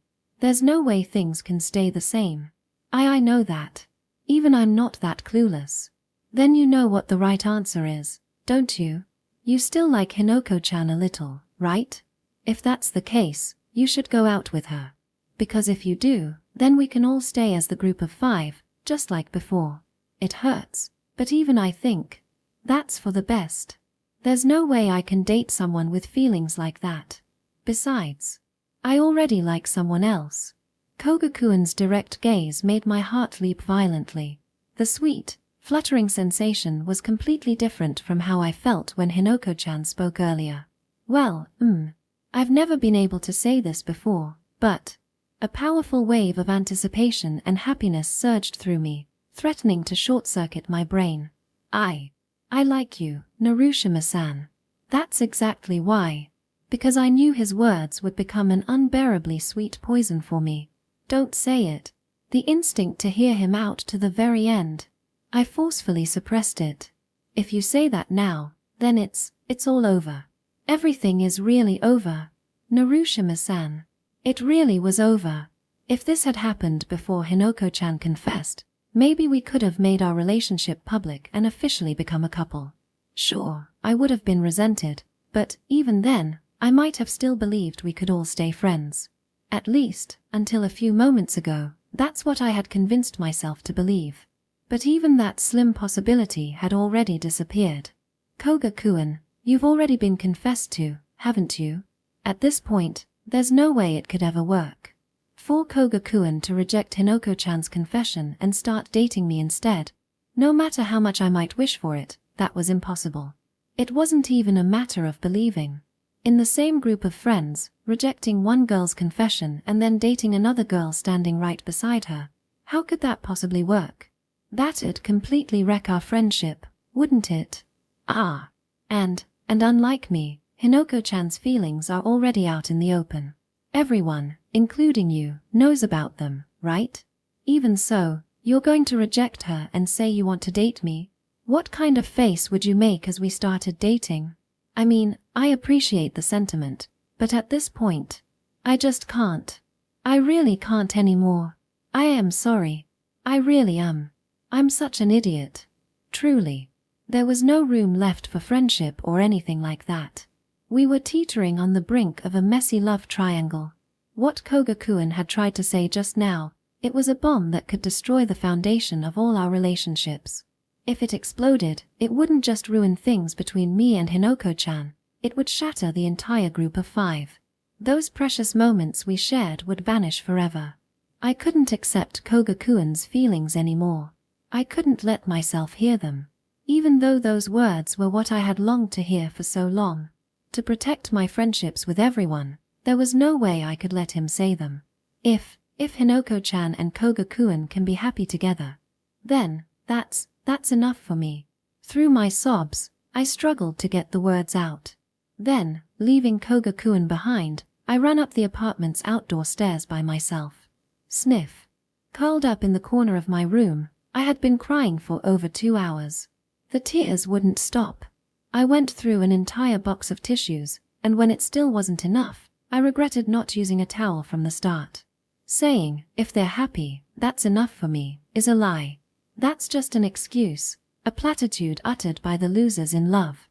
If there's really a woman out there who can say it and mean it with all her heart, I'd love to meet her. Then, with a mix of ridicule and pity, I'd tell her this. You never really cared in the first place, did you? I was backing off, but not out of some selfless hope for their happiness. I was just giving up.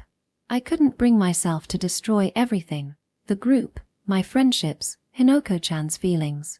Even though I knew I'd never be able to love anyone but Koga-kun. Even so, there was no other path. This hurts so much. I know it's my fault for suggesting we keep our relationship a secret, but this punishment is just too heavy. Since Koga-kun was in the room next to mine, I couldn't even cry out loud. And so, I stayed curled up, my eyes shut tight, muffling my sobs. What was the point of opening my eyes when the world was already so dark? Then suddenly, from Koga-kun's room, I heard a familiar melody. No, more than familiar. A melody I had played so many times myself. It was Gunsei Aojiro by Tsuki to Herodias. A song about the painful adolescence of children. It was the song I had planned to play for Koga-kun on today's stage, a song meant to be my confession. But during that time, Koga-kun had been in the classroom, being confessed to by Hinoko-chan. He never got to hear it. What must Koga-kun be feeling as he listens to this song now? Hearing the melody reminded me of the person who created it. I pulled a business card from my desk drawer.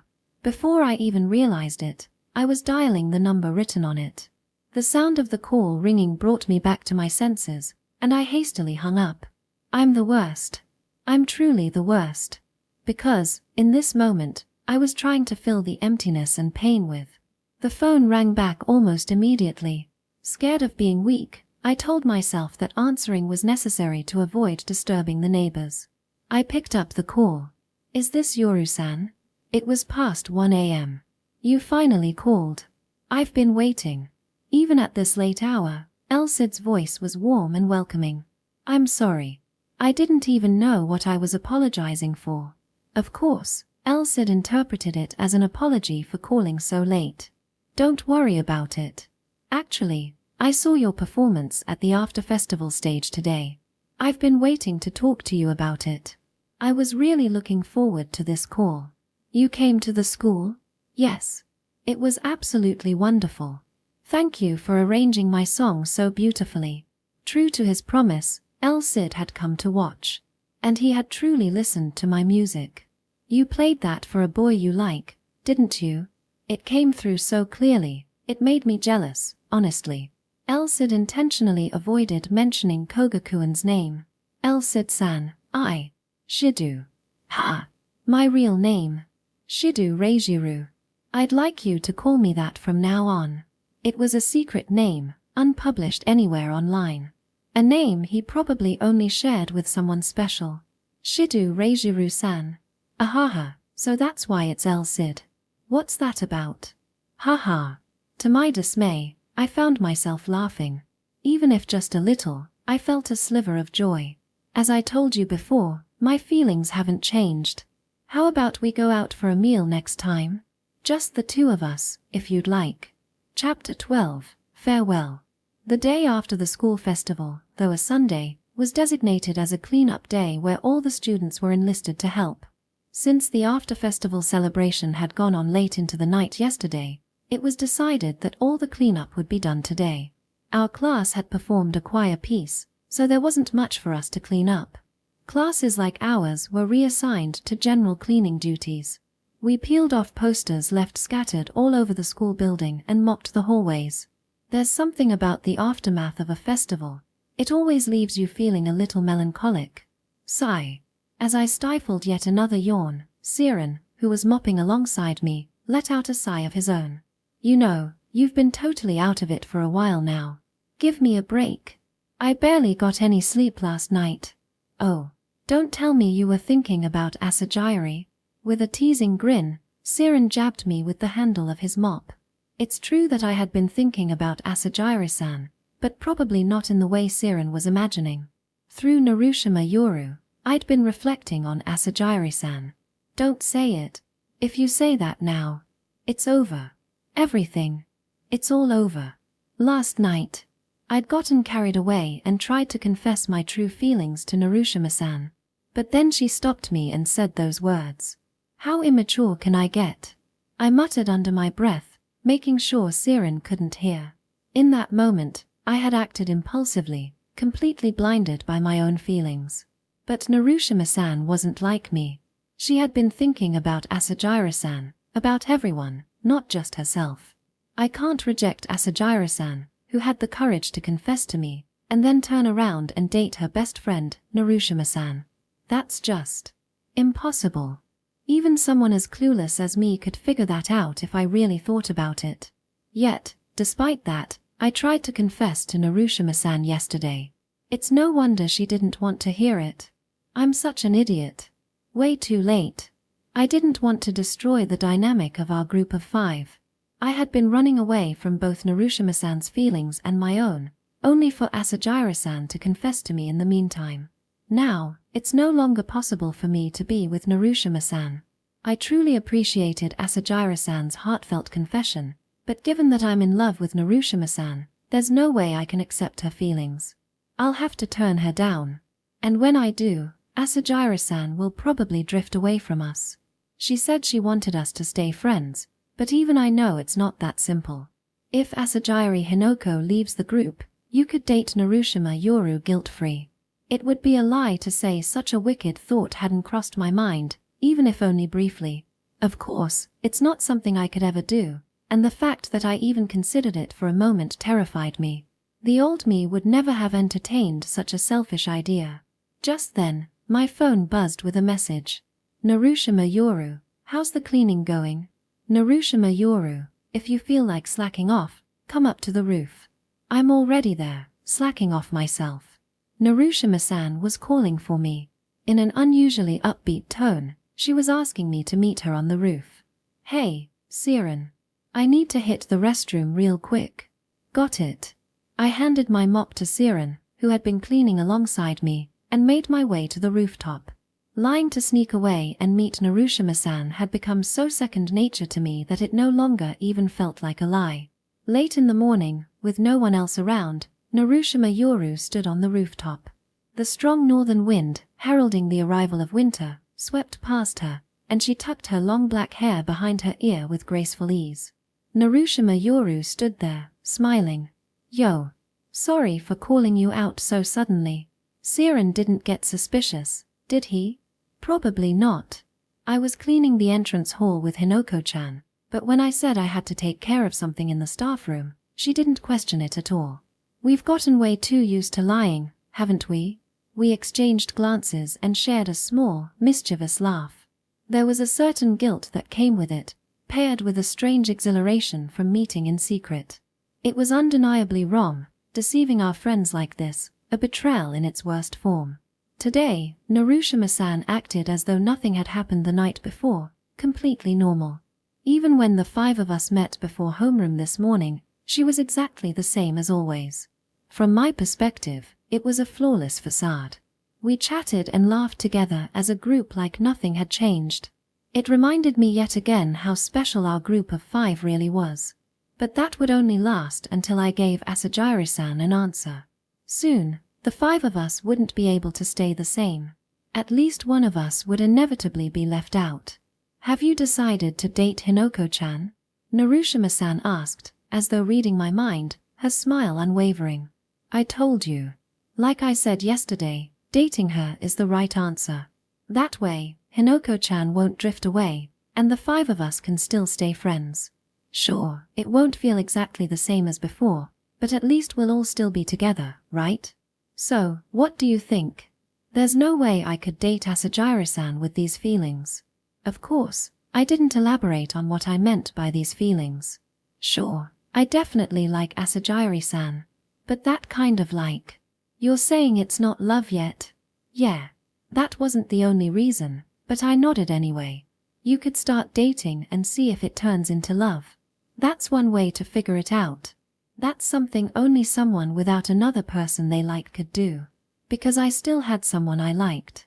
She was contradictory but straightforward, strong yet a crybaby, terrifying yet endearing. A friend, yet. Someone I wanted as more than that. I was still in love with Narushima Yoru, this bundle of contradictions who had taken over my heart. But at this point, it was far too late to say anything about it. Saying it now would be unforgivable. Ahaha. Narushima-san let out a quiet, melancholic laugh and turned her gaze away from me, looking up at the blue autumn sky. Yesterday, you got confessed to during the magic hour, didn't you? Yeah. All right. Narushima-san clapped her hands together, as though she'd made up her mind about something, and turned back toward me. I always thought it was a boring legend, but maybe I should give it a shot. I didn't get to do it yesterday, after all. What are you talking about? From the pocket of her skirt, she pulled out her phone. I'm going to confess to you now, Koga-kun. So, please reject me properly, okay? Confess. What do you mean? Ignoring my confusion, Narushima Yoru began fiddling with her phone. Don't you know? You can change the time display on your phone. Let's see. Yesterday's sunset time was around here, I guess. Ah, I'm breaking the promise not to say I like you one last time, but forgive me for that much, okay? She then held out her phone screen toward me. Here you go. Now it's the magic hour between the school festival and the after-festival party yesterday. The date and time on the home screen showed sometime during yesterday evening. The same time I was being confessed to by Asajiri-san. The same time Narushima-san was about to go on stage. Narushima Yoru's phone displayed the moments frozen in that part of the past. Wait. What's going on? What does this even mean? It means this is the end of my little secret love. I'll confess to you, and you'll reject me properly. If I'm going to confess, I might as well set the stage, right? So, right now, it's yesterday, during the magic hour of the evening. Narushima-san smiled softly at me while showing off her phone screen, where she had manually changed the displayed time. The start of the magic hour love legend. What even is that? The so-called magic hour love legend, that was just a story from yesterday's school festival. No matter how much she changes her phone's display, today is still today. Time doesn't go backward. Because I kept running away, everything is already too late. I love you, Koga-kun. Not in the past tense, right now, I still love you. Trying to turn today into yesterday was just an act of distortion. But I still can't. So, regardless of whether or not the legend is true, I can't be with you. Our love was never meant to be. Ahaha. I asked you to reject me, but I ended up rejecting you instead. Ahaha. From the very beginning, our relationship itself was twisted beyond repair. I really do love you, Koga-kun. But Hinoko-chan is important to me. Siren-kun, Tanaka-kun, all of them are important. If gaining something means I have to lose something else, then I choose friendship over love. Narushima-san had made her decision. And it was the opposite of what she used to say. She once declared, I'll throw away my friends for the sake of love. But now, here she was, choosing friendship instead. That made me happy, and yet, it hurt so much. I see. All I could do was nod. So, please, stay friends with me from now on, okay? I won't tell anyone about what happened, and this will be the last time we meet in secret. So, you can go ahead and date Hinoko-chan without worrying anymore. Our secret relationship ends here. Saying once again that I had no intention of dating Asajiri-san wouldn't change a thing. So all I could do was nod again. Yeah. Well, then. See you, Koga-kun. Bye-bye. Narushima-san turned her back to me and started walking toward the rooftop shed. Narushima Yoru was leaving. Ah. Before I knew it, I was chasing after her back. And I hugged her from behind. What are you doing? I didn't even know myself. I'm sorry, Narushima-san. I'm so sorry. I'm really sorry. Not knowing what else to do, I could only apologize. I knew it was meaningless. The words I truly needed to convey could no longer be said. So, as I held her tightly, I just cried and kept apologizing. I'm sorry, Narushima-san. It's my fault for being a coward. For always running away. Narushima-san didn't turn around. Instead, she placed her hand gently on the arms that held her from behind. You're really such a brat, Koga-kun. Her voice, too, trembled with tears. No, I was a brat too. That's why we both ended up making mistakes. Narushima-san and I. Two clumsy, foolish kids who'd gone wrong somewhere along the way. Without even looking at each other, we simply cried quietly. But that moment didn't last long. We quickly pulled ourselves together and wiped our tears away. Before anyone could find us. Before anyone could figure out what had happened. As if to repair the warped bonds of our friendship, we walked side by side, straight back to the school building. The cleanup from the school festival wrapped up by noon. After a brief homeroom session, It was time to go home. The 5 of us left the classroom together, passed through the entrance, and stepped out of the school building. Man, it's been ages since all 5 of us went home together, hasn't it? Yeah, it has. Oh, by the way, Tanaka-kun, where were you during the cleanup? At the student committee debrief. It's not like I was slacking off, okay? Haha. Yeah, I guess you've had a lot on your plate. There she was. Narushima Yoru, her usual timid self. It was almost hard to believe that the Narushima-san I'd spoken with on the rooftop earlier was the same person. Her perfectly normal demeanor made it seem like that version of her had been nothing more than an illusion. Maybe it really was an illusion. Our secret relationship ended there on the rooftop, and this love had already become like a mirage, unreachable and intangible. All right, let's do this. If Narushima-san could act like her usual self, then at the very least, I could do the same. It's still early, so why don't we all go grab lunch at a family restaurant? Sorry, I can't today. I have plans. Narushima-san said this just as we were approaching the school gate. Yoru-san. A man in yellow sunglasses standing by the gate raised a hand toward Narushima-san. It was El Cid. Shall we go? Yes. With a short reply, Narushima-san walked toward the silver crown parked behind him. The 2 of them were about to get in the car together. Ah. So that's how it is. Wait, hold on. Yoru, are you seriously going out with El Cid-san? In a car? Why yeah. He promised to take me out for a meal. So, sorry, but not today. How many mistakes have I made? Well, then, I'll be borrowing Yoru-san for a bit. Sorry about this, everyone. El Cid and Narushima-san got into the silver crown, leaving the rest of us behind, stunned. Narushima Yoru didn't look at me even once before the car slid away, disappearing into the distance. That was El Cid P, wasn't it? What's he doing with Narushima? What's going on? Well, isn't it obvious? I can't believe Narushima-san is going on a car date with such a grown-up guy. Siren and the others were talking, but none of it really registered with me. I just stood there, staring blankly at the tail lights of the car as it disappeared down the road. Narushima-san and I had been eating dinner together almost every night until recently. We'd shared so many things, just the 2 of us, things no one else knew about. Other memories of her began flooding back. The time we secretly took photo booth pictures together. The time we rode a bike together down a long, empty country road. The time we talked on the phone until dawn. The time we kissed. Every single one of them was a guilty, secret memory we shared. If fixing our warped relationship and returning to just being friends is what's best, then that's what I want. And because Narushima-san wants that too, she went to El Cid. I glanced down at my palm. The day Narushima Yoru and I shared our first secret, there was ice cream on my hand. It was a swelteringly hot summer day. The taste of that ice cream, as I licked it off my hand, is still vivid in my mind. Beneath the bitterness of my sweaty palm was a melting sweetness. It was a perfect reflection of our secret love, sweet, fleeting, and impossible to share with anyone.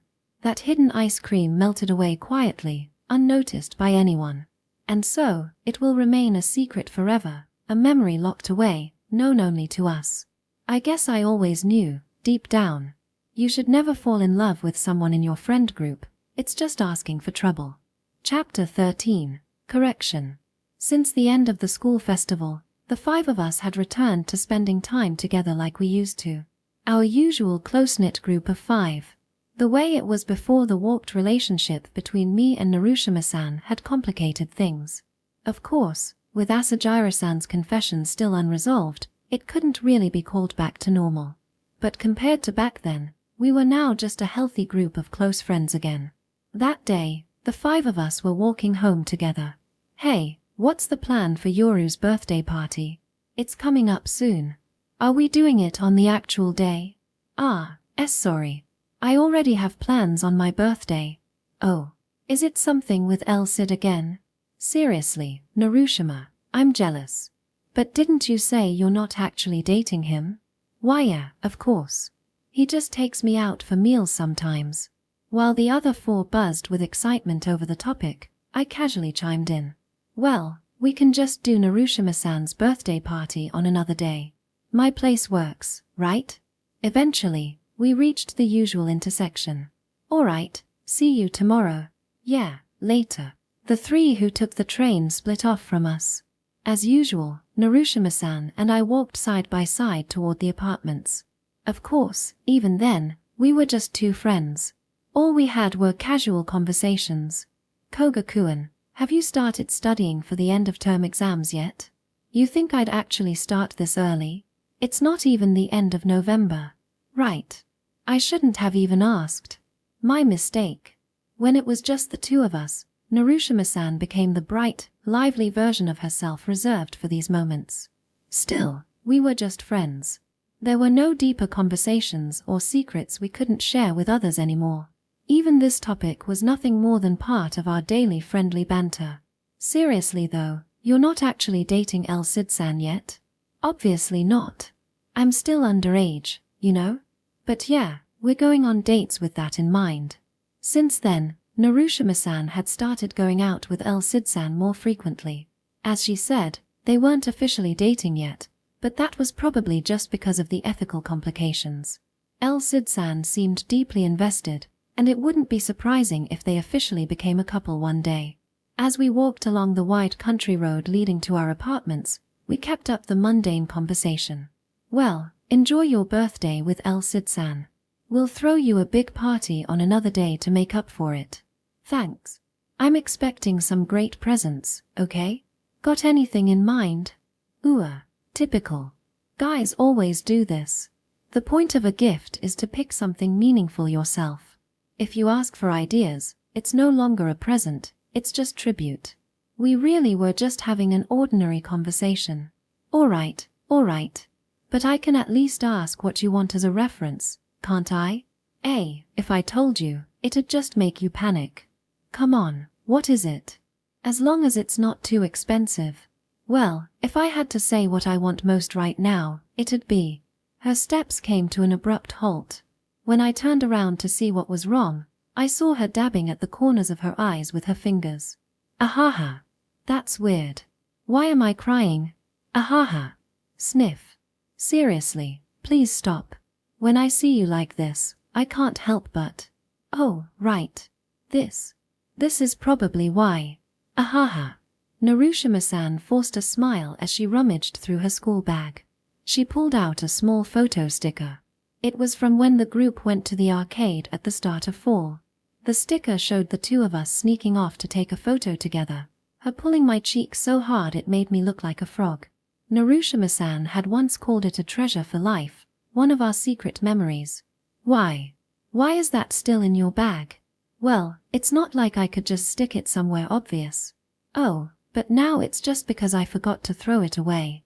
Ahaha. Keeping it like this makes me look so pathetic, doesn't it? Super lame. Was it really just that she forgot to throw it away? Was it really only that? If she told me otherwise, if she said it wasn't, then I mean, it's weird to still have something like this, right? So, you know, Narushima-san held the treasured sticker with both hands and tore it clean in half. She crumpled it up and shoved it into her pocket. Of course. That's the right thing to do. Even if it seemed a little harsh, it was necessary to fix the warped nature of our relationship. See, I'd throw it out here, but littering is wrong. I'll toss it in my trash can at home later. And if you still have yours, make sure you throw it out too, okay? Yeah. Of course, I still had mine. That precious treasure I'd shared with Narushima-san. But I decided I'd throw it out later too. And with that, everything's reset. Let's just forget all of it ever happened. Narushima-san kept her smile firmly in place. And then, we started walking side by side again, down the country road in the fading sunset.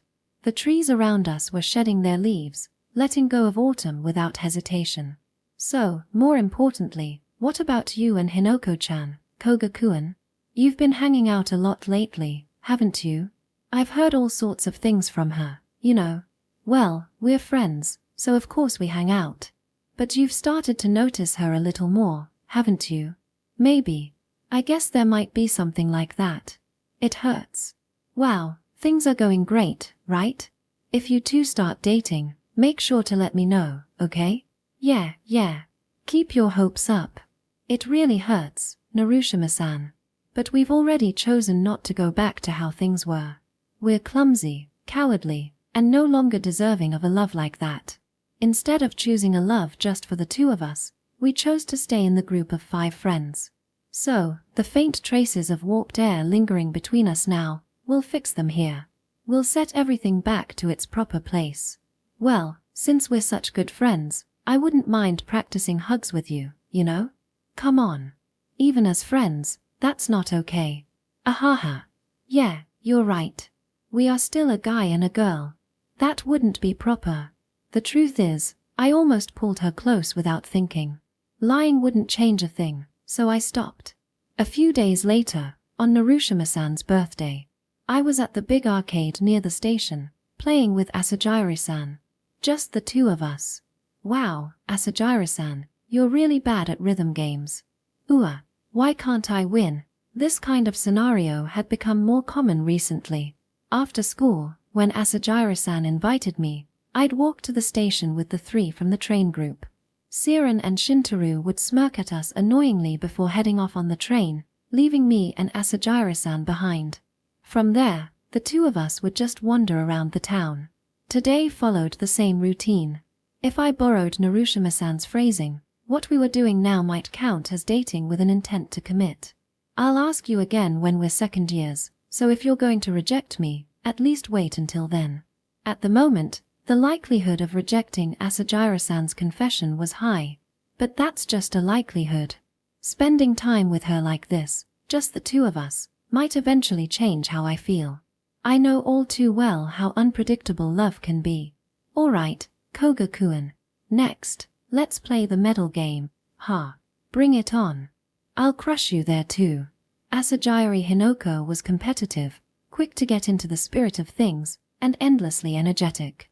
If I'm the leader of our group of 5, then Asajiri-san is undoubtedly the vice leader. She's always the first to back my ideas and pulls everyone along with her energy. She's my partner in crime. When we first met, I couldn't believe there was a girl who could keep up with me like this. I was genuinely happy to have found a female friend I could connect with so effortlessly. That friendship, which had transcended the typical boundaries between boys and girls, gradually morphed into a faint romantic feeling. That feeling disappeared when my relationship with Narushima Yoru became what it was. Koga-kun, you're even good at medal games. Seriously, you're invincible. I told you I'd crush you. Did you really think I'd go easy on you? If you did, I'd be furious. Don't underestimate me just because I'm a girl. What's with that tone? Doesn't suit you. My friendship with Asajiri-san, my bond as her partner, never wavered. I genuinely like Asajiri Hinoko for the way she competes with me like a guy friend. Given that I once harbored romantic feelings for her, it's only natural that this like feels closer to love. It wouldn't be strange if I started thinking about becoming her boyfriend again. If I did, the 5 of us could stay the way we are without losing anyone. I've already returned to a normal friendship with Narushima-san, so maybe this is the right answer. Speaking of Narushima-san, after school today, she left with El-Cid-san, who was waiting for her by the school gate. Since it's her birthday, they're having a fancy dinner at some French restaurant called La Something. I wonder if she's having fun. What kind of Narushima Yoru is she when she's with El-Cid-san? I hope she's not being rough like she was with me. Like using an arm lock or something. Haha. You know, Koga-kun, Asajiri-san said suddenly, staring at me. Yeah. Recently, you've started to feel a little more mature. Really? Yeah, in a good way. Like you've developed some kind of adult melancholy or something. Haha. What's that supposed to mean? I don't feel that way at all. There's no way I'm mature. Not when I'm spending time alone with Asajiri-san, yet still thinking about another girl. Or maybe being able to think about that during a date without batting an eye is what people call mature. If that's the case, I think I might puke. Oh, hey, Koga-kun. Wanna take a photo booth picture together? To celebrate your new, more mature look. Those words hit me like a dagger to the chest. We've never taken one, just the two of us, right? Come on, let's do it. Yeah, sure. Asajira-san grabbed my hand and led me toward the photo booth corner on the first floor of the arcade. It was the same place where Narushima-san and I had once secretly taken our photo together. The sticker from that day, which had been a treasured memory for me as well, was thrown away when Narushima-san ripped hers apart. From now on, whenever I take photos like this with someone, my chest will probably ache. It's my punishment for hurting the most important girl in the world because I was too much of a coward.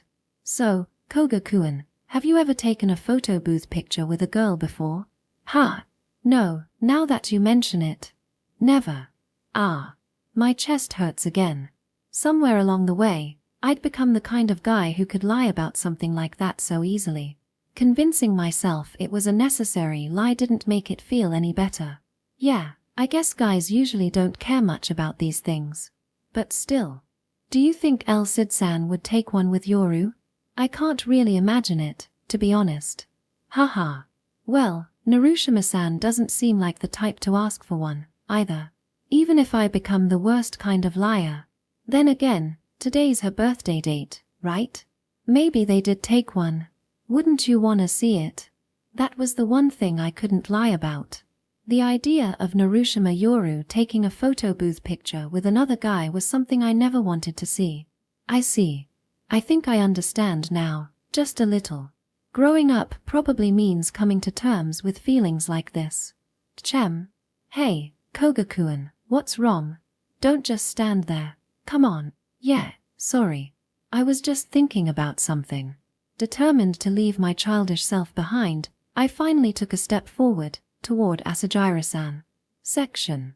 While driving, El Cid, or rather, Shidu Reijiro, glanced at me in the passenger seat. You look especially stunning today, Yoru-san. Very mature. Ah. Thank you. After meeting Shidu-san in front of the school gate after class, he gave me a ride back to my apartment. Once there, I changed into something more appropriate. Whenever I go out with Shidu-san after school, this is how we do things. Walking around town in a school uniform beside an adult man is something I'm not comfortable with for various reasons. Since today is my birthday, I chose an outfit that was just a bit more mature than usual, an off-white half-coat paired with a beige flared skirt, and even low-heeled pumps I recently bought. It felt genuinely nice to be complimented as stunning by an adult man. Even more so when that man was Shidu-san. I like El Cid-san. Shidu Reijiro, second only to someone else. The words I once told Koga-kun weren't a lie. It's not love yet, but I undeniably like Shidu-san. I've always preferred older men, and we share a love for the same kind of music. Conversations with him are always enjoyable. More than anything, playing his compositions has made me deeply love his music. His melodies are bold yet delicate, carrying layers of meaning. The transparent lyrics set to those tunes feel pure and genuine. Someone who could write music like that must have a heart as innocent as a child's, I thought. Art speaks volumes about its creator. Loving Shidu-san's work means I could someday genuinely love Shidu-san himself. If we keep going on dates like this, I'm sure I'll fall in love with him eventually. Though, it'll always be a second-place love.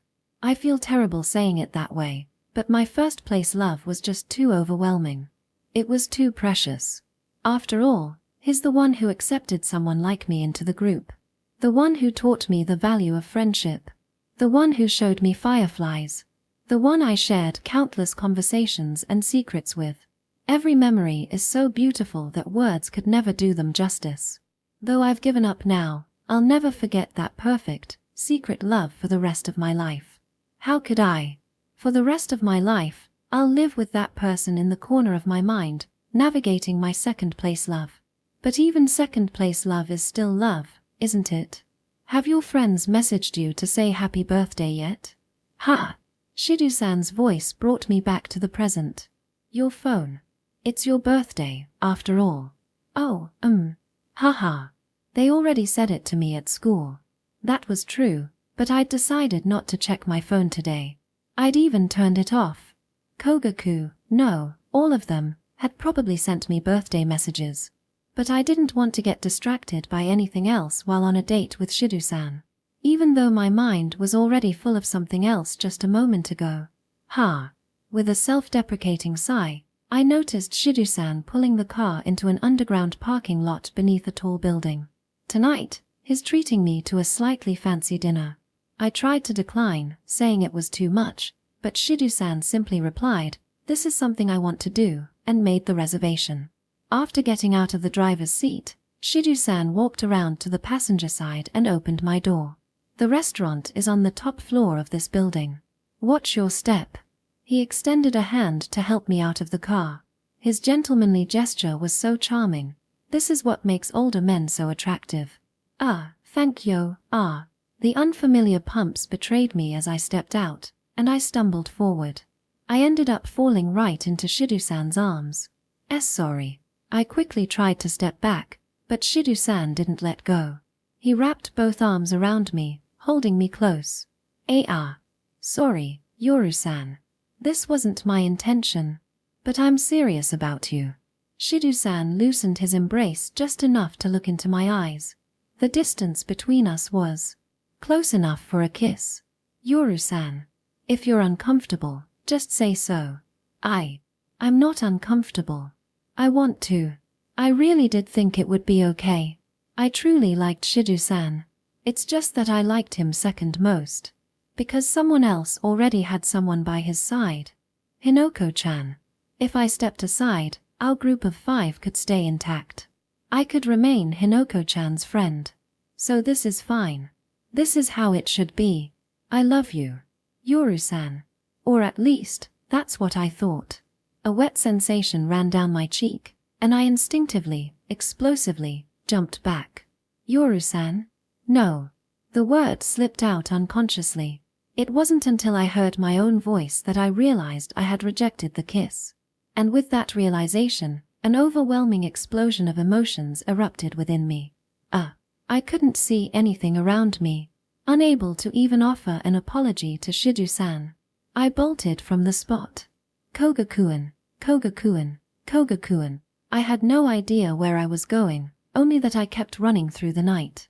I didn't know where I was or what was around me. My vision was completely blurred, warped by the endless stream of tears that wouldn't stop flowing.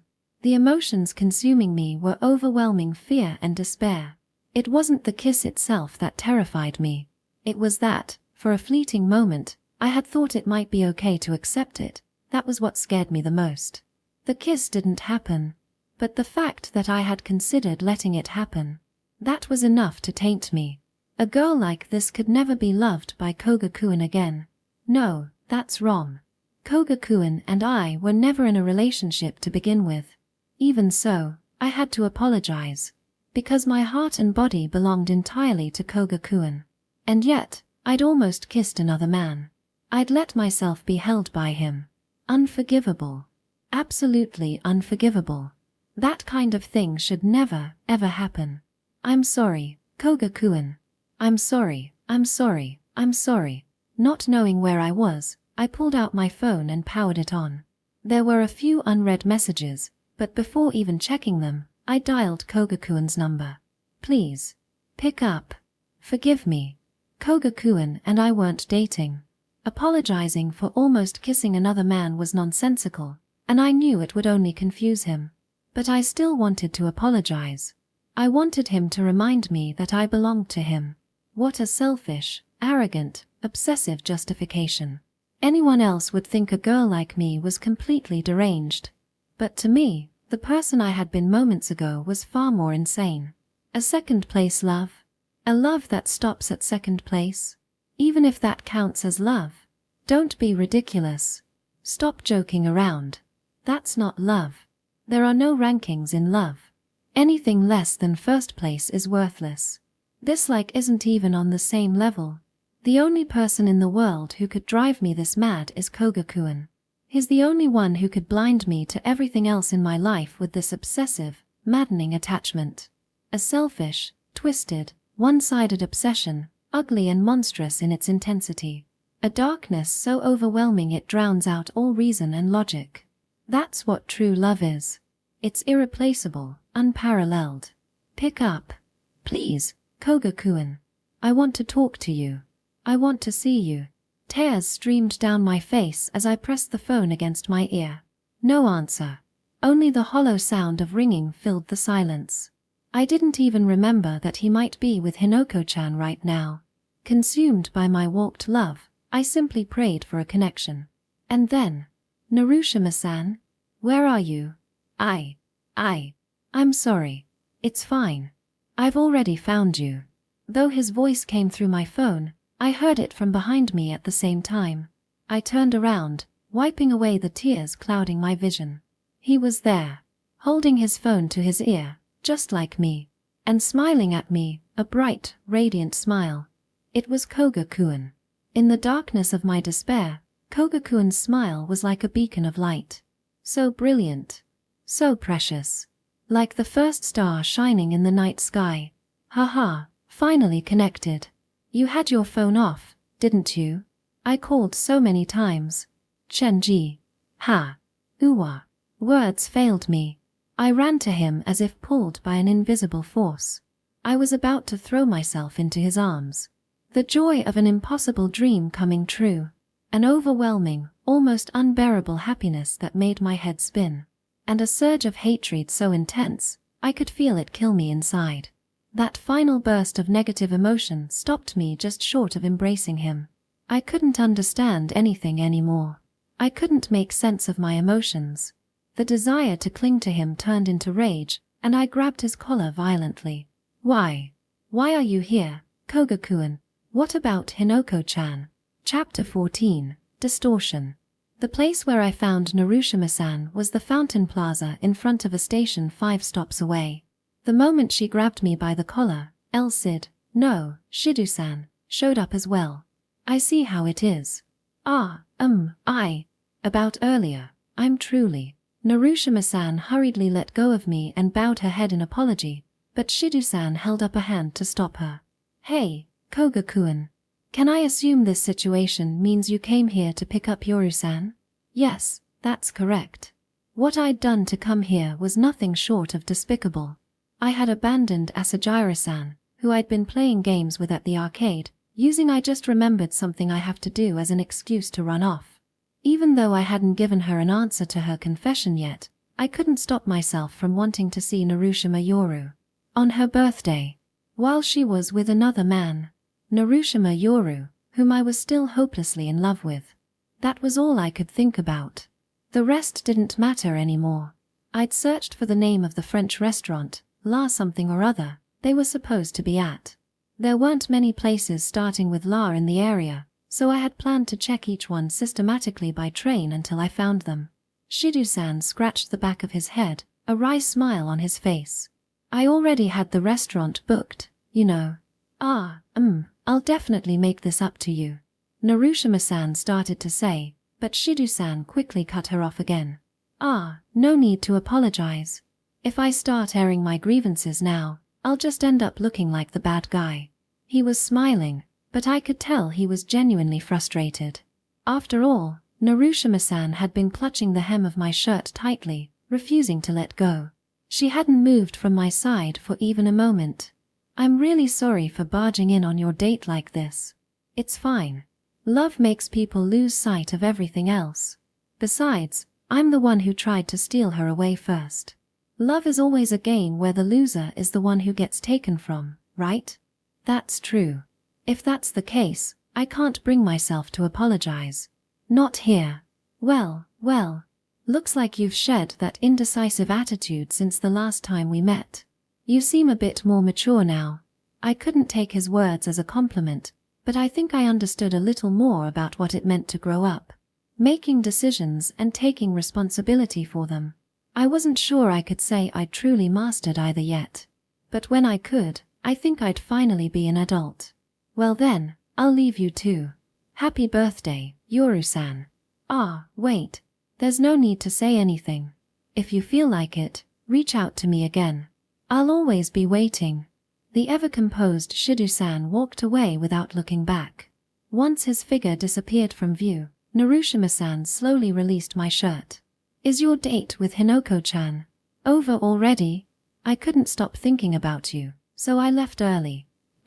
Anyway, why don't you come over to my place? Let's have a birthday party for you, just the two of us. Narushima-san's expression was a mix of anger, surprise, and just a hint of happiness. What are you even saying? You left a girl you were on a date with to bring another girl to your room. Do you even understand what that means? I understand. Without hesitation, I replied firmly.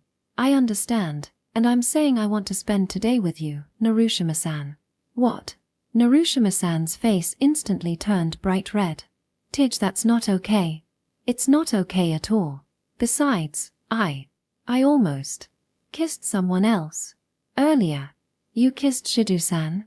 Shake, shake, shake. Without saying a word, she shook her head vigorously from side to side. Since it was her birthday, I had assumed it might have happened. But apparently, it hadn't. If not, then what was she talking about? I couldn't quite make sense of it. That desperate expression of hers was, as always, unbearably endearing. I haven't told her yet, but I plan to properly turn down Asajira-san's confession. So, Narushima-san, please, stop it. As expected, Narushima-san cut me off with a loud shout.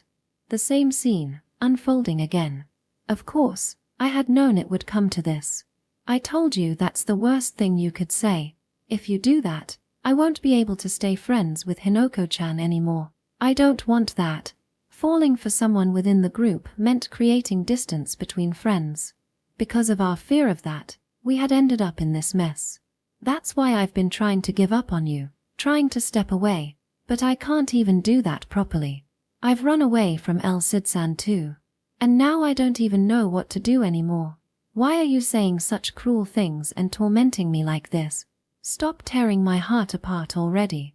But I couldn't let go of Narushima Yoru anymore. She's so pure, so vulnerable, so intense, yet so rational. Twisted but sincere. A girl full of contradictions, who values both passionate love and strong friendships. How could I possibly let go of someone so incredible? No matter how much I try to give up, my heart and body just won't listen. Every part of me screams that it has to be you, Koga-kun. But even though I can't live without you, I can't be your girlfriend. I can't even hear you say you love me. I can't take this painful love anymore. And so, I made the worst possible decision. The one path I least wanted to take, but the one I had to choose. I grabbed her by the shoulders and shouted louder than her cries. Then we'll just keep quiet about it. Exclamation point. Narushima-san's eyes widened in absolute shock. I didn't stop. Even as the weight of my decision tore at me, I kept pleading through my tears. We'll keep it a secret from Asajiri-san, from Siren, from Shintaro, from everyone. No. No. That's wrong. We'll make sure no one finds out. We'll keep it hidden. Just between us. Stop. Don't say any more. Please. Stop. We'll secretly date, just the two of us. A large tear rolled down from Narushima-san's eyes. Tears streamed down my own face too, but I couldn't wipe them away because my hands were still gripping her shoulders. Choking back my sobs, I finally spoke the words clearly. I'm already losing my mind. Because I love you so damn much, Narushima-san. Thingy. Hick. Ah. Wah. Narushima-san threw herself into my chest. This is so cruel. Those words, the ones I've been waiting for you to say all this time. I've been longing to hear them for so long, and now you say them. Now of all times. I'm sorry, Narushima-san. I'm so sorry. But will you go out with me? How could I say no after hearing that? How could I give up on you now? How could I ever let you go? How could I ever let you go again? For someone like me, who cherishes my friends more than anything, this was an unbearable sin. The worst, most despicable betrayal of my closest friends. I hate you so much. Just die already. I wish you'd die, you idiot. You're as terrifying as ever. Narushima-san. And who's saying the scariest things right now? Me, I guess. Idiot, idiot, idiot. I'll kill you. I'll kill you. I love you, Koga-kun. I love you so much it's killing me. Crying, We held each other as if we were trying to crush one another, as tightly as we could.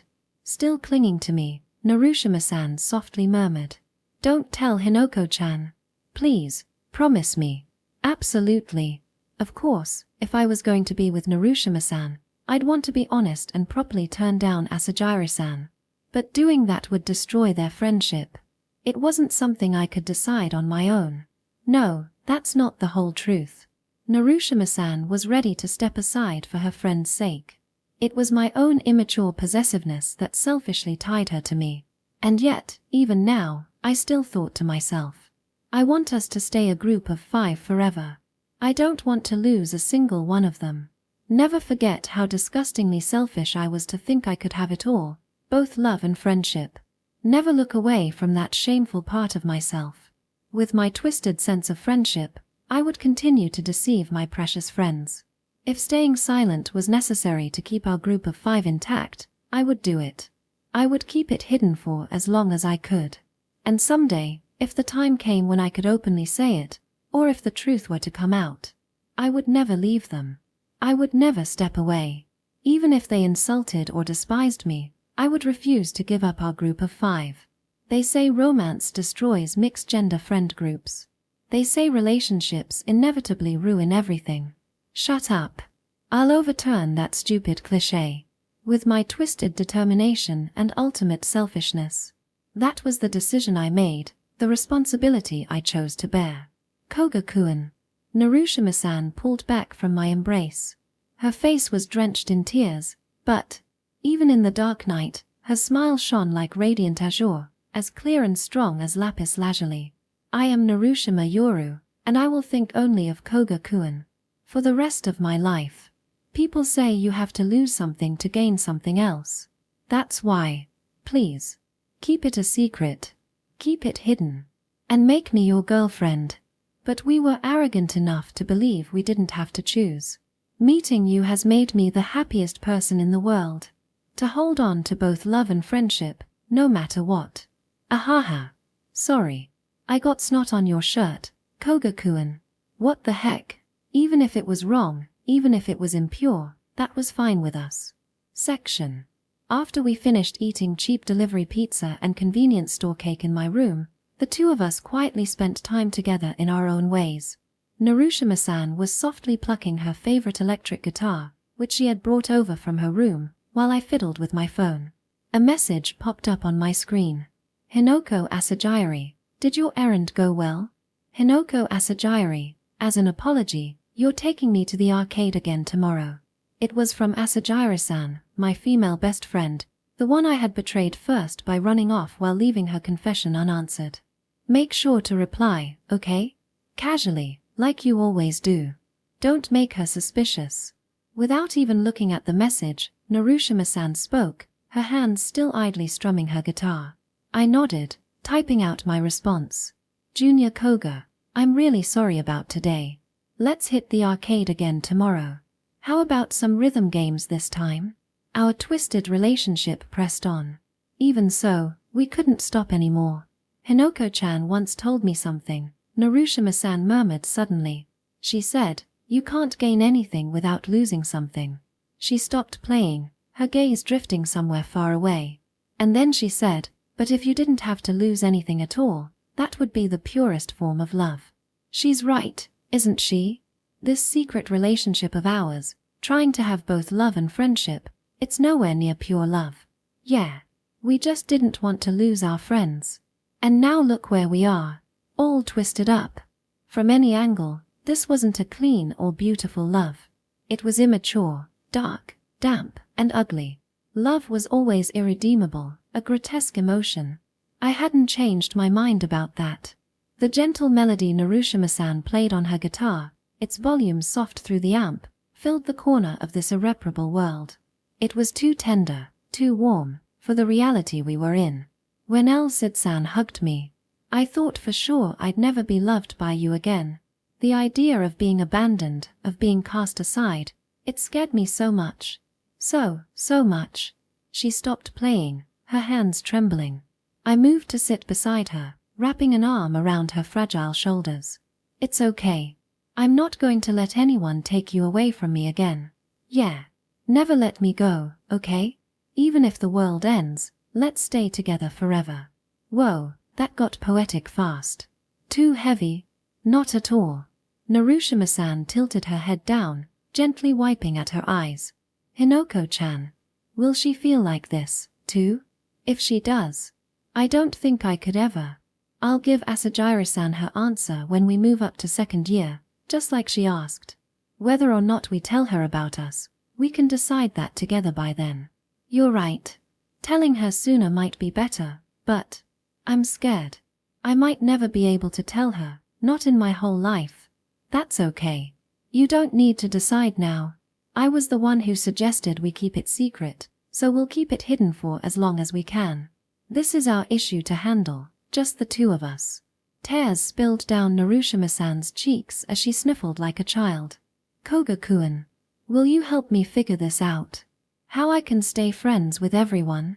Of course I will. We're already lovers, and accomplices, too. Let's think this through together. Yeah. Somehow. Aha, I'm really glad it's you, Koga-kun. We might actually be a pretty good match. At first, we both thought we'd never get along, though. Foo-foo. Yeah, that's true. Still wrapped in my arm, Narushima-san wiped her eyes roughly and then slowly turned to look at me. By the way, today's my birthday, isn't it? Oh, right. I haven't gotten you a present yet. Sorry about that. No, I wasn't hinting at that. Well, maybe in a way, this is kind of like a present. Ha! I'm not going home tonight. Oh, okay. Then grab a futon. We could play Donjara or something. At that, she shoved me away with all her strength. See? I knew it. You'd say something like that. That's so typical Koga. What? What are you talking about? Didn't I tell you earlier? Leaving a girl you were on a date with to bring another one to your room. Do you even know what that means? You said, yeah, I get it, back then, and I actually thought that was really cool of you. But turns out you didn't get it at all. Ah. It's my birthday today, and it's already past midnight. Not to mention, it's the day we officially became a couple. And your first thought is to play Donjara? Seriously, that's impressive in its own way. Still sprawled on the floor from being pushed, I tilted my head in confusion. After a moment's delay, I pieced together what Narushima-san was getting at. Oh. Ah, sorry. I didn't think that far. Narushima-san's angry face loomed closer as she crawled toward me on all fours. No. I've already decided. It has to be today. Even if you say no, Koga-kun, I'm not stopping. Not stopping? Wait, hold on. Nope. Do you have any idea how much I've been holding back? Even if you beg me to stop, I won't. Not until morning. Oh, by the way, I bought something at the convenience store earlier. Now that she mentioned it, when we went to get cake earlier, Narushima-san had rung something up at the register after me. Wait, she bought that? At that moment. So, yeah. For my birthday present, I want you. Koga-kun, I want you. Wait, Narushima-san. This is seriously kind of terrifying. You're such a loser.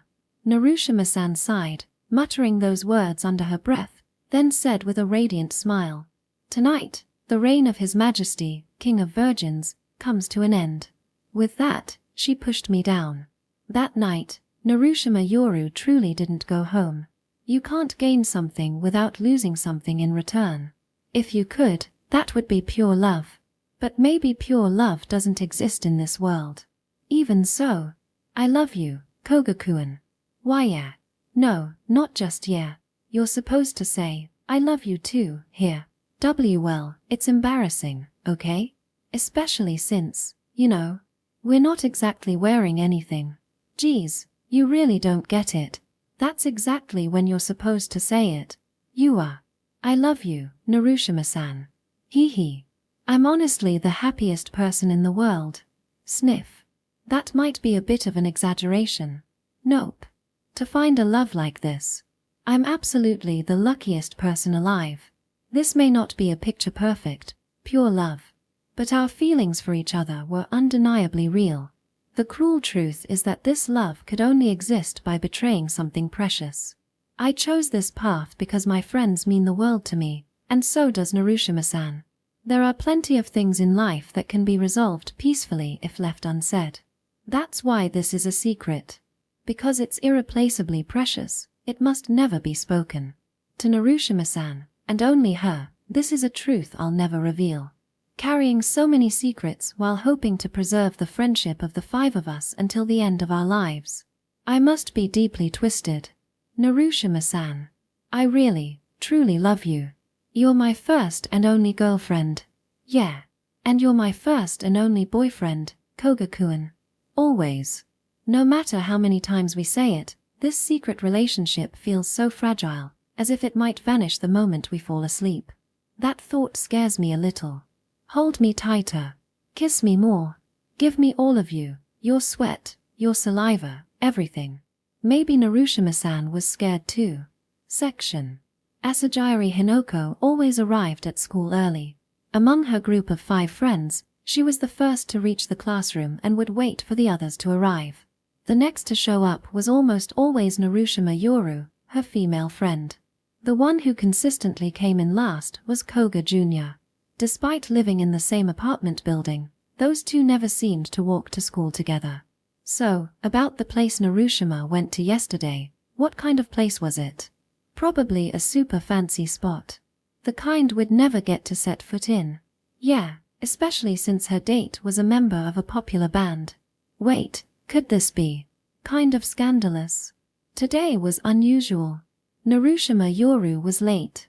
Miyabuchi Siren and Tanaka Shintaro, the 2 boys in their group, had arrived in the classroom before her. Hinoko chatted casually with them while waiting for Yoru and Junior to show up. Man, when we dissolved the GKD pact, I almost thought for a second that I could. GKD was a term unfamiliar to Hinoko, but Siren explained it to her. Ah, so it's short for the no girlfriends in the group pact, right? Seriously? You guys secretly made a promise like that? Boys are so dumb. And what's with the Romanized abbreviation? What's the big deal? Anyway, Shintaro, I can't just let that comment slide. You haven't given up on Narushima, have you? Wait, what? Tanaka-kun, are you saying you're into Narushima? Not that senpai from the tennis club? Tanaka Shintaro didn't respond verbally but gave a small, quiet nod. That's a tough one, man. I mean, Yoru's got El Cid. I told you, it was just a fleeting thought. I'm fine with staying friends as we are now. Wait, since when? I had no idea. Though Hinoko had actually suspected it for a while, she decided to feign ignorance to keep the conversation flowing. Shintaro's feelings weren't exactly hard to read. Well, it's been for a while now. But there was this moment during the cultural festival where I realized just how amazing she really is. A moment. You know how Narushima-san is introverted, right? But at the festival, I saw a completely different side of her. It was, I don't know, kind of devilishly charming. Devilishly charming. Yoru. As her best friend, Hinoko knew Yoru well. Sure, Narushima Yoru was shy and reserved, but she wasn't gloomy. She had her bright and cheerful moments. What the boys didn't know, however, was that Yoru was surprisingly bold when it came to romance. Hinoko herself had learned this firsthand before summer vacation. If I ever like the same guy as someone else, I'm the type to choose the guy over my female friendships without hesitation. When Hinoko realized this about her, she had a strange sense of certainty. This girl would undoubtedly become her first female best friend. Though Hinoko was uninterested in romance and completely different from Yoru in both personality and outlook, they had inexplicably clicked. That's why Hinoko was confident in her understanding of Yoru better than anyone else. And that's precisely why Shintaro's description of Yoru as devilishly charming felt a bit off to her. Siren, stroking his chin thoughtfully, murmured as if recalling something. Could it be that she's like that only when talking about Junior? Ha! She acts that way. When talking about Koga-kun? Yeah. I saw it once. That devilish Narushima side of her. It was when the 2 of us were talking about Junior. She had this oddly sultry smile. Why yeah, that's it. She laughs like NFU, right? I think it happened when we were talking about Junior, too. But why? Hinoko felt a vague unease stir within her. She'd felt a slight twinge of this same discomfort when the four of them met up at a family restaurant once. It was when she confessed to the others that she had feelings for Koga Jr. So, I actually. Kind of. Oh, I really don't like these thick-cut fries. Hey, Yoru, want to have them? In truth, Hinoko didn't dislike the fries at all. She just had a bad feeling.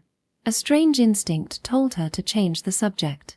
She didn't let Yoru finish her sentence. Hinoko wasn't suspicious of her or thinking about it constantly, but at that moment, she was terrified of Yoru saying, I like Koga Jr., too.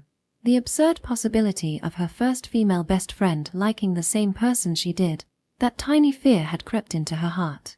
Yoru's type was mature men. That meant Junior should be out of the question. But still, for the first time, Hinoko let herself consider what she'd avoided thinking about all this time. It was about Junior's response when she confessed her feelings. Do you like anyone right now, Koga-kun? Yeah. I do. No way. It couldn't be. Hinoko let out a small, amused laugh. Even if it turned out to be true, it wouldn't be a problem. She had the composure and cunning of an adult to come up with the best course of action immediately. So, Tanaka-kun, you like Yoru, right? Tanaka Shintaro sighed in resignation. Please don't tell Narushima-san, okay? His reaction was predictable, calculated. Hinoko already had her next line prepared. Yeah, I get it. I'm saying I'll support you. All of us will, actually. Wait, all of you? Of course. With a bright smile, she told her troubled friend. Me, Siren-kun, and Koga-kun. Wait, but doesn't Narushima-san already have a boyfriend? If you mean El Cid, she said they're not actually dating, didn't she? And anyway, I'm fine with a little competition. If someone gets stolen, it's their own fault.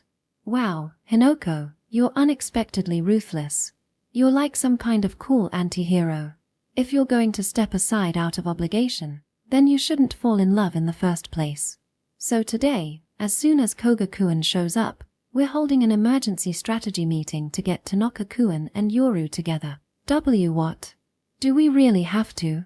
I'm fine just staying friends, you know. Don't worry about it. I'll chair the meeting. And for the strategist, it's gotta be Koga-kun, right? He'll come up with the perfect plan for us. If this all turns out to be unnecessary worrying, that would be fine. I'd simply support Tanaka Shintaro's love wholeheartedly. But if Narushima Yoru and Koga Jr. turned out to be in love with each other, even if it meant destroying the incredible bond among the five of us, even if the other person was my best friend for life, I wouldn't hesitate. I'd do whatever it takes to sever them. Maybe now I understand why Yoru and I have gotten along so well. When it comes to liking the same person, I'd choose the boy over my friendships without hesitation. And it seems I'm exactly the same way. At this point, there were two things Hinoko hadn't realized. First, Junior and Yoru weren't just mutually in love, they were already secretly dating. Not only that, but they had even created a fait accompli between them. She, of course, had no way of knowing this. And second, I'm gonna head to the bathroom.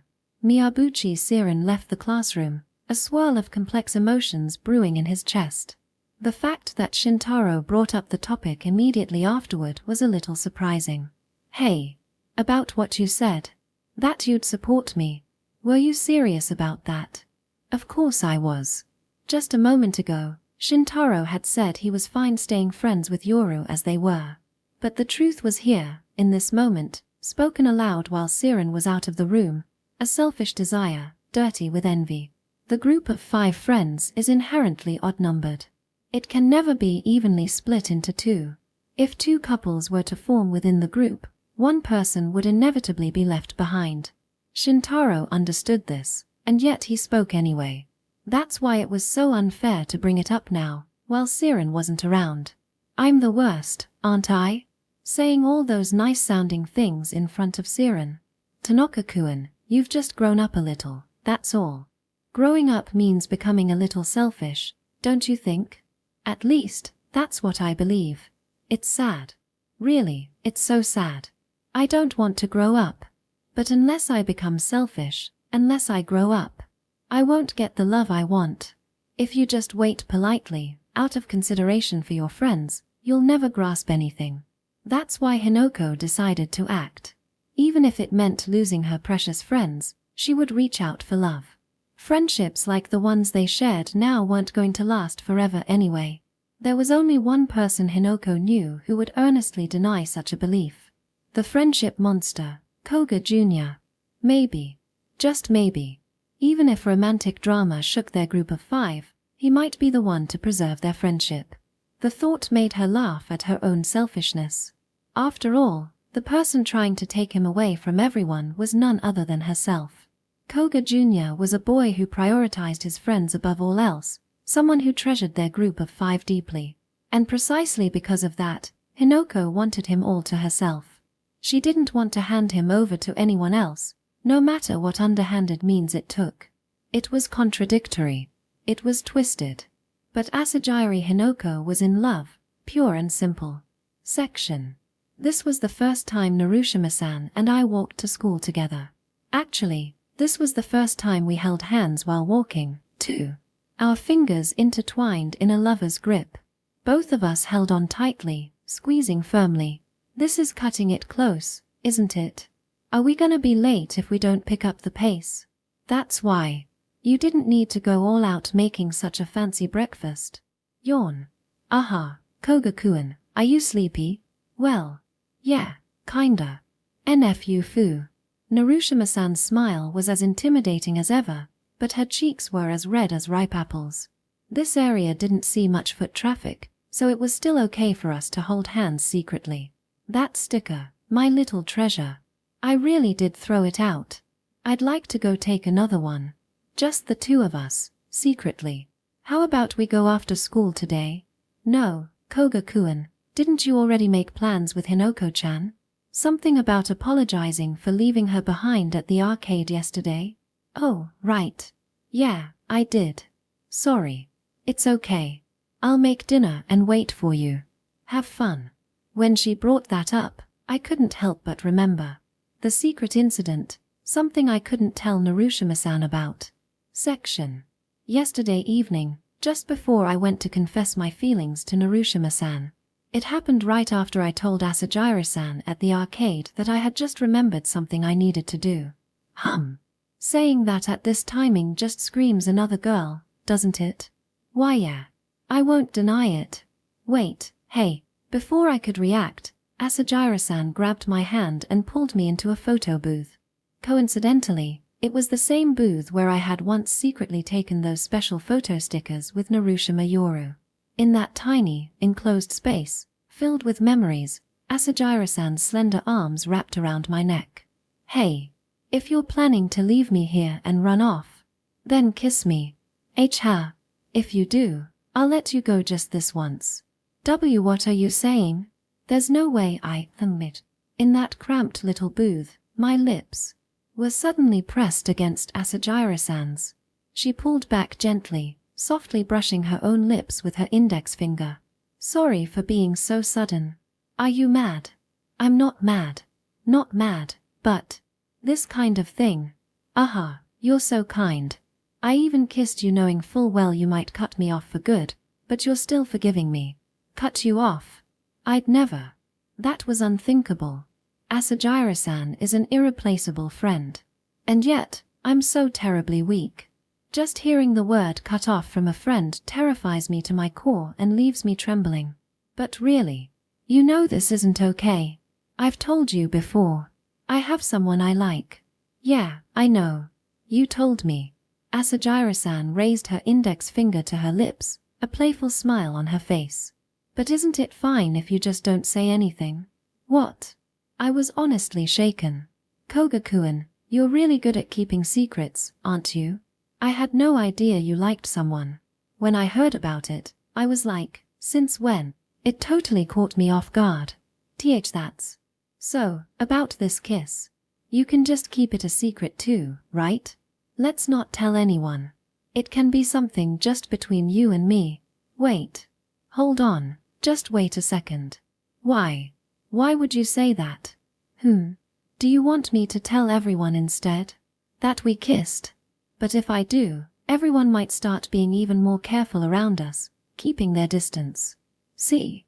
Keeping it a secret is better, isn't it? If you want to keep the vibe between the five of us the same as it is now. Her gaze pierced right through my weak spot. That's unfair, Asajiri-san. Yeah, it is.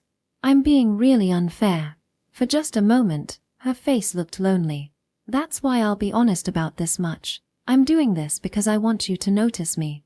I know that sharing secrets can bring people closer, and I'm using that knowledge on purpose. My heart thudded loudly. Of course, that struck a chord with me. That's why I want us to share more secrets. If we do, I know you'll eventually fall for me. It's a little embarrassing, but I've even been studying this stuff.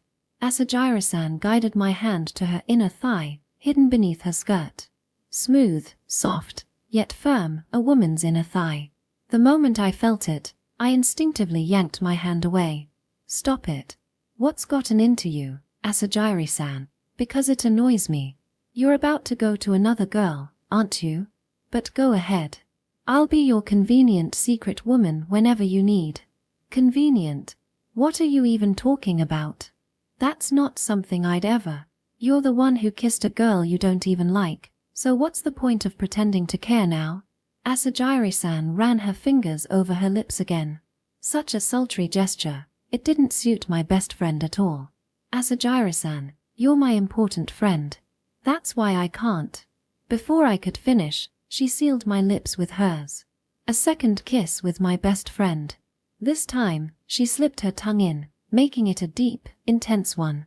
When she finally pulled away, a thin thread of saliva connected us. I told you, I'm not listening to that yet.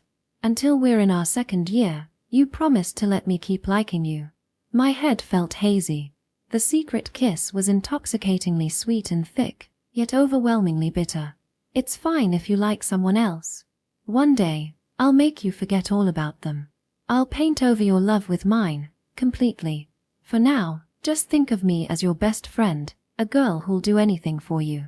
I'm a woman who's absolutely loyal to you in friendship and completely in love with you. From now on, when we're alone, I'll call you Junior-kun. Today's events will stay our little secret, Junior-kun. Friendship. Love. Friendship. Love. Friendship. Love. Friendship love. Friendship love. Friendship love. The two words, which should have been completely separate concepts, swirled around in my head noisily, endlessly. Asajiri-san, I really do see you as a best friend. I see you as a best friend too, Junior-kun. That night, after sharing a secret kiss with my best friend Asajiri Hinoko, I became secret lovers with Narushima Yoru, sharing countless kisses. The feelings behind those kisses were completely different, of course. But the terrifying thing was, the taste of the kisses from my best friend and my lover was exactly the same. Section. We reached the main school road, where students on their way to class were more visible. Shouldn't we let go of each other's hands soon? It'd be bad if someone saw. Yeah. Before releasing her hand, I gave Narushima-san's fingers one last firm squeeze. Before anyone could see us. Before anyone could find out. You know, that just now made me really happy. It's because I didn't want to let go of your hand. NFU. That makes me happy too, but you know? About us. Narushima Yoru placed her index finger against her lips, her smile as enchanting as ever. A secret just for the two of us. Yeah, that's right. We're in a relationship we can't tell anyone about. Narushima-san rubbed her hands together, trying to ward off the cold. So cold. It's already December. The perfect season for hot pot. Then how about we have a hot pot party with the five of us sometime? I still found myself able to say things like that so casually. Maybe I've been steeped in this murky swamp of secrecy for so long that I've started losing touch with reality. The turbulent autumn, known only to us, has ended, and now the harsh chill of winter is setting in. As we 5 boys and girls, still immature and navigating adolescence, face this new season, we'll grow up just a little more. This is the story of how we, still children, head toward adulthood in a twisted yet earnest way. Afterword. Hello. I'm Mashion, a proud fan of hammers and gunlances. When it was time to write this arc, I honestly hesitated a lot. Could I really pull this off? It wasn't just the borderline scenes. The biggest challenge was portraying the sharp, uncompromising views on love that each character expresses, and the actions they take. For instance, there are characters in this volume who outright declare, "Love is always dirty." That, combined with the strong toxicity, made me worry if this might be too much for a rom-com. Note: the following contains major spoilers for the main story. Also, some parts are written in a more playful tone, so if you want to preserve the atmosphere of the main story, proceed with caution. Wait, are you talking about me? Yes, especially you this time, Hinoko-san. To be honest, your actions gave me the most headaches. Writing your confession scene to Junior was a battle of nerves right up until the last moment. With such a sharp, striking declaration, I'm worried I'll never be able to write a light-hearted rom-com again. The tonal gap between this and my previous high-energy rom-coms is just absurd. Hey, don't pin it all on me. Tanaka's actions at the end were pretty dark too, you know? Exactly. That's part of my concern. Let's step aside for now so we can discuss this properly. Once we clear the room, let's get back to the topic. Humans are inherently contradictory creatures. The harder we try to remain pure, the darker our hearts can become. The more we strive to be straightforward, the clumsier and more distorted we might get. This is especially true for Junior and his friends, who are right in the throes of adolescence. Their purity gives way to shadows of selfishness and manipulation, especially when love enters the picture. This story is about depicting that warped adolescence in the most honest, straightforward way possible. I worried about how people might recoil from it. But in the end, I decided to go all in and leave nothing hidden. What did you think? Did Junior and the others come across as irredeemably flawed? Or did they leave a different impression on you? Either way, if you enjoyed the story, then nothing makes me happier. Now then. The group of 5, shrouded in increasing layers of secrets, is only going to become more twisted as the story progresses. Wait, secrets? I only have one secret, and that's my thing with Koga-kun. Yoru, you're the only character who knows Siren's secret, remember? You haven't told anyone, so technically, you share a secret with him too. So what? That's not important. Isn't the rest of the story just gonna be about me and Koga-kun's peaceful lovey-dovey moments? It'd be nice if that were the case. I'm rooting for peace too, of course. What's with that vague answer? If you keep making me anxious, I'm gonna karate chop your laptop. Please don't. Okay, let's move on. Hey, I've got a question. Oh look, it's Tokiwa-kun, the light music club member who somehow manages to stand out despite being a side character. Alright, let's move on to Q&A. What's your question, Tokiwa-kun? In my first appearance, it says I was carrying a guitar case, but I was holding a bass case. I'm a bassist, you know? Ah, that scene was from Junior's perspective. Junior, come here for a second. What? Wait, there's a difference between guitar and bass cases? Yes, there is. The sizes are different. So that line was meant to reflect Junior's lack of knowledge, not a writing mistake on my part, okay? Okay. Anyway, why is this afterword so meta? Because given how mentally taxing some of the scenes in this arc were, I figured readers deserved a bit of dessert. But if I get too carried away with jokes, it might disrupt the story's atmosphere, so let's wrap this up soon. One last thing. Sure, go ahead, Junior-kun. Our secret Donjara enthusiast. Why did the performance order for the cultural festival's after-party stage change at the last minute? I was really looking forward to Narushima-san's band. When they said, "We'll break your spine," I was seriously terrified. That sudden change was based on a real incident from my high school festival days. It was awful. I feel terrible for Junior and Yoru. But Tokiwa-kun, you're the one who insisted on going first. So that makes me the MVP, right? Absolutely not. But Tokiwa-kun does have the purest romance in the story, so in that sense, maybe you're the MVP. Go enjoy some tempura with your lovely girlfriend. Got it. Thanks for reading, everyone. See you next time. Hey, don't end this on your own. Anyway, let's wrap up properly. As Junior and the others grow, their darker sides are becoming more apparent. The group of 5 will continue to be tossed around by adolescence, grappling with love and friendship as their lives grow increasingly twisted. Junior can't turn back, Yoru's love grows stronger, Hinoko stops at nothing, Shintaro begins to act, and Siren struggles to understand love. Secrets and conflicts drift between them all. They are weak, selfish, and yet earnest. I hope you'll continue to watch over this group of flawed, yet relatable, friends as they navigate their warped, slightly scary love stories. The ending has already been decided, but if unforeseen circumstances prevent me from writing it, I apologize in advance. Your support means everything. It'll make Junior and the others cry tears of joy. Extra side story. Translated by Masquerade. During the lunch break, we had lunch on the roof of the school building. That was the unchanging daily routine for the 5 of us. But today was a little unusual. No one came except me. Even though the bleak autumn wind brings a lot of chill, I still wait alone with my remaining dignity. Soon the door connecting to the roof opened. Is it just Kogakuin? Yeah. You've also come to the same conclusion. What happened to Asajiri-san? By the way, well, how should I put it? She was called away by the teacher, so I came to the roof first. It's the same here. Shintaro is doing odd jobs for the Cultural Festival Executive Committee. Siren is resting mainly because he's not feeling well. I see. The timid aura that Narashima-san used at school disappeared. Then today is the afternoon that Kogakuin and I will be alone together. This is the first time for me. She turned into the cheerful version of Narashima Yoru when the 2 of us were alone. I really respect that kind of dramatic character. You, a fake big-breasted cat. I didn't do this on purpose, Kogakuin.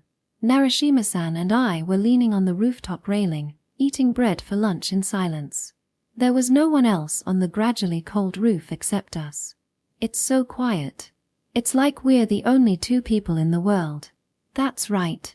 There didn't seem to be many people on the playground either, and there wasn't much noise either. Hey, looking down at the city from a high place like this. Does it always feel like conquering the world? I know, right. The vast and yet small and exquisite countryside that came into our sight. No one was seen strolling, and it was truly quiet. The person who conquers the world must be quite lonely. Yes. A world without interruptions. Maybe this is happiness. As expected, misfortune still comes. A world with only 2 of us is very lonely. So the 2 of us will definitely lick each other's wounds. Narashima-san turned towards me, closed her eyes, and pursed her lips. Wait, let's stop here for now. Sorry for the wait. Sorry, I seem to be late. The door of the rooftop opened, and Asajiri and Shintaro became jealous. Could it be that? You too, the atmosphere seems to be very good. And no way. As for Kogakuin, it's a bit lonely when we're alone, so we just chatted for a while. Narashima-san immediately returned to the tone she used at school. Then, accepting the lines that she abruptly came up with without question. Hey, Junior, why are you talking about fried noodles and bread again? At least try other foods once in a while. I really envy you. After all, you always eat the love lunchboxes made by your mother. I won't call you Mom. By the way, Yoru has always been about bread. If you're good at cooking, just make a bento. Well, I guess I'm not good at making my own bento. Well, I'll do my share starting tomorrow. How about using Yumai sticks as a reward? Yumai stick, a cylindrical puffed corn snack from Japan. It is famous for its extremely low suggested retail price of 10 yen. Wow, Asajiri-san is so bad. She got a homemade bento for just 10 yen. Ahahaha. It's okay. I'll make portions for everyone tomorrow. Anyway, Asajiri-san will eat a high-calorie bento every day, so let her get fat to death. No. I still want to. No, I don't want to get fat. We laughed in the gentle breeze and ate our lunch contentedly. By the way, this is a rare opportunity. Why don't you talk to Siren? But Siren didn't come to school because he was not feeling well. Well, wow, this is a once-in-a-lifetime opportunity to call Siren. Turn on the speaker, Shintaro. Beep. Okay. Is your school life still enjoyable without me? What? Such an energetic voice. Maybe this guy is just being lazy. Siren, hi. Since you are so energetic, can you play with everyone after school? Well, come on. But remember to bring a gift, okay? On one side are the boys and girls in their turbulent time, and on the other side are my fingers and Narashima-san's, touching each other as if we were about to hold hands. It was only for a moment, and no one noticed this secret exchange. The two of us have an unspeakable secret relationship. Even so, I still prefer a world where everyone is together to a world that belongs to just the two of us. After all, you see, it's not cold at all anymore. I beg you to stay in this warm and sunny corner, even if it's just for a moment. After school, the five of them had a great time, but they were still confused and determined to cover up the uneasiness that was welling up in their hearts. End of Volume 2.